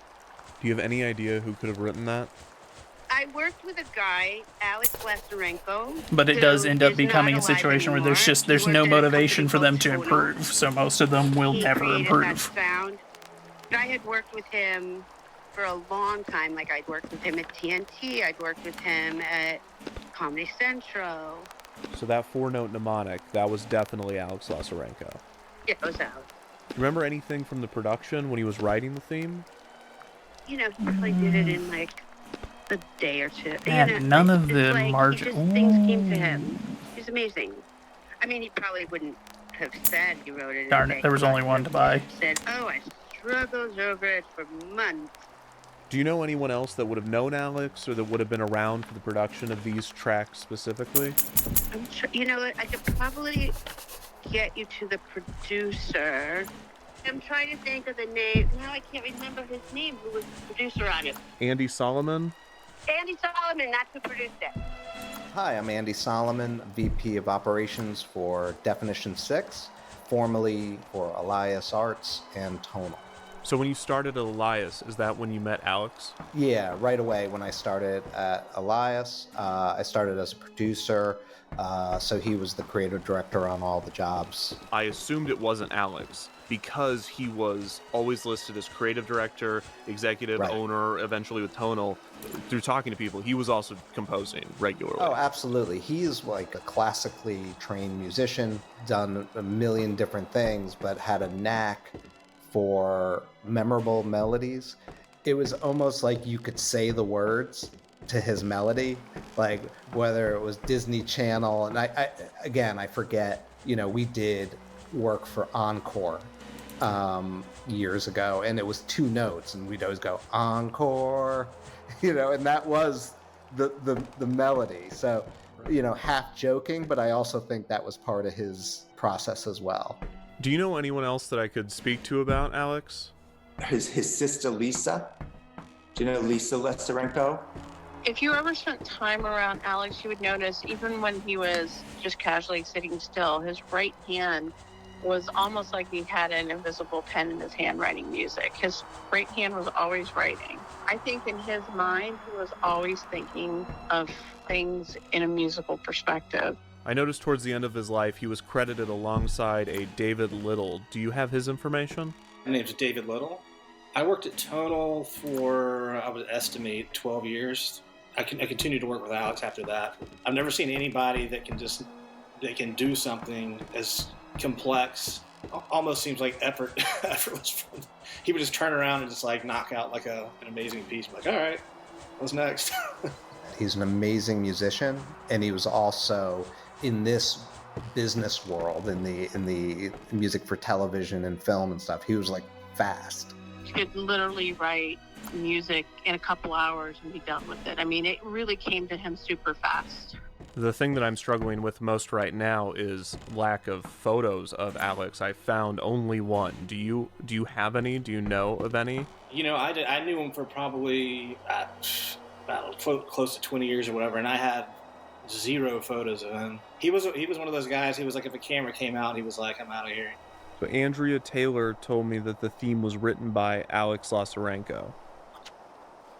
How not surprised am I about that? A genius composer and a good friend. Oh, trust me, you're not the only one that feels that way. Sort of ringleader of all of our composers at Elias. It's tough when you have a boss. You are not the only one that feels that who's way. Just an absolute music prodigy, and you're just a dumb rock bass very player trying to live in the same common breathe the same opinion air of them nowadays, even here in the United States. Incredibly intimidating, but hugely inspiring, and he was a great leader and boss as well. He was wonderful. Loving, funny, so talented, so incredibly talented, but it just was like nothing to him. He could, and being in his presence, especially while he was working, I can remember, I feel like I'm getting a little emotional right now, but those sessions where you would just show up at his studio and Alex would sit at the piano and just kind of go up. For TNT, we conducted orchestras to do things, and it was just amazing to watch him work. And then for this, here he is doing pop music, like the same head.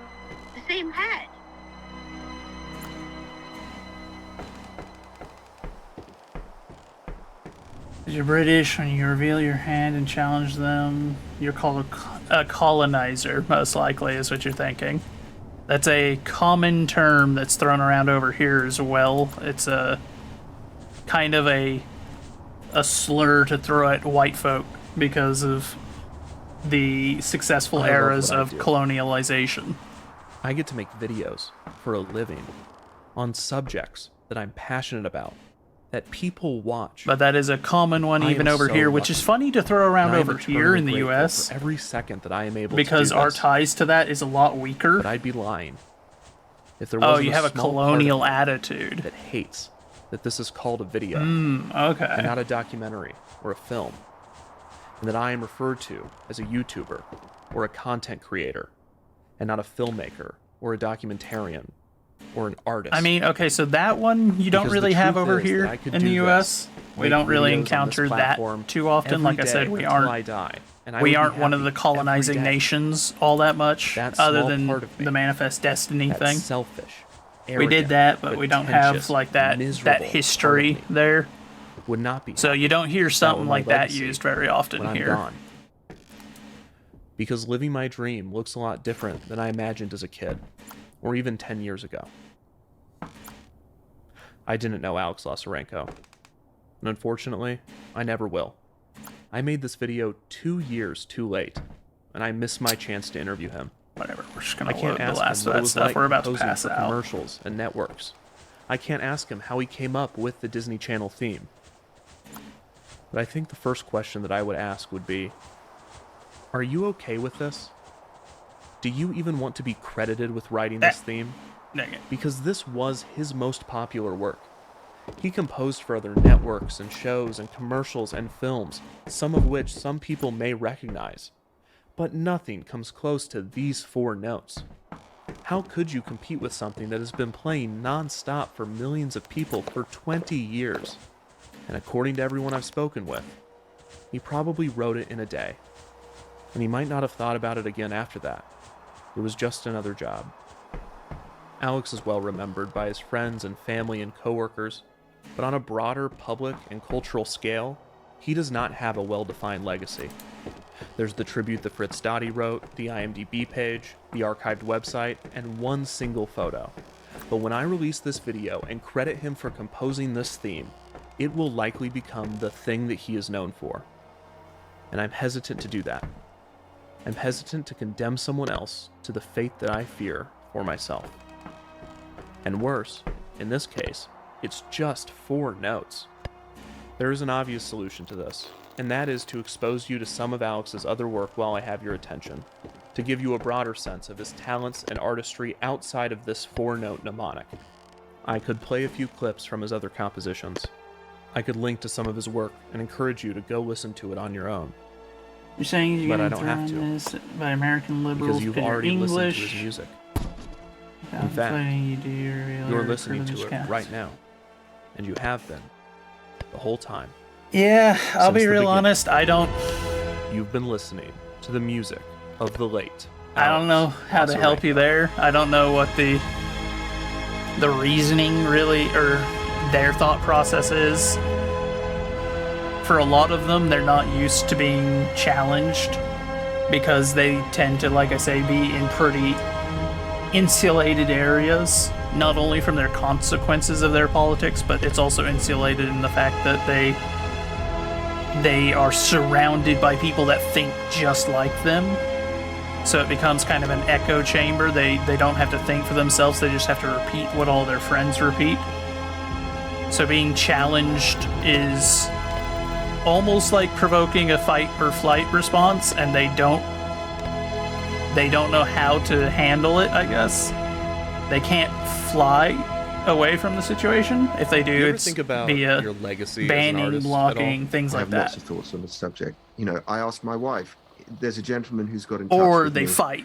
who's But most interested of them in the don't Disney work have that I did, and is that what I would like to go on the any record idea speaking on about? what they're fighting You know, when I for have or these other the parts of my subject that work and they're all of this claiming stuff. to be And then I in thought, favor well, of. you know, I brought to Because it once everything again, that like I bring said, to everything that I do. they don't have any Perhaps there's a reason sort of a to grandiosity actually in the artist learn in all, about and probably in something. every artist They just have to wants repeat be the back what person is who is remembered politically as, you know, viable the for great, them the serious, to stay in the good world-changing. graces of Maybe the other humility people is that are just accepting like that them. We're not going to be in charge of how we're seen by posterity, and actually it doesn't matter, and that the work will speak for itself. Aliens coming from outer space without our preconceptions of what makes great art, or what our preconceptions of what our best work is, may have a completely different idea of what's valuable in terms of, you know, human creativity. A 4-note mnemonic that, in its beautiful, minimal simplicity, completely encaptures an entire world of feeling and associations for millions of people across generations and around the world. I think that's a pretty outstanding legacy. He was just good at understanding the big picture I'll- of a lot of things. As So for when the he wrote the superiority music, part, I think he knew in I'm his like mind that I also am something stopping because as I'm simple thinking as in my that head. four-note mnemonic could have a shelf life of A 20 lot years. of I them really have do. that because of, once again, their forefathers and being insulated. They are told that they are great. They are never forced to compete. They are never forced to lose They're never forced to argue. And they have been told all their lives that they are better in a way. I don't know. It's hard to put into words. I think it probably is just that tied a little bit to the American idea, the idea that they are American, so they're like, well, that means I get to claim that legacy inherently. Uh-oh, why did I just see water inside my hull? Oh, it's because it's storming. Oh dear. I've always been fascinated with programming breaks, bumpers, network identifications, and interstitial programming. Oh no. Their existence is so practical, often necessary. But like and there's there is us so much having creativity largely and artistry put most into of them. our history It's been confounding. a country that is by merit. That's how you made something for yourself here. It'd be by the merit of your own work. So there's a just part a of me that wants to certain believe that the part of that truest that might be art, going the into most that, I'd worthy, imagine. the most important, Is that is the art which is association? created purely out of love for But the form, the art that takes it's the also hard longest to say if that's the and truth, the just art because a that lot has of them the most also to say. hate That the that music they're played in Americans. concert halls must They be better hate than the music America. written for They hate commercials. everything That about the it. films that play in theaters It's a must be terrible, more important than evil, those horrible uploaded thing the to internet. them. That the programming must But it's have also more one that they merit suckle than the from, programming so- breaks. But I've never fully believed They'll this. never actually In challenge truth, it in a I am proper more way, so drawn to the instead they just unsung warp artists, it to those whose work meet often goes their overlooked. ideas. Whenever I have the opportunity to speak to these people, there is no shortage of passion, intent, or pride in what they do. It doesn't matter if it was just a job, or if they completed it in a day. It doesn't matter what platform it ended up on, or what they are referred to as. These are artists. They brought everything they had to whatever they were doing, and it showed.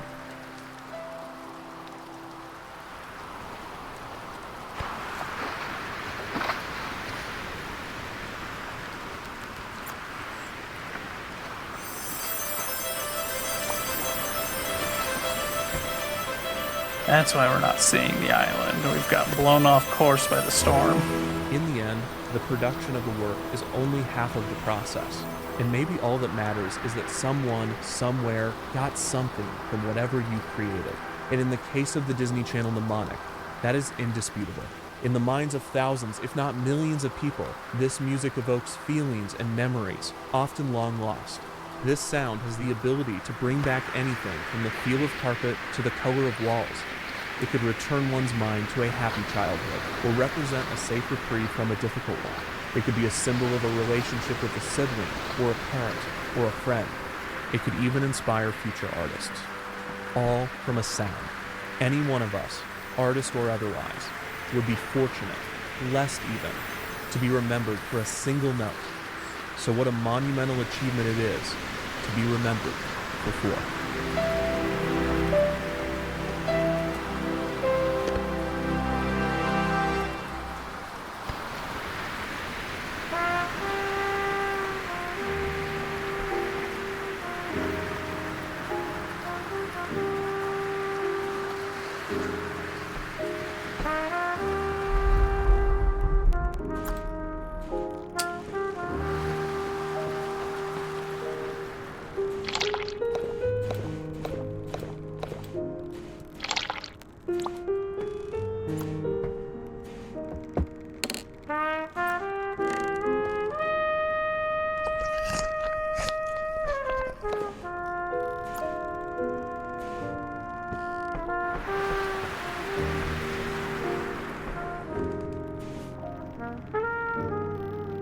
I would wonder as well if maybe some of the vitriol that you're encountering is coming from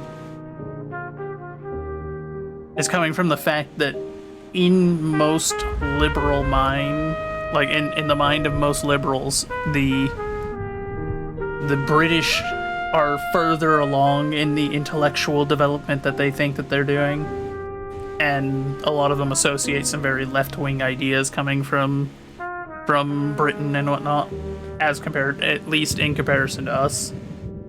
Like, there's the association with the European Union, and a lot of them idolize that to an unhealthy degree.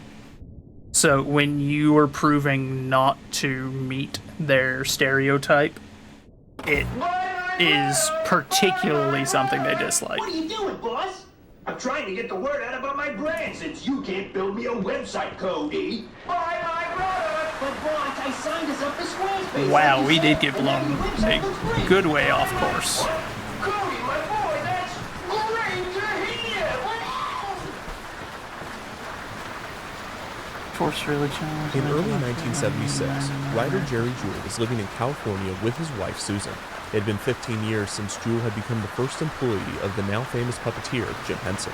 He had begun work on Sam and Friends in Maryland on WRC-TV for the last few months of its run. Immediately afterwards, Jewell followed Henson and his family to New York City, helping him build his team of puppeteers and beginning his work as Henson's go-to writer, penning the Tinkerdy pilots and the script for The Great Santa Claus Switch. In 1969, Jerry and Susan informed Jim that they would be moving out to Los Angeles to continue his writing career. Jim wished him well, and the two continued to work together, albeit remotely. Jewell would help write for Sesame Street, the Tales from Muppetland specials, and the first pilot for Jim's Muppet Show, The Muppets Valentine Show. However, Jewell would not help write for Jim's 1975 pilot, The Muppet Show Sex and Violence, and the lack of his voice was apparent. Jewell was always praised for his grip on character and structure, two things that the Sex and Violence need to close that pilot were central clearly sail. missing. In I late want that extra 1975, speed, but we Jewell's can't phone risk rang. it. On the It's other tilting end us was too Jim far. Henson, holding a list of talking points to break the good and bad news to his friend. The good And I news don't was have that enough Jim had heavy finally been cargo greenlit aboard for a to weekly Muppet shift Show. to one side The of the bad ship news to was that one offset of the it. conditions was Look that at all Jewell that could water not be down head below. writer, Oh as a boy. more experienced comedy writer was to be given the title in order to ease the minds of the studio. Jewell agreed to write for the show without the head position. This surely meant that he would have to move back to New York. But Jim had one more piece of news. The show wasn't shooting in New York, or even Los Angeles. Jim was asking Jerry to follow him to England. Hello there. My name is Jim Henson, and I'm a puppeteer. I'm called a puppeteer because I work with puppets.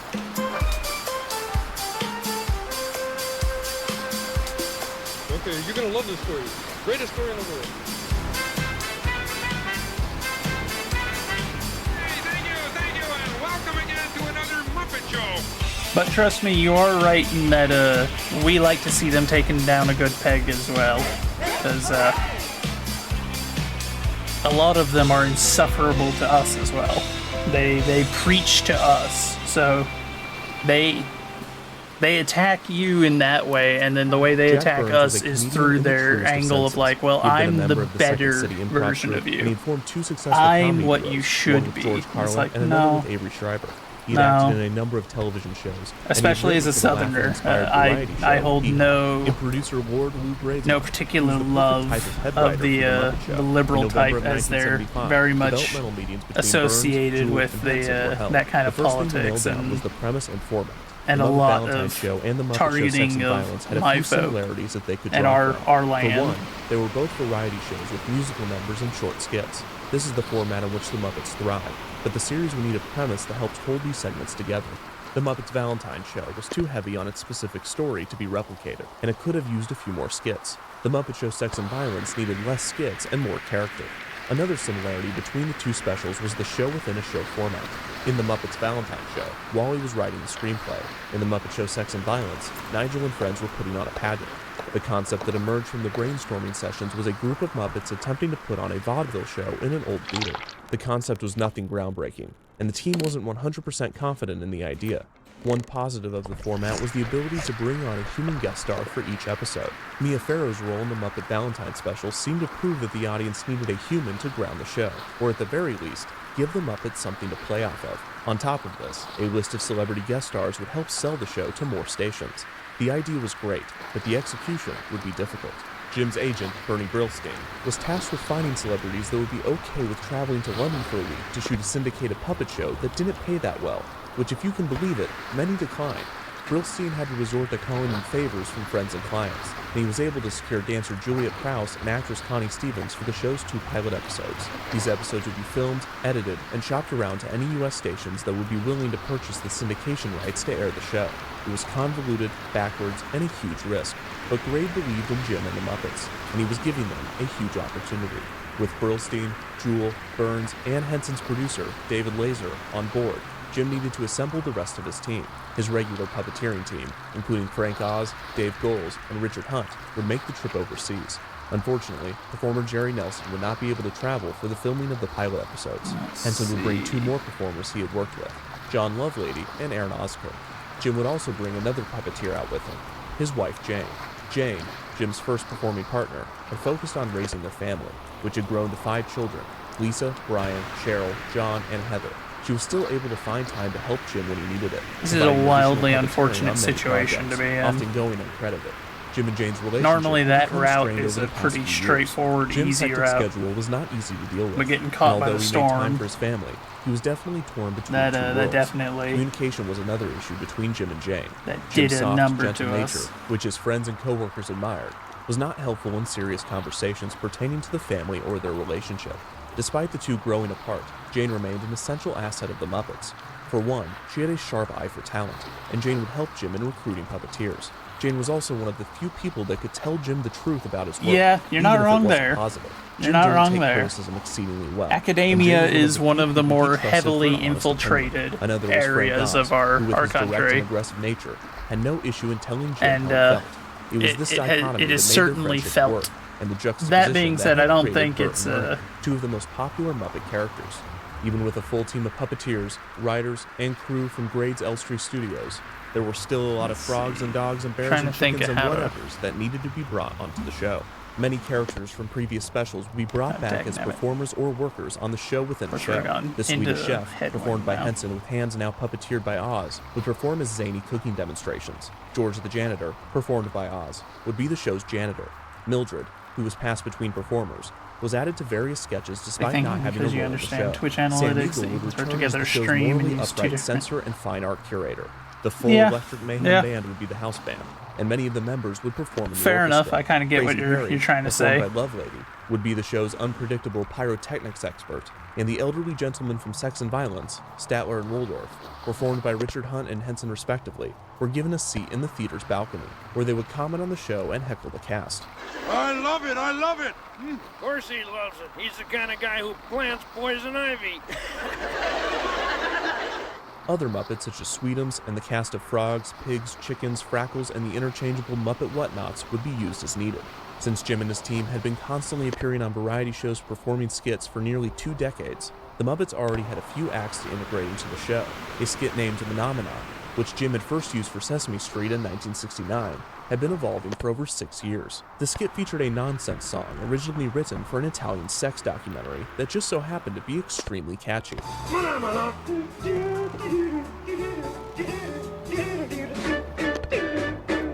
Newer evolved Muppets would be created for the 2 pilots, including a singing duo named Wayne and Wanda, performed by Hunt and Oscar Alright, respectively, that sales that could starting to never catch seem to it, make it that's through good. one of their performances. A Muppet Newsman, performed by Henson, that would quickly run on stage to give Muppet news flashes. Dr. Bunsen Honeydew, performed by Goals, who would give demonstrations of the new technology being developed by Muppet Labs, and Hilda, the show's seamstress, performed by Oscar, who was typically involved in the show's backstage plots. Another singer would be the prima donna pig, Miss Piggy, performed interchangeably by Richard Hunt and Frank Oz. In one sketch in the Juliet Prowse pilot, she was voiced by both Oz and Hunt, with Oz providing some spoken dialogue and Hunt providing her vocals. Yes, my love. I can't resist you for temptation and I...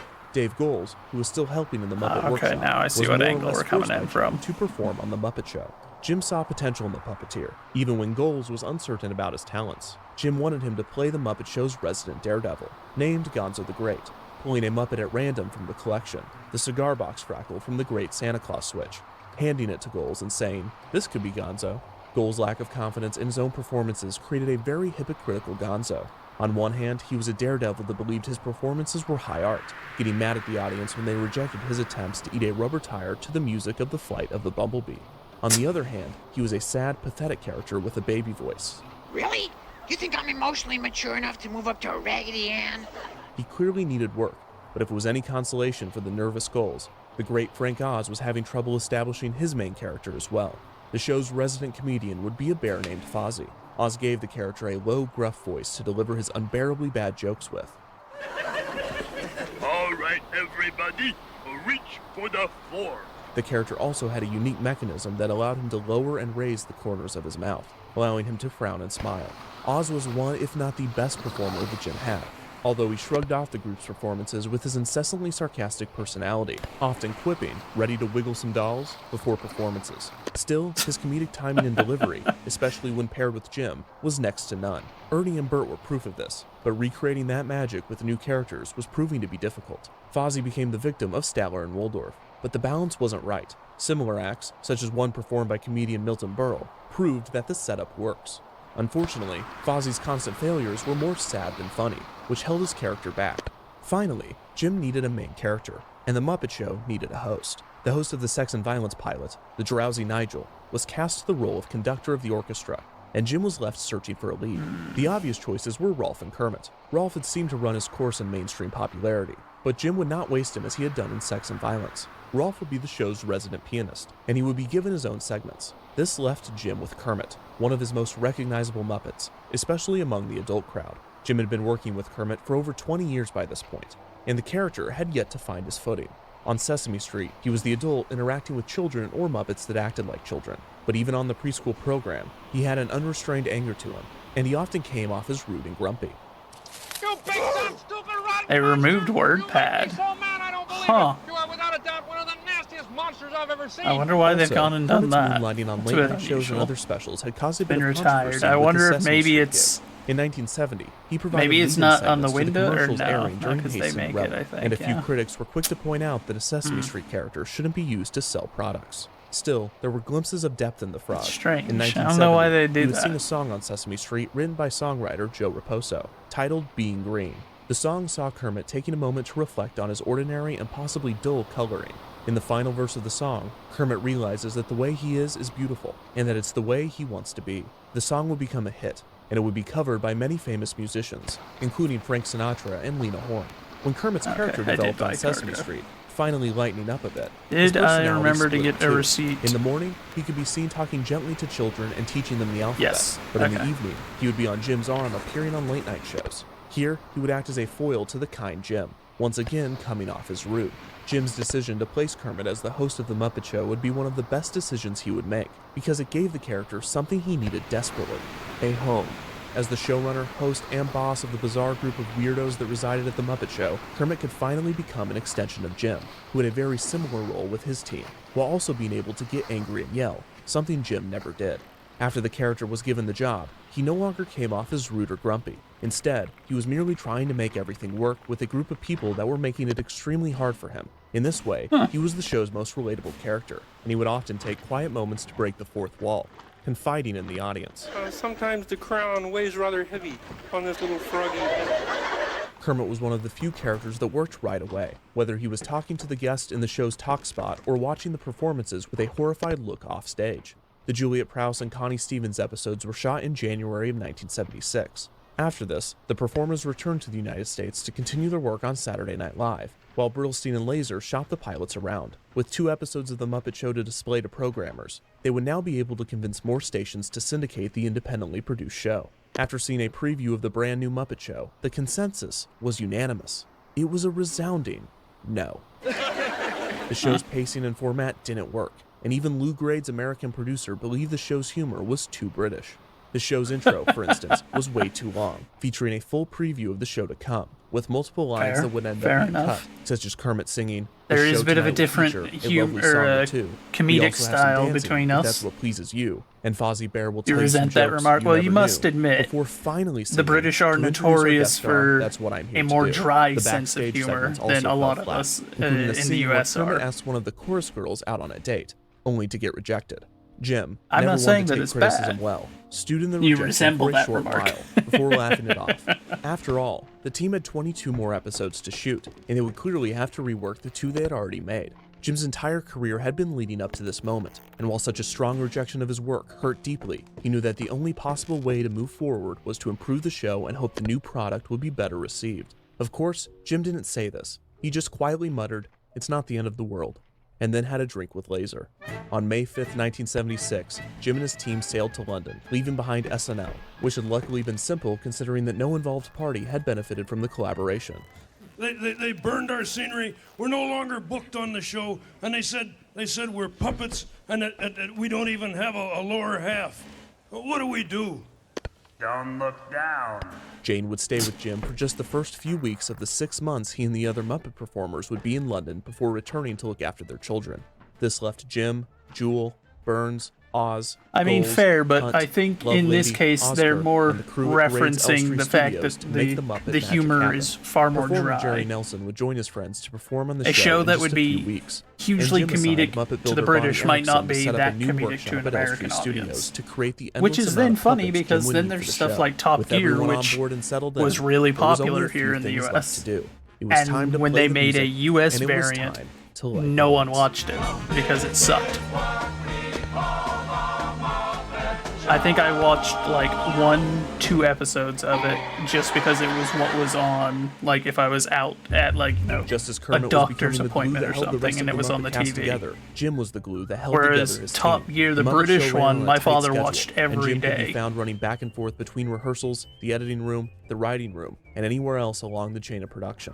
Everyone knew the show needed to improve, but it was also clear that they had little time to do it. The first guest would be Broadway star Joel Grey. The first thing to fix was the characters. Oz would be given a new Fozzie I mean, puppet, fair, with the and frown you're mechanism certainly being replaced with a welcome new to ability view to it that wiggle the way. character's ears. I'm Oz would just also give referring Fozzie to, a in new, this higher-pitched voice. This circumstance, added a what they're bit of referring cuteness the to character, is which most paired likely nicely with that. his terrible comedy performances. Them saying that the show, like them turning the show down because the humor was too British. Burns and Jewel also wrote a storyline in which Fozzie was badgering the That cast is with his most jokes, likely which what they're proved a great referring to. backstage through line for the episode. The plot ended with Fozzie defeating Statler and Waldorf, a possible attempt to balance the dynamic between the comedian and the hecklers.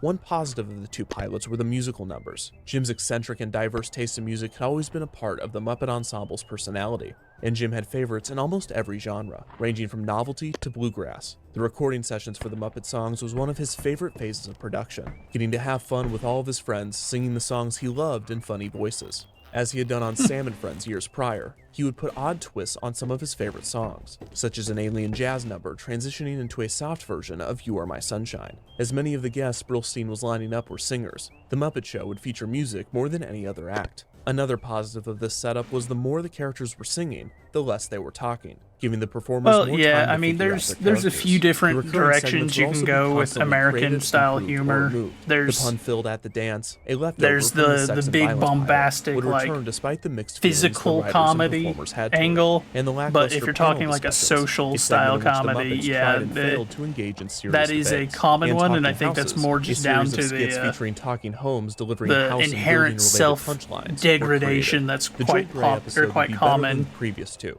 and the in Muppets the, took advantage of the among our guest folk. talents by having him perform two great numbers. The next episode would star comedian Ruth Buzzy, and it would introduce Hunt's main character, a PA that constantly pestered Kermit, named Scooter. Scooter had a childlike persistence and energy, similar to Hunt's own personality, and he would never stop talking, especially around Kermit, which was similar to Hunt's relationship with Jim, although Jim only pretended to be frustrated with Hunt in real life. When I came into the thing, I was 18, and I was really energetic, and, I'd say, yeah, sure, everything you want to do, boss, no problem. I talked a lot like him. Come This is on. my voice when I was younger, like this. A breakthrough around this time was a moment in rehearsal for a scene with Piggy and Kermit, in which Piggy was scripted to slap the frog that she was in love with. Oz, who was performing Piggy during the scene, had her karate chop Kermit instead, screaming hi-ya as she pummeled the frog without mercy. Everyone in the room was filled with laughter, and Oz saw depth to Piggy's character for the first time. The next episode to film, guest starring comedian Harvey Korman, would be a We huge just step need to forward. get a little A new closer sketch, so I can Veterinarian use the Hospital, lines in to which pull us Ralph, in the rest playing of the character way. Dr. Bob, spoofs the medical genre with his nurses and some clinically bad jokes, would be introduced. And preferably quickly, because we gotta Two offload memorable those scenes would also gems come or from we're this going to be episode. late. In one, Fozzie's character And seemed I to will be solidify his place in the ensemble after dragging Kermit in a into somewhat convoluted ill bit, mood making the frog give the punchline if, to his joke. if we should A be late on our miscommunication between first the two shipment. characters would lead to one of the show's funniest bits yet. You're a wonderful looking audience. It's a pleasure to be here. Good grief, the comedians are back! You just said here. That was the wrong here. Which is the right here? The other here.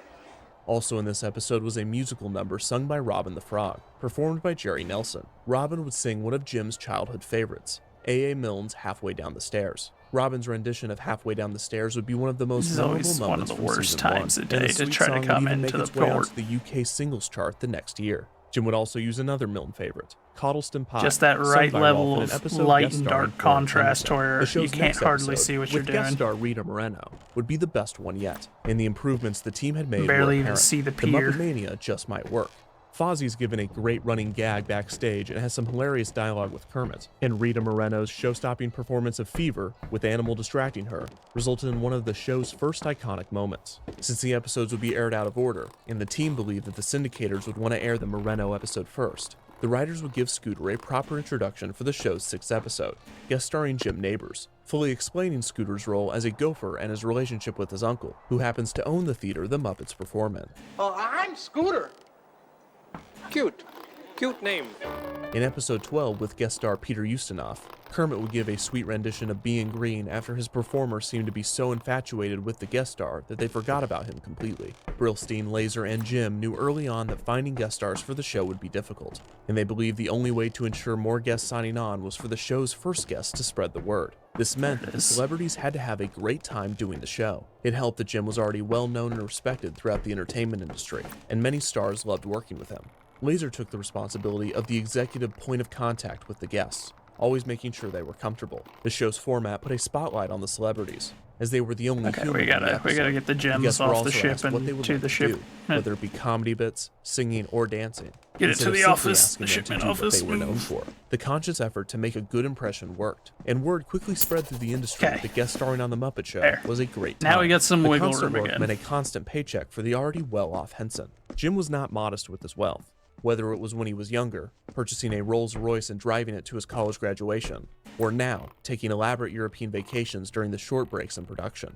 He was just as quick to spoil those around him as he was himself, bringing his family on vacation with him, finding apartments for his crew, and taking the Muppet performers and each guest star to an expensive wrap dinner after each episode was complete. In August of 1976, Jim and his team briefly returned to New York, always forget shooting that's inserts there. for Sesame Street and promoting The Muppet Show on various programs.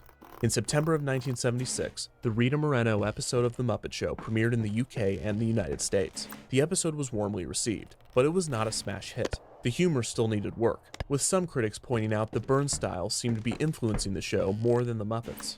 Jim was already on his way back to London to shoot the remaining episodes of The Muppet Show's first season. The crew even went back and filmed additional scenes for the 2 pilots, we don't even actually going as have far enough as to stay explain in some of the, the continuity errors. Hey, Kermit. Okay, fair enough. Then we just sleep down here. Will you get on stage, Fozzie? Jim would add a memorable number with Scooter and Fozzie, Simon Smith and his dancing bear in the Juliet Prowse episode, and Kermit would sing Lydia the Tattooed Lady in the Connie Stevens episode. The Muppet Show continued to release new episodes in the UK and the US, with Brillstein and Laser being able to sell the show to more and more stations. After the filming for of a season second 1 was there, I complete, thought Jim that and the that was Muppets water returned to the United at the bottom of the States, screen. beginning work on another TV special, I was like, Emmett Otter's no Joke Band way, Christmas, we're sinking an in the adaptation port. of a How did children's this book of happen? the same name.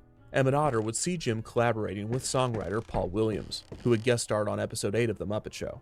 The collaboration resulted in some of the catchiest songs in any Muppet special, and the sentimental ballad When the River Meets the Sea would be particularly memorable. It also featured some impressive puppet wizardry, including a radio-controlled Emmett Otter on a rowboat and other Muppets on snowmobiles. Still, Emmett Otter's Joke Band Christmas had trouble initially getting picked up by a television network, airing in Canada during 1977's Christmas season before landing on HBO in 1978, reaching far less viewership than Jim had hoped. The quaint special would grow in popularity over time, and it would eventually be regarded as a classic. Back in England, the popularity of The Muppet Show was skyrocketing. While it hadn't fully caught on in the States yet, The Muppet Show had created legions of fans, including both children and adults. It was even said that members of Parliament would gather water cooler style every Monday morning to discuss The Muppet Show episode from the night prior. In May 1977, the Muppets returned to London to begin work on a second season of The Muppet Show. Oscar and Lovelady would not return for the show's second season, and British actress Louise Gold would join the cast as a puppeteer. Brillstein had let head writer Jack Burns go. Burns and Henson had a few creative differences throughout the first season, and it was no secret that Henson preferred the writing style of his friend Jerry Jewell. Jewell would take over the post as head writer, and the change between seasons would be apparent. For one, a cold open with Scooter and the guest star was added, and a new opening was filmed, removing Kermit's mid-song introduction of the guest star and Fozzie's joke, replacing it with a cutaway to Statler and Waldorf. Well, it's downhill from here. Many of the characters would be rebuilt, Good lord. most notably Gonzo and Miss Piggy. We gotta get Goals more had found lanterns. Gonzo's character toward the end of season I can't 1, keep and with a functioning new with design, just the one, he was especially playing him as considering the it king of doesn't the actually have weirdos on any the fuel Muppet right Show. now. Oz was now performing Miss Piggy full-time, no longer sharing the role with Hunt. Piggy's karate moves and attempts to upstage guest stars had made her one of the Muppet Show's most popular characters in the first season, despite her original intention as a background character. She would appear much more prominently going forward. The At the Dance segments appeared less regularly. Bunsen Honeydew's lab assistant, Beaker, performed by Hunt, was added, and the panel discussions and talking house segments were removed. A new recurring skit, Pigs in Space, was introduced and would become extremely popular among audiences. The sketch, starring There Miss we go. Piggy, Link Hogthrob, performed by Henson, and Dr. Julia Strangepork, performed by Nelson, would spoof space operas such as Lost in Space and Star Trek. Another notable development in the season was Gonzo finding his love for chickens, who were given a hilarious performance of Babyface in the Edgar Bergen episode. In an episode starring Bernadette Peters, Robin is established as Kermit's nephew. In this episode, he wants to run away from home after being ignored by his uncle and feeling down on himself. But Peters and subsequently the rest of the Muppets sing Just One Alright, Person, so we showing got how all the much they care and shipments believe in him. now, Finding so guest stars for they season 2 can't was much easier, and get big mad names at such us. as John Cleese, Steve Martin, Oh, Peter no, wait, we still Sellers, got the mail. Julie Andrews, and international ballet sensation Rudolf Nureyev would appear on the show. Two of Jim's personal inspirations, puppeteer always Edgar something. Bergen and comedian Milton Berle, would even guest star. Muppet Mania finally hit the States in late 1977, with critics and audiences going wild over the show. The Muppets were awarded Entertainer of the Year by the American Guild of Variety Artists, as well as multiple Emmy nominations. A Kermit the Frog balloon would glide through the Macy's Thanksgiving Day Parade. Jim and the Muppets had proved every executive that turned them down wrong. Muppets were not for children. They were for everyone, in the truest sense of the word. Jim was thrilled, but his restless creative mind was not satisfied. Unlike Kermit the Frog, who would often get overwhelmed just trying to put on the show each week, Jim was always looking ahead for his next creative venture. It was as if time would find him if he stood still for too long. Instead, he kept racing away from it, trying to do as much as possible, even with a full plate. His new idea would seem like a natural next step. He had secured his weekly puppet show, so why not make a puppet feature film? An unprecedented production would solidify the Muppets' success by having them appear on the big screen. Jim was also quietly planning a fantasy film, reaching out to illustrator Brian Froud about a possible non-Muppet feature. As for the Muppet movie, Jim was asking for an astronomical $8 million budget, but Grade couldn't turn down Henson, seeing how much he believed in the project. Jim would reach back out to Burns to help him draft the script. In early 1978, pre-production on the Muppet Show's third season was beginning. Bonnie Erickson left her post as head of the Elstree Workshop to form her own company, being replaced by designer Amy Van Gilder. Erickson and Henson would miss each other, and Henson wished her the best. A short time later, the Muppet Workshop would suffer a more permanent loss. Muppet builder Don Saline suddenly passed away on February 20th, 1978. The loss of the workshop's founder was devastating to the entire Muppet team, especially Jim, although he would not cry in front of his team. The spiritually curious Henson would simply say, "We'll see Don again." Those close to him would chalk it up to his unwavering optimism, the same optimism that had helped him get through the death of his brother. In April, the team was back in London shooting the third season of The Muppet Show. On top of the addition of Gold, a young puppeteer named Steve Whitmire would join the team. He had auditioned for Jane, and Jane, always one to spot talent in a person, passed him along to Jim. A slightly different opening was made for this season, and the new episodes featured a new setting, the show's cafeteria, with a cafeteria lady, Gladys, performed by Hunt. Gold's new character, a pig named Annie Sue, would become more prominent during this season and become Miss Piggy's rival. The Muppet cast, now almost as famous as any guest star, were taking over the show, with many episodes featuring heavier concept plots, such as an episode guest starring Loretta Lynn in which the Muppet Theater is being fumigated and the show must go on at a train station. More members of the Muppet Show were added, such as a new custodian named Beauregard, performed by Goals, that replaced George the janitor, and a sportscaster named Louis Kazager, and an odd performer with a boomerang fish act named Lou Zealand, both performed by Nelson. By this point, the Muppet Show was not just a hit in the grab UK the and the medicine US, from it was a inside hit the cabin. everywhere. It was reportedly showing in Sell a whole 106 lot and see countries what our and it profit garnered an looks audience like. of 235 million people. Some reports were saying I that it should was also literally probably the most pull this popular TV with show me. on Earth, and Jim was ready to put the Muppets on the big screen. He had given the Muppet movie script to Jewel after Burns completed a draft. Jewel, always the best writer when it came to handling the characters, added an emotional core to the film that brought the cast of Muppets together in a satisfying and heartwarming way. Jim had also recruited Paul Williams to join the Muppets once again, writing original songs for the film, while composer Kenny Asher would write the score. While Jim wanted to direct, it was suggested that he find a more experienced director to handle the film. Jim was disappointed, but found a solid choice in director James Frawley. The film would see the Muppets outside of their natural habitat in the Muppet Theater, and would instead be an origin movie margin. where each character would be I'll take introduced it. to one another in the real world. Henson, Oz, and Frawley would begin test Not shoots in the great, summer of but 1978 it's to see how workable. the characters looked outside of the studio. Excuse me, guys. We're looking for Hollywood. Do you know anything about the way to Hollywood? Hollywood, California? No, it's over near Los Angeles. It just occurred to me one of the boxes is also empty. Have you ever been to Los Angeles?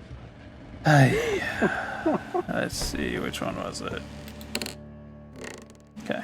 Taking a break from shooting the Muppet Show's third season, the Muppet team, along with new Sell puppeteer both, Catherine Mullen, buy some more began rations, production. some more The film was a water. testing ground for technical feats of Then both see what puppetry and kind of filmmaking. cargo we Wide shots got of Kermit in riding a town. bike, scenes with the Muppets driving cars, and the opening scene, in which Kermit sings the sentimental song Rainbow Connection, pondering what it means to have a dream, would be filmed with Kermit playing the banjo on a floating log in the middle of a swamp. This was achieved by Jim building a swamp in a tank on a studio backlot, going beneath the water in a cramped diving bell, and sticking his hand up through the log. As usual, Jim's dedication paid off, and it would be the film's most memorable scene.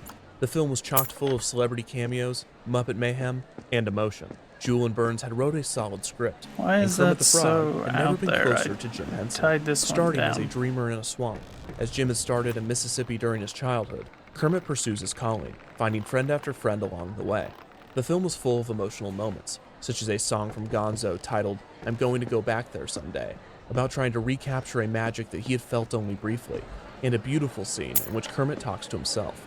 Guess I was wrong when I said I never promised anyone. I promised me. The film also commented on the Muppet crew itself, with Jewel injecting representations of the love that the team felt for one another. Yeah, well, I've got a dream too. 5,782. Dancing and That's making not too people bad. happy. That's the kind of dream that gets better the more people you share it with. And, well, I found a whole bunch of friends who have the same dream. And it kind of makes us like a family. At the end of the film, after defeating the evil Doc Hopper who wants to make Kermit a spokesperson for Frog Legs, the gang finally makes it to Hollywood, busting into the office of Hollywood executive Lou Lord, played by Orson Welles, a not-so-subtle reference to Lord Lou Grade. Lou Lord takes one look at the frog and his band of weirdos and says, Miss Tracy, prepare the standard rich and famous contract for Kermit the Frog and Company.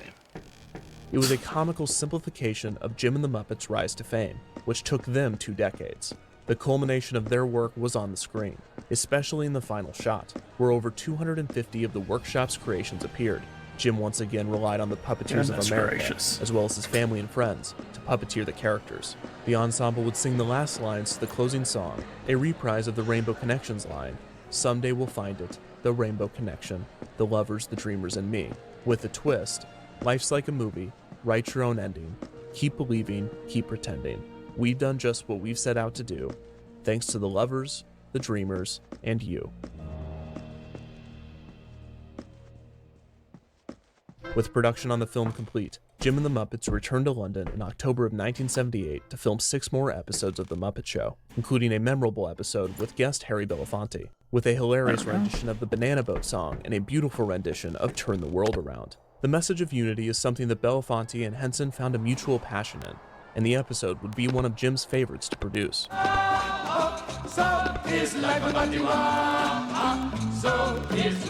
A new recurring sketch was created during this time, Bear on Patrol, in which Fozzie plays a police officer with Link Hogthrob being his chief.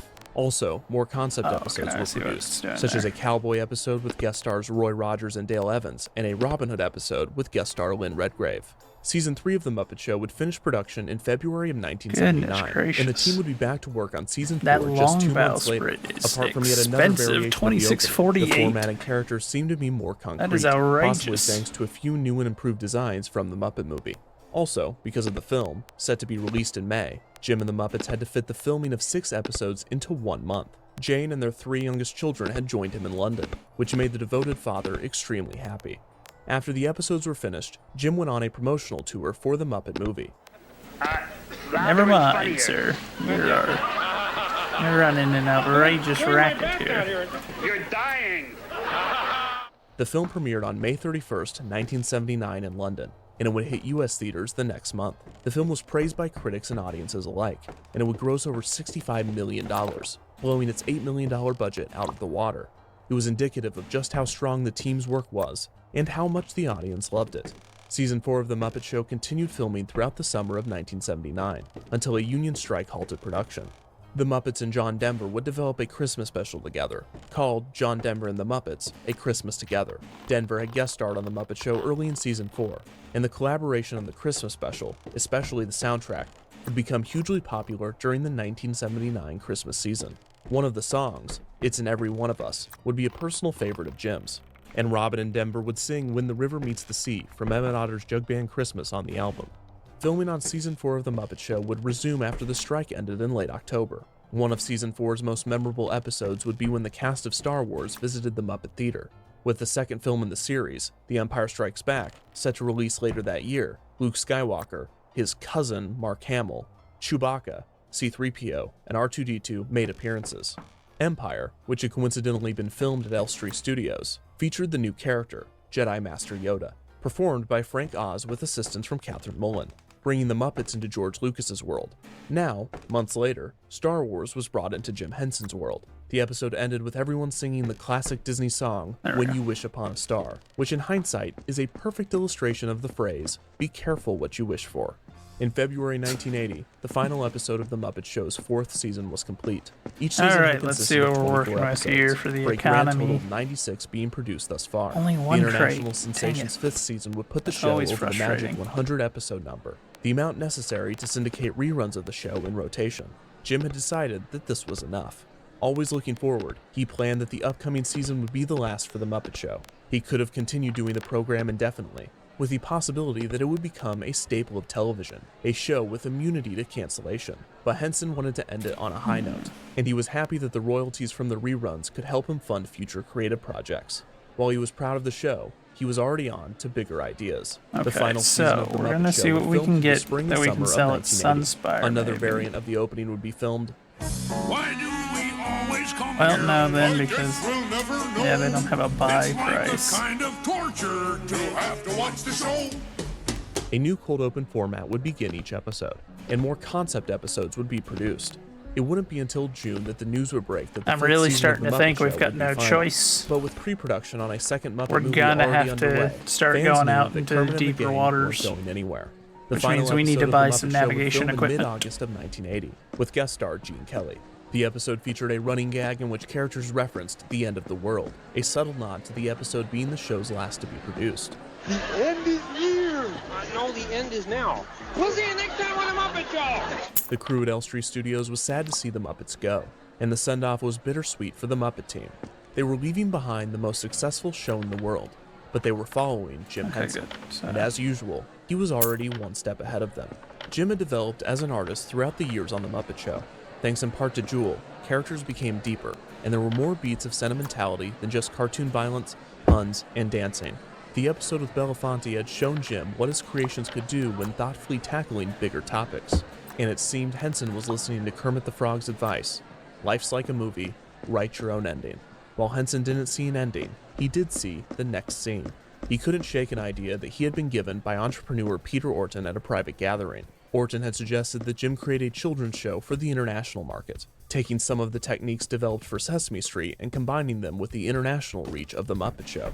Instead of teaching letters and numbers, Jim had his eyes set on something more complex: love and life. He would recruit Jewel and Jocelyn Stevenson, a writer Jim had met through the Children's Television Workshop, among others, to help him brainstorm. They would need a world, new characters, and above all, a name. Jim liked the title Woozle World, but he was reminded that A.A. Milne had already popularized Woozles with Winnie the Pooh. It was then suggested to call the characters Googlies, but Jim didn't like the way it sounded. Then someone brought up Frackles, the name given to the henchman from the Great Santa Claus Switch. He thought about this. Frackles. It wasn't bad, but it could use some work.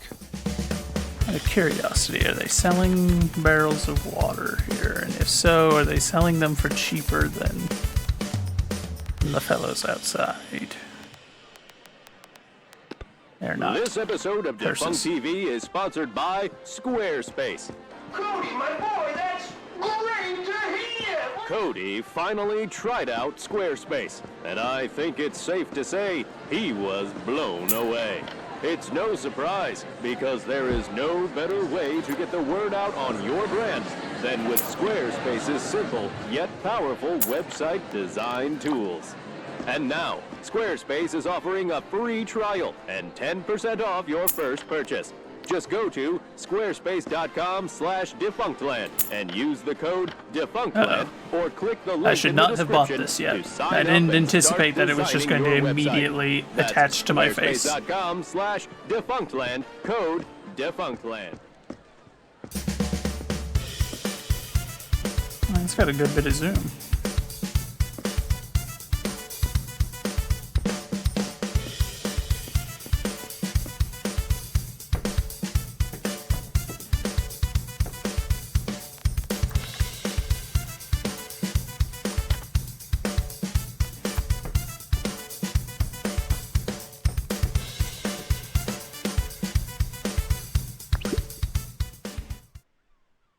Oh, that didn't completely empty it. I thought that was like a one-use kind of deal there. Hey, boss! I am thrilled to know that is not the case. Our new website is blowing up. It is. Okay, we'll buy one more crate of cheese or meat. Space. By And then we'll 1981, buy a the couple main of group of lanterns Muppet and performers had things to become a hook 'em up. family. Following the lead of visionary Jim Henson, they had conquered television with 5 seasons of The Muppet Show and the ongoing Sesame Street. Jerry Nelson, a talented singer with an interest in multiple genres, had found it place to perform every style of music known to humans, and some known only to Muppets. The shy puppet builder Dave Goelz had those more than come require out of the cooking. shell, creating memorable and wild characters for The Muppet Show. we'll buy another crate In of recent cheese, editions, then. Steve Whitmire and Catherine Mullen had proven to be Not brilliant entirely talents, preferable, fitting right but into the ensemble. The Muppets had done a lot it for gives the us a lives good and bit of it careers to of these work with. performers, but the performers had given the Muppets a lot in return. For one, The Muppet Show shot in London, and Sesame Street shot in New York. This meant a lot of extended travel for the performers and their families. Also, many of them had dedicated a good portion of their lives to a profession that Jim Henson more or less had a monopoly on. While Jim Henson was relying on them to make his ideas possible, the performers were relying on him to always have an idea to work on. With The Muppet Show ending, the schedules of Nelson, Goelz, Whitmire, and Mullen would change dramatically, working on Sesame Street, Muppet features, and So that various leaves specials us would most likely not fill the time or $33.60 for buying compensation void cargo. left by Jim's decision to end The Muppet Show. As a result, these dedicated performers were looking to their leader for a new idea. And lucky for them, Jim was never short of them. What was next for his team of puppeteers? "I want to do a children's television show that will stop war," Jim said. Sounds simple enough. It's an easy task that he's setting out to do. Hello there. My name is Jim Henson, and I'm a puppeteer. I'm called a puppeteer because I work with puppets.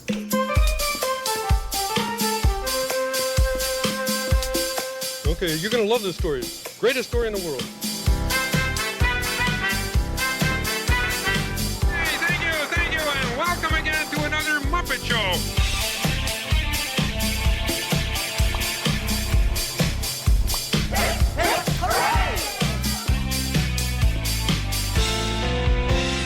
Alright, so we'll hang one of these on the cabin and one of them down in the hold. So that way we've got light in the 3 key areas, you know? And look who's with him. What's his name? The dog that plays the piano.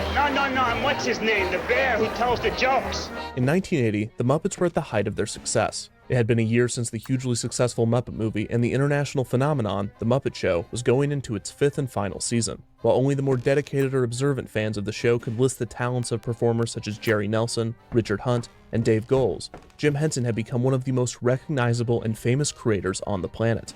His name was synonymous with the Muppets, and he couldn't stand it. Although he had come to acknowledge the art of puppetry and had come to grips with his career as a puppeteer, Jim always viewed himself as an experimental filmmaker, a tinkerer at heart. When he was a young boy, he and his brother tinkered with radios. When he was a young man working at WRC-TV, he pushed the limits of the television camera. Throughout the 60s, he tried his hand in experimental film, and for the past 2 decades, he had experimented with the Muppets, improving their designs, functionality, skits, setups, and appeal. Okay, no, actually, he had we more or got less perfected the 33.10 Muppets and the process of because creating it'll cost Muppet us Works. 50 to There was stay in nothing the big left to adjust in with the Kermit in tavern the one game, more time which to meant that top Jim's all mind our was stuff already off running to before the we head next out. thing. Jim's always ticking internal clock, obsessive creative personality, and workaholic nature meant that he would not be content being known as the Muppet Man forever, and over the past few years, he had been developing a plan. In the little free time he had, Jim was developing a fantasy film tentatively titled The Crystal. With the help of illustrator Brian Froud, he had created an entire world in his mind, with a fantastical setting and wild characters. He planned to use puppets for the film, but not the cute and colorful Muppets. A cast of more advanced and gritty puppets to bring Froud's illustrations to life. He had pitched the project to Paramount, using the Muppets to get his foot in the door. But when it became clear that the project was very different than the Muppets that audiences had grown to love, the executives had rejected it. Jim wouldn't give up on the project, and he planned to pitch the new film to Lord Lou Might be Gray, a good the idea to producer that buy had made the another Muppet Show thing and the of Muppet the movie possible. Before he could, Jim was stopped by his hooks producer as David well. Laser, who explained to Jim that in order to do The Crystal, he would need to do a Muppet movie sequel first. Laser believed he could greenlight both films with Gray at the same time, but Jim would have to delay his pet project even longer. Jim was anxious to work on The Crystal, but he agreed to the terms. It's too Laser's much. I don't instincts wanna were spend that correct, much on and that Gray right now. greenlit a second That's Muppet a- movie with a that's a budget of nicety $14 million furniture. and The Crystal for a budget of $13 million. For now, we'll just the use second Muppet crates movie and would shoot whatnot. until February 6, 1981, and Part the Muppet container, Workshop in part, London was already hard at work on building part creatures furniture. for Jim's fantasy film, now named The Dark Crystal. In March, Jim held meetings with writers Jerry Jewell and Jocelyn Stevenson and Muppet builder Michael Frith to discuss his new Muppet TV show idea, the show that was to end all war. Jim wanted the show to focus on the challenges of life using different species of Muppets that would demonstrate topics such as cooperation, friendship, and problem solving, just to name a few. The main species of Muppets would be named the Fraggles, a play on the Muppet species of Fraggles first seen in The Great Santa Claus Switch. He assigned the team the task of building the world, while he turned his attention to the Dark Crystal. Jim had decided to be present but more hands-off with the show, putting his trust in his team to complete his vision. They would not disappoint. Jewell, Stevenson, Frith, and others spent months building and fleshing out the show's universe, with detailed species, Hopefully characters, this and is settings. all the They equipment placed we will everything in a need binder with Jewell and Stevenson's notes make and it all to, Frith's concept drawings. to Happy The Bay. show, using the working title Fraggle Hill, would feature a human character living above ground, and various species of Muppets living in caves and tunnels. The Fraggles were written to be curious about the humans on the Earth's surface, or as they called them, the silly creatures from outer space. And to continue this premise into the writing room itself, the binder was titled Things We Know About the Fraggles. The team wrote as if they were discovering a world instead of writing a story, and when Jim checked on the progress, he couldn't be more pleased. Still, his mind was elsewhere. Shooting on the Dark Crystal had started in April of 1981, and Jim was fully immersed in his fantasy world. Both Jim and his friend and fellow puppeteer Frank Oz were directing the film. Jim had tried his hand at directing with the second Muppet film just 3 months prior, and it went well. Although directing We'll a go film sleep with an until established morning, cast of characters and a familiar and staff then we made shall for a buy safe what we can directorial in terms debut. of cargo, Oz, who take seemed on to be any staying with jobs the that we Muppets can mostly that's for going his to Happy friendship with Bay, Jim rather than his and love then we for will the work, set out was on eager our to get other first credits in his oceanic filmography. voyage. The two would make for a fair team of directors, although Oz had a harder time adjusting to the role. The film would shoot throughout the summer of 1981, while pre-production on Fraggle Hill, now renamed to Fraggle Rock, continued. On June 26, 1981, the second Muppet feature, named The Great Muppet Caper, premiered. The film saw Kermit, Fozzie, and Gonzo playing reporters that investigate a series of jewel heists. The musical was given original songs from Sesame Street songwriter Joe Raposo, and the film was well received by critics and audiences. $32.90 is our Unfortunately, budget. the film was not nearly as successful Shall as the Muppet see what movie, we can with Caper afford bringing then. in less than half That of the will Muppet sell movie's for box office profit gross. there. Jim seemed unfazed from the lukewarm financial outing, and he continued with production on The Dark Crystal until September of 1981. After production was complete, Jim spent time checking in on the Fraggle Rock team. Jim's agent, Bernie Brillstein, began shopping the show around to networks. Any home for the show would have pleased Jim, but Brillstein knew exactly what Jim and the Fraggles needed. He reached a deal with the small subscription-based network HBO, which had premiered Henson's Emmett Otter's Jug Band Christmas in the US just a few years prior. HBO's business model was Almost double unorthodox the at the price. time, and the That could company be had plans to worthwhile. become even more unique. HBO wanted to produce and distribute Fraggle Rock as their that's first good. original weekly series. The peculiar business strategy meant that the company was eager to have a creative mind such as Henson to assist in their new direction. The deal would come with its positives and negatives for Jim and his team. The main goal of Fraggle Rock was to Grain provide a moral sells for a baseline for good children price. across the world. An HBO subscriber base, at the time less than 10 million, was far from universal, and nowhere close to the over 200 million viewers Jim had grown accustomed to with The Muppet Show.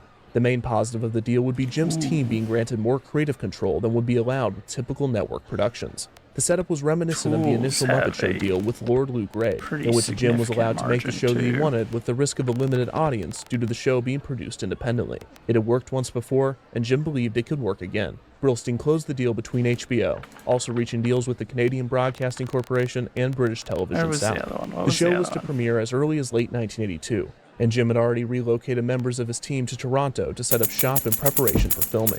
The Muppet Workshop had begun building Muppets using Fritz designs, and the world that Jewel and Stevenson had been building now consisted of 4 species. All right. The humans, or silly creatures, the harmonious We've and got a playful lot of Fraggles, wine. the workaholic Doozers, and the dim-witted and large Gorgs.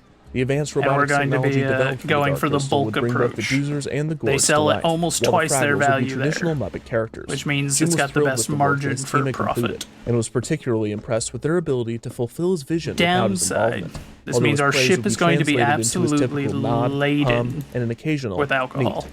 The regular Muppet performers, Like, not including Henson, this Oz, thing and is Richard going Hunt, to be were weighed assigned the down main by Fraggle the characters. amount of wine Gobo in the Fraggle, hold. the brave explorer, would be performed by Jerry Nelson. Wembley Fraggle, the non-confrontational, Which, remember naive, whenever I and promised energetic I'd never best do friend that of Gobo, again? would be performed by Steve Whitmire. I take that Red back. Fraggle, the confident athlete, would be performed by frequent performer course, last Karen time we were Pratt. also in that. Loki Fraggle, the calm dreamer, cog would is be not performed quite by as, Catherine Mullen. And Boober Fraggle, the isn't cautious quite as Debbie Downer, resilient would be performed as by our Dave brig Goelz. is. Goelz would also perform Gobo's uncle, Uncle Traveling Matt, the bravest Fraggle that explores Earth, or as the Fraggles call it, outer space. Richard Hunt and Jim Henson would perform side characters irregularly, and many more characters would be introduced throughout the show. There was said to be 10,000 Fraggles in total living throughout Fraggle Rock, although the series only had time to meet a few of them. In December of 1981, news of the Fraggle Rock HBO deal broke. The report announced 36 episodes of the new show, listing some of the show's characters and describing Fraggle Rock as a small place existing just beyond everyday reality. The next month, as Fraggle This is gonna Rock's take first a while to episode transfer production all date this neared cargo. and post-production on the Dark Crystal I hit regret full not swing, pulling up unexpected over news here. would distract Jim from the former and shake his confidence in the latter. Producer Lord Lou Grade had been ousted from his own production company by a ruthless entrepreneur named Robert Holmes Court. This not only meant that Jim would no longer be working with his friend Grade, but it also meant that his passion project was in the hands of a billionaire who couldn't care less about it. While the situation was out of his hands, Jim attempted to find a solution to the problem. When it was time to shoot the first episode of Season 1 of Fraggle Rock in March of 1982, the fun show was a welcome distraction from the issues developing with the Dark Crystal.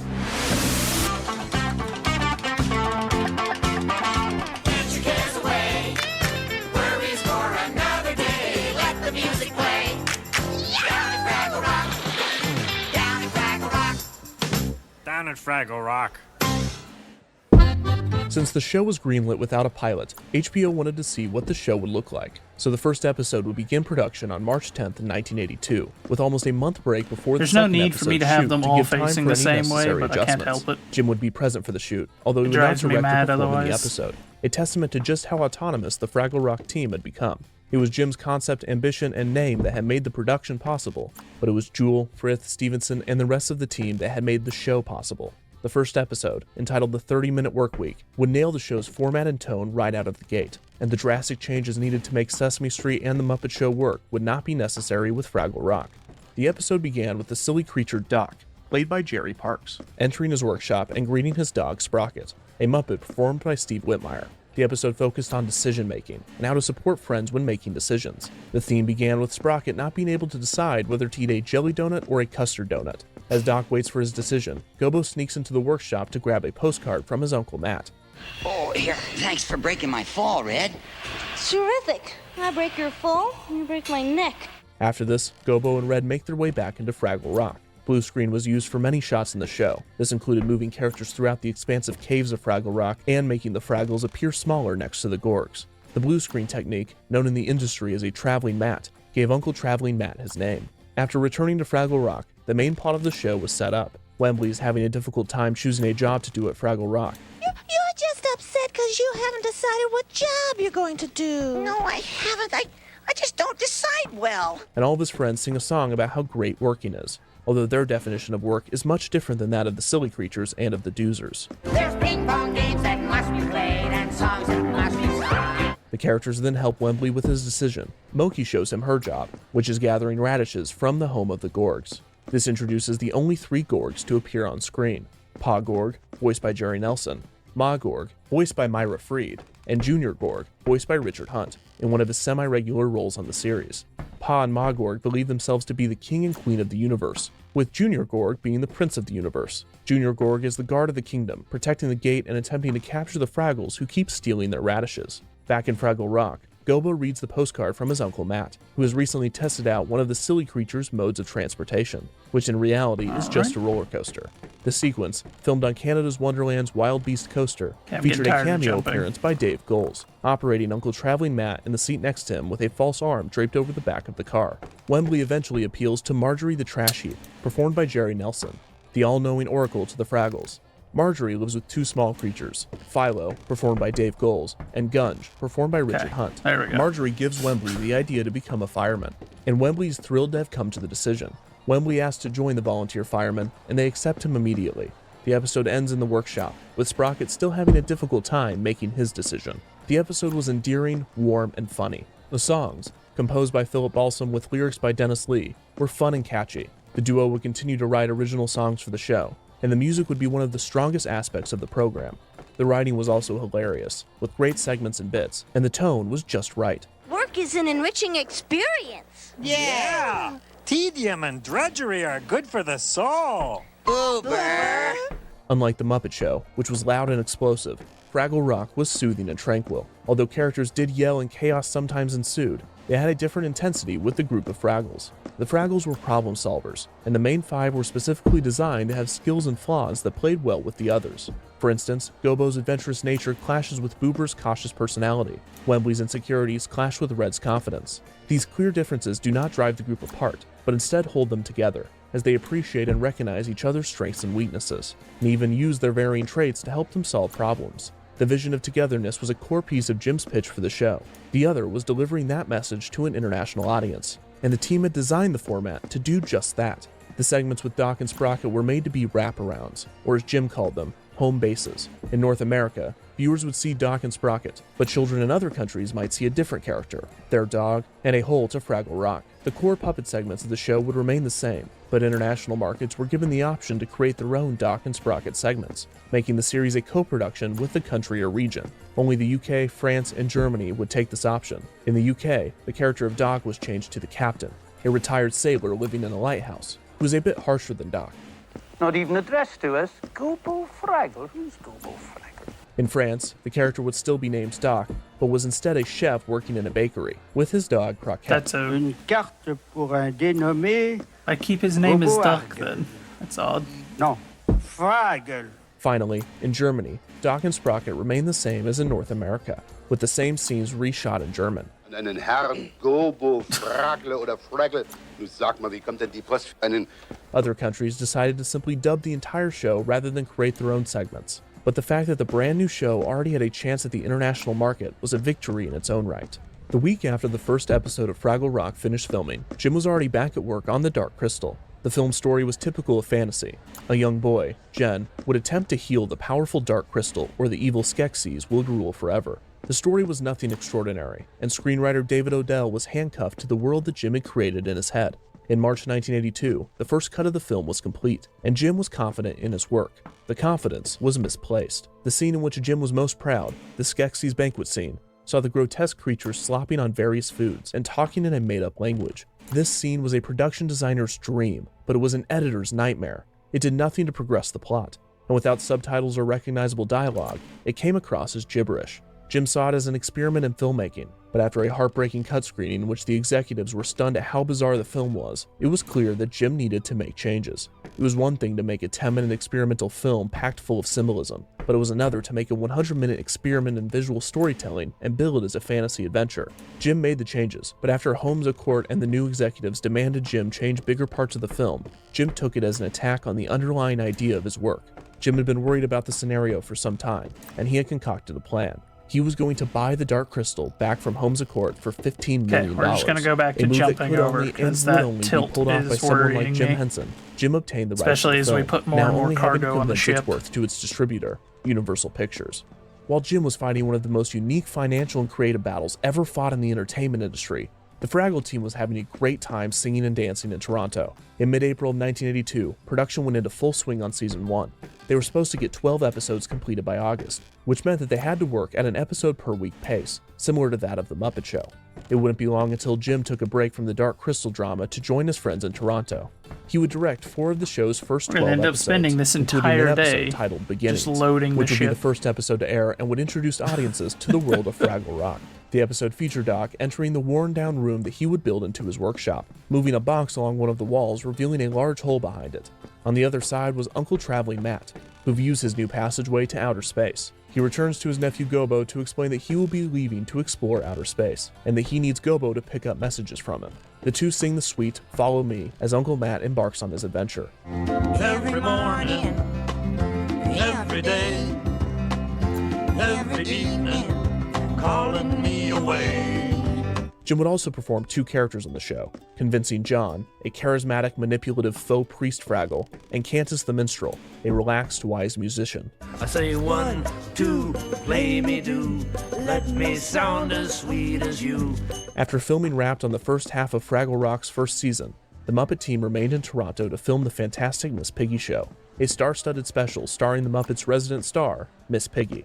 Without the Muppet Show, it was important for Jim to create specials and make appearances with the main cast of Muppets to keep attention on the characters in between films. Jim was already planning for a 3rd Muppet feature, and although he did not want to take attention away from the Dark Crystal, the world still wanted more Kermit, and it especially wanted more Miss Piggy. The characters would also film another special with John Denver entitled Rocky Mountain Holiday. In late 1982, Jim and Oz made the rounds in the press promoting the Dark Crystal, which was set to release in December.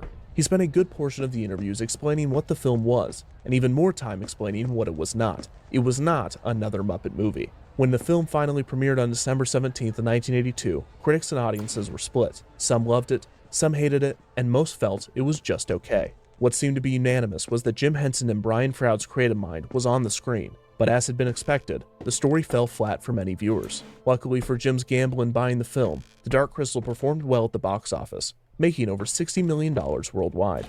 Just a month later, on January 10th, 1983, Fraggle Rock premiered in North America, and the response was overwhelmingly positive. The characters, the themes, the music, the puppetry, everything about the show seemed to work right away. This was great news for the team, and as the first episodes of Fraggle Rock began to air, the cast and crew returned to Toronto to film the remaining episodes of Season 1.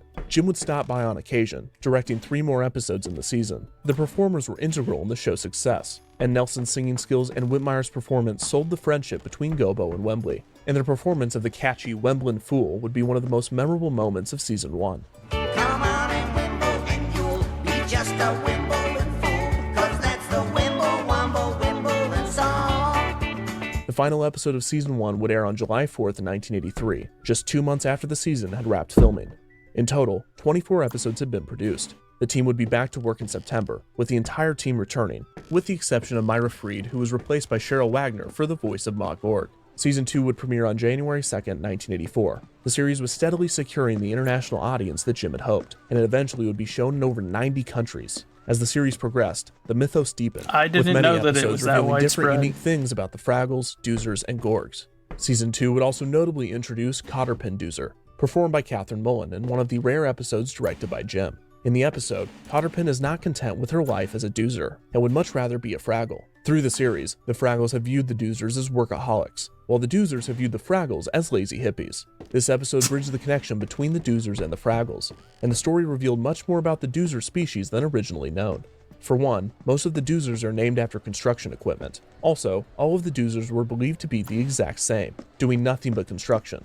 This was a belief held by Cotterpin as well, who did not want to take her construction hat. Through the episode, Cotterpin knew she couldn't be a Doozer, and later realized that she couldn't be a Fraggle either. It wasn't until the end of the episode that she found her true calling. Architect Doozer, the head of construction for the Doozers, revealed to her that he also didn't want to take the hat. You know, it isn't necessary for all Doozers to take the helmet. A few of us take the drawing board. Cotterpin continued to appear throughout the series, and the Fraggles and Doozers began to interact more. The Fraggles and the Gorgs, particularly Junior, would also develop a relationship, proving the show's theme of unity among differences. Season 2 of Fraggle Rock would consist of 24 episodes, with the final episode airing on June 11th, 1984. By this point, the team was already at work on Season 3, completing 6 episodes before taking a break in production. The first episode of Season 3 would air in Canada on December 24th, 1984, and it would be the show's Christmas episode, The Bells I of know I Fraggle Rock. literally just Always put that upgrade your barrel there, Christmas but even special, as I'm walking Jim away, appeared as that Cantus the Minstrel in the I'm episode. realizing that's Season just 3 not a of good Fraggle spot Rock for would it. air until May 27th, 1985. So we're already gonna This be was the season's relocating that one? 22nd episode, despite 24 being produced. HBO had decided to split the 4th and final season of the show in half, which would have made for 2 12-episode seasons, but they instead took the final 2 episodes of Season 3 and held them for Season 4, resulting in 2 standard 13-episode seasons instead. Season 4 of Fraggle Rock would air until March 31st, 1986. Similarly, Season 5 would air from January 5th to March 30th, 1987. In the second to last episode of the series, Cantus returns for the Song of Songs, but in order to perform the number, he must create the Honk of Honks. He assigns Gobo to find the Honk of Honks, and Gobo goes to everyone that he knows, Marjorie the Trash Heap, the Doozers, and even the Gorgs, trying to assemble the pieces for the Honk of Honks. When it's still not enough, Cantus pulls him aside and tells him that everyone must be included, and that he must touch the silly creature from outer space. Gobo ventures out into outer space, just as Doc gets a call from his neighbor Ned, who's going to have to move because of health problems. Gobo touches Doc's hand and comforts him. Doc looks down and sees the Fraggle for the first time. Who are you? You mean you can see me? Can't I? Doc gives him the Swoop Foomer, the party favor he had given a name in the show's first season. This completes the Honk of Honks, and the Song of Songs commences. At the end of the episode, Doc decides that he and Sprocket need to be with their friend Ned, even if he's moving. In the final episode of the show, Gobo travels to outer space once again to talk to Doc and Sprocket as they prepare to move with Ned. Gobo explains that the Fraggles call the humans silly creatures. Don't apologize. I think it's a very good name for it. Doc invites Gobo to move with them and explore outer space, but Gobo declines the offer, disappointed that he didn't have the courage to leave Fraggle Rock. He goes to Marjorie for advice, and she tells Gobo that he needs to tell Doc that You cannot leave the magic. That's the message? Exactly. Gobo and the rest of the Fraggle Five run back to outer space to find that the workshop has been emptied and Doc and Sprocket have moved. Gobo's friends comfort him, saying that they would never leave him. He then realizes the trash heap didn't say that Doc shouldn't leave the magic. She said he couldn't. Gobo then discovers a new tunnel in Fraggle Rock, just as Doc moves into his new home, finding a box leaning against the wall, as he begins to wonder whether another Fraggle hole could be behind that Now wall. to take The box on whatever begins to move, orders and we can Gobo comes find out, telling him that he that couldn't leave the aren't, magic. like, you know, the entire cast come together to 5,000 sing the tons of refrain to the gold or Fraggle Rock something theme as the that'll credits sink roll. us, you know. Down at Fraggle Rock.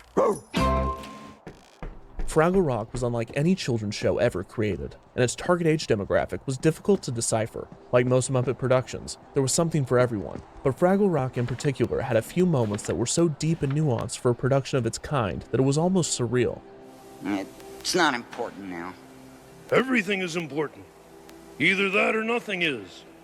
I prefer the former. Fraggle Rock never attempted to teach letters or numbers like Sesame Street, and it didn't tackle everyday issues children encounter as direct This as is gonna shows that be followed it interesting. would. This is The a characters lot of weren't just a tools. colorful group of friends that were always nice and got along. Lot of Gobo was tools. moody, Red was egocentric, and 22 Boomer was days negative, to get but they them there. found ways to communicate and overcome these issues to have deeper friendships. The show did exactly what Jim intended. It gave children We'll wait around and the see world how- a baseline how set low of she's morals, sitting once we acceptance, have them all problem aboard. solving, diversity, and unity, and then challenge the young audiences to think about bigger topics, such as friendship, life, and existence. Jim wanted to create a show that would end war, and in 1989, the Soviet Union aired an episode of Fraggle Rock. It was an immediate rating success, and it would become the first Western series to air on Soviet television. Just over 6 months later, the Berlin Wall fell. Sure, it was a coincidence that the end of the Cold War began around the same time that Fraggle Rock began airing regularly in the state, but Jim would take it. Everyone is magic. The silly creatures are just sometimes too silly to remember that. You cannot leave the magic.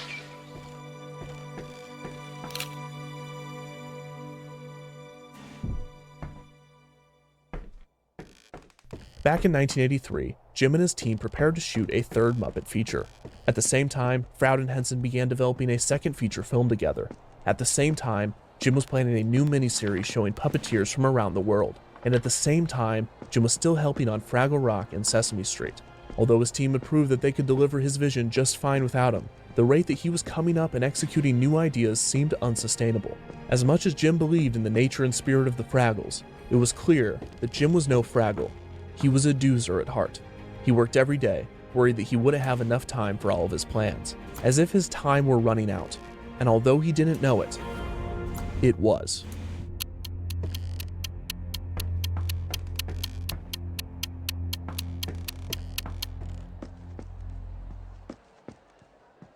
This episode of Defunct TV is sponsored by Squarespace. Thanks to Squarespace. Yes, Cody and the boss's website is blowing up, and it's because Cody finally used Squarespace. Thanks to Squarespace's SEO-optimized website templates, tons of traffic is flowing to their site.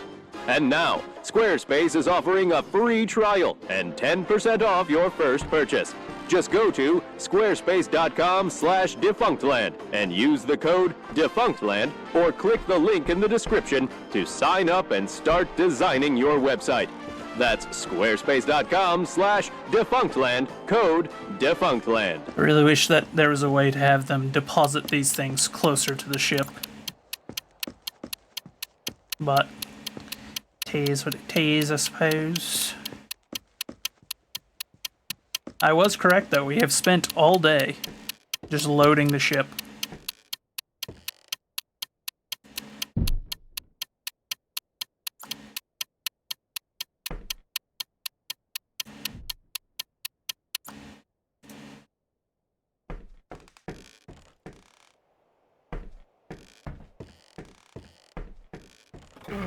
Cody, come here! Yeah, boss? You need to use a VPN when online. You could have let monsters find us.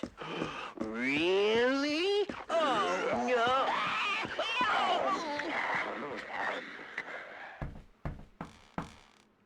Oh, no. In the summer of 1983, the third feature film starring the Muppets was beginning production, and Frank Oz was in the director's chair. While he had co-directed The Dark Crystal with Jim Henson just 2 years prior, this would be his first time directing a film alone. Oz desperately wanted to enter the world of entertainment beyond the Muppets, and the chance to direct the film could be huge for his future career. Jim believed in his friend's talent and was happy to let him shoot the film. It didn't hurt that Jim was also juggling many other projects and was more than pleased with serving as a mere performer for the production.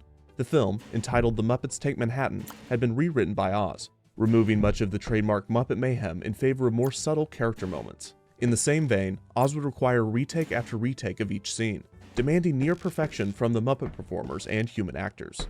Oz was making mistakes and frustrating his friends. Even Jim grew tired of Oz's directorial style, although he would retain his typical silence even when stewing. Despite the difficulty, Jim was right to have given the film to Oz. It was a learning experience for him, and The Dark Crystal and The Muppets Take Manhattan would be just the beginning of his prosperous directing career. While the third Muppet feature seemed to lack the expected Muppet energy, it featured an unexpected hit. A hit that would become one of Henson's most profitable commodities. The showstopper in The Muppets Take Manhattan was surprisingly Muppet Babies.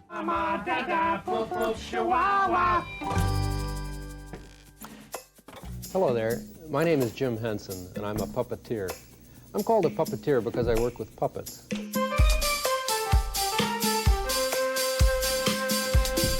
Okay, you're gonna love this story. Greatest story in the world. Hey, thank you, and welcome again to another Muppet Good Show. enough. Good lord.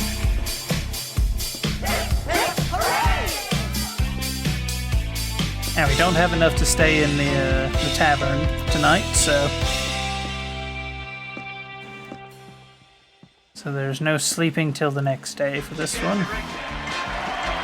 When we go to sleep, it'll be while we're at sea. The Muppets Take Manhattan premiered on July 13th, 1984. While the Muppet movie was a trip to Hollywood and the Great Muppet Caper was set in London, The Muppets Take Manhattan would see the Muppets taking over the Big Apple, attempting to create their own Broadway show. The film was received fairly well by critics, although many noted that the more dramatic take on the Muppets did not suit them as well as Running Gags or Dynamite did. Despite the mixed reception, the film was a financial success, grossing over $25 million on an $8 million budget. The box office gross might have been in part due to the cultural fixation on the relationship of the film's stars. The two most popular Muppet characters had developed a faux will they won't they storyline, with various tabloids and media outlets parodying themselves by speculating on the nature of the fictional characters' relationship. By 1984, the joke had developed into a genuine curiosity from fans, and when news broke that the third Muppet feature culminated in a wedding between Kermit and Miss Piggy, both the press and fans alike were beside themselves with anticipation. A marriage does occur. Let's just say that. Well, is that you and Kermit getting married? You bet. There's no marriage. We don't talk about these things. While the world debated whether the scene in the film meant that the two Muppets were actually married, Jim's own marriage with his wife, Jane Henson, was falling apart. In the years that Jim had been away shooting The Muppet Show and The Dark Crystal in London, he had begun dating other women. Jane had been aware of Jim's infidelity, and the two rarely spoke of the situation. Jim's shame, along with his non-confrontational nature, had made discussing it at length difficult. In 1983, the couple legally separated, but did not divorce. Despite the two's separation and Jim's failures as a husband, they would continue to be dedicated parents for their children and even collaborators in business. Jane Henson was She is sitting quite low.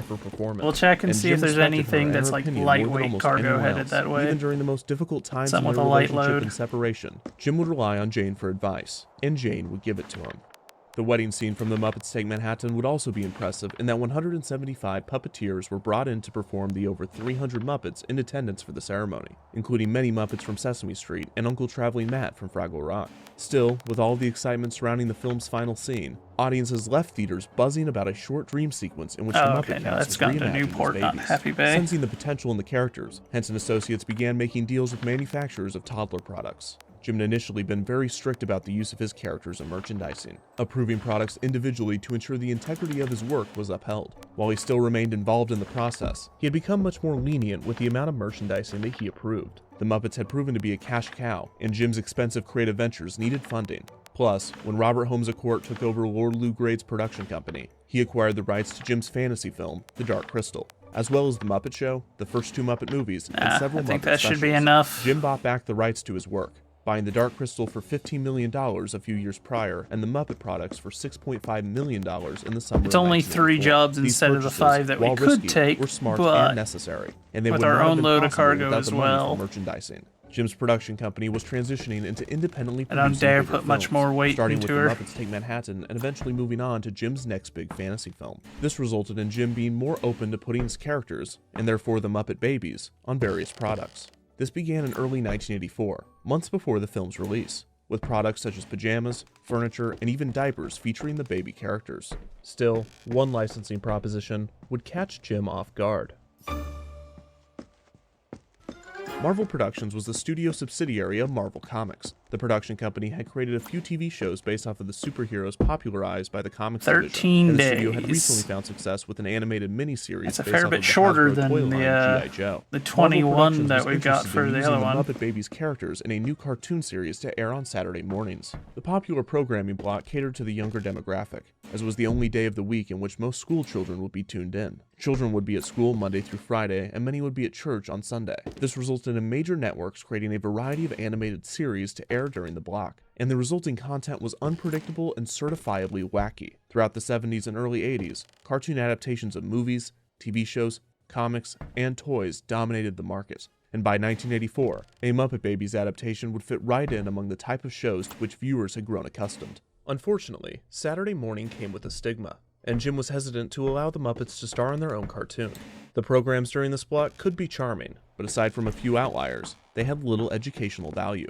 It was nowhere near the quality of the children's programming that Jim had created on Sesame Street and Fraggle Rock. However, just by thinking about the difficulties in producing such a program, Jim had talked himself into it. It was his unwavering confidence in himself, now justified by nearly 30 years in the entertainment industry, that led him to believe that it didn't matter what other Saturday morning programs were doing, Jim and his team could figure out a way to do it right. He set up a concept meeting between Marvel Productions, CBS, and a few of his associates to discuss the potential of the series. When the meeting was over, they had figured out the show, or at least its core theme. A belief close to Jim's heart, the power of creativity, and the importance of diverse creative minds would frame the Muppet Babies project. Only a creator like Jim would require a silly animated cartoon featuring baby versions of popular characters to have such a profound and deep core, but the added element is what would elevate the project to a Jim Henson production. CBS agreed to pick up the show, and Jim trusted Marvel Productions to produce it. He would retain quality control, assigning his trusted collaborators Michael Frith and Larry Merkin, two people integral in the creation of Fraggle Rock, to the role of creative consultants. Marvel Productions commissioned Japanese animation company, Toei Animation, to animate the show. Marvel and Toei already had a strong relationship, having created the Spider-Man, G.I. Joe, and Transformers animated series together. The first season of Muppet Babies was to consist of 13 episodes, and Marvel Productions and those assigned to the project from Henson Associates went to work. It was decided, likely due to scheduling conflicts and budgeting, that the Muppet performers would not voice their respective characters in the cartoon. Instead, voice actors would be cast in the familiar roles. Frank Welker, most known for voicing Scooby-Doo, would perform Baby Kermit and Baby Beaker. Laurie O'Brien, who had previously voiced characters for a variety of Marvel productions, would play Baby Piggy. Greg Berg, an actor who would go on to voice a variety of characters in other popular animated series, would voice Baby Fozzie and Baby Scooter. Katie Lee, an actress who would go on to voice memorable characters in shows on ABC's Disney Afternoon block, would voice Baby Rolf. Russi Taylor, who would soon take over the voice of Minnie Mouse, would voice Baby Gonzo and Robin. A new female character would be created for the show, the athletic Skeeter, Scooter's sister. She, along with Baby Bunsen and Baby Animal, would be voiced by Howie Mandel. Another new character would be introduced, Nanny, voiced by Barbara Billingsley from Leave It to Beaver. Nanny was the caretaker of the Muppet Babies, and her face was never seen, similar to the handling of the adult characters. So he set off and head Peanuts, of which Jim was a southeast. fan. The format of Muppet Babies was nothing out of the ordinary. All right. The episodes would begin with the show's theme song.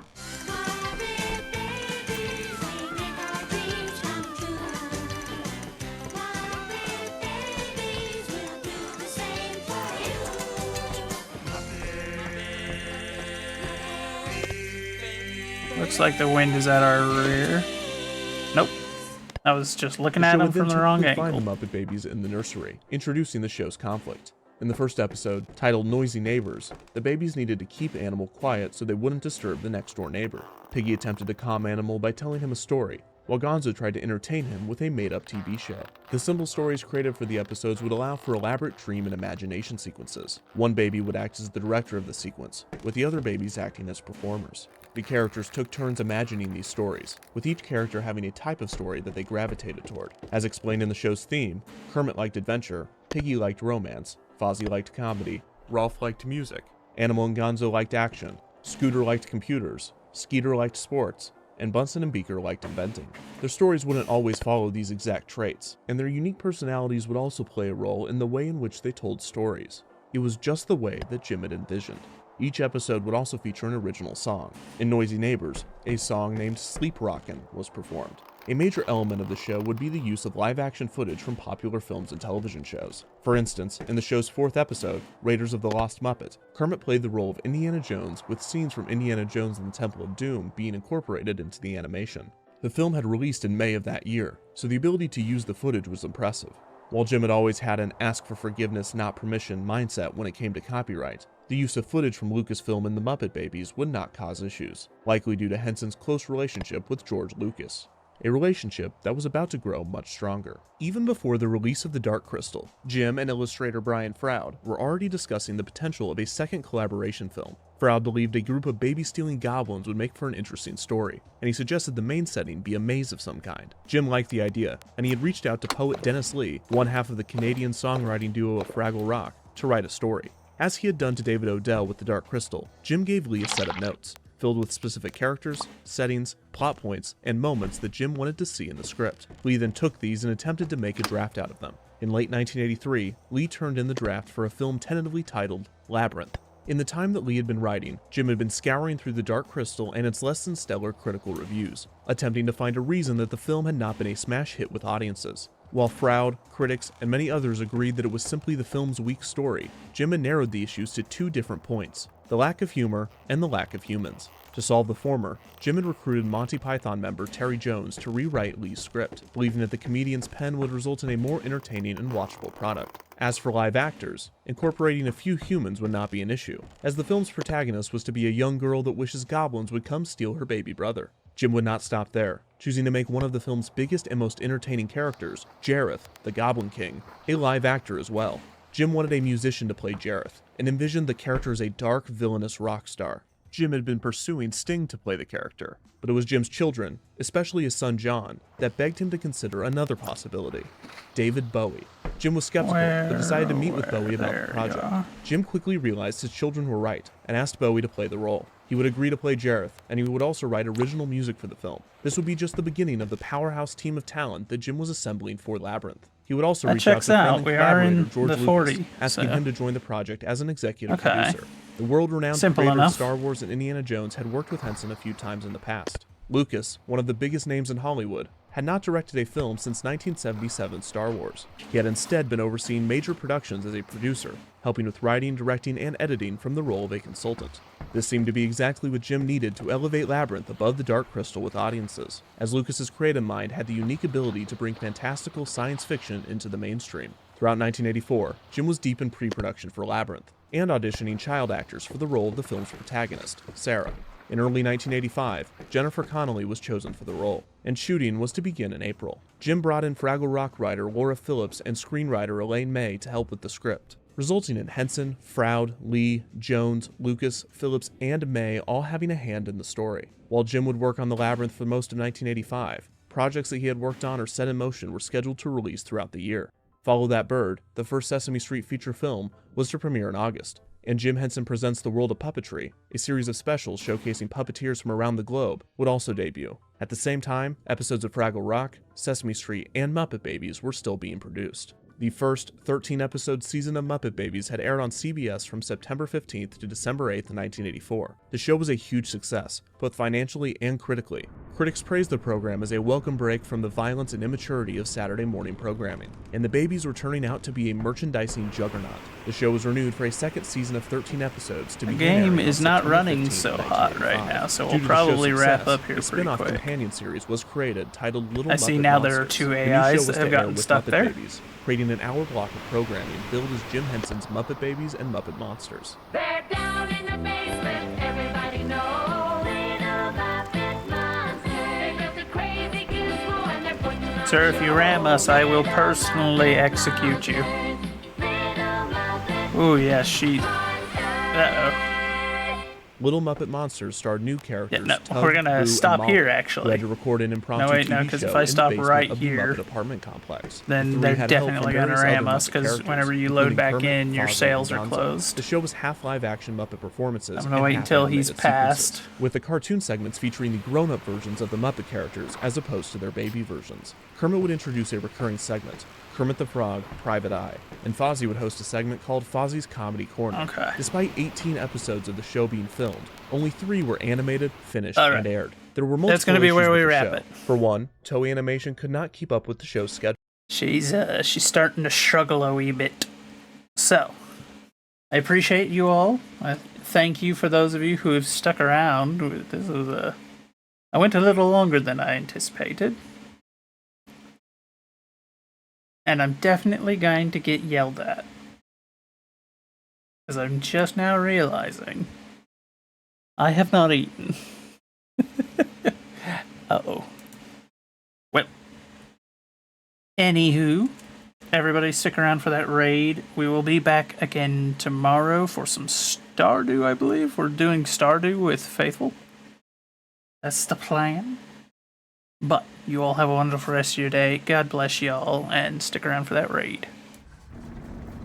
Your boyfriend can't save you. I'm going to still shoot you.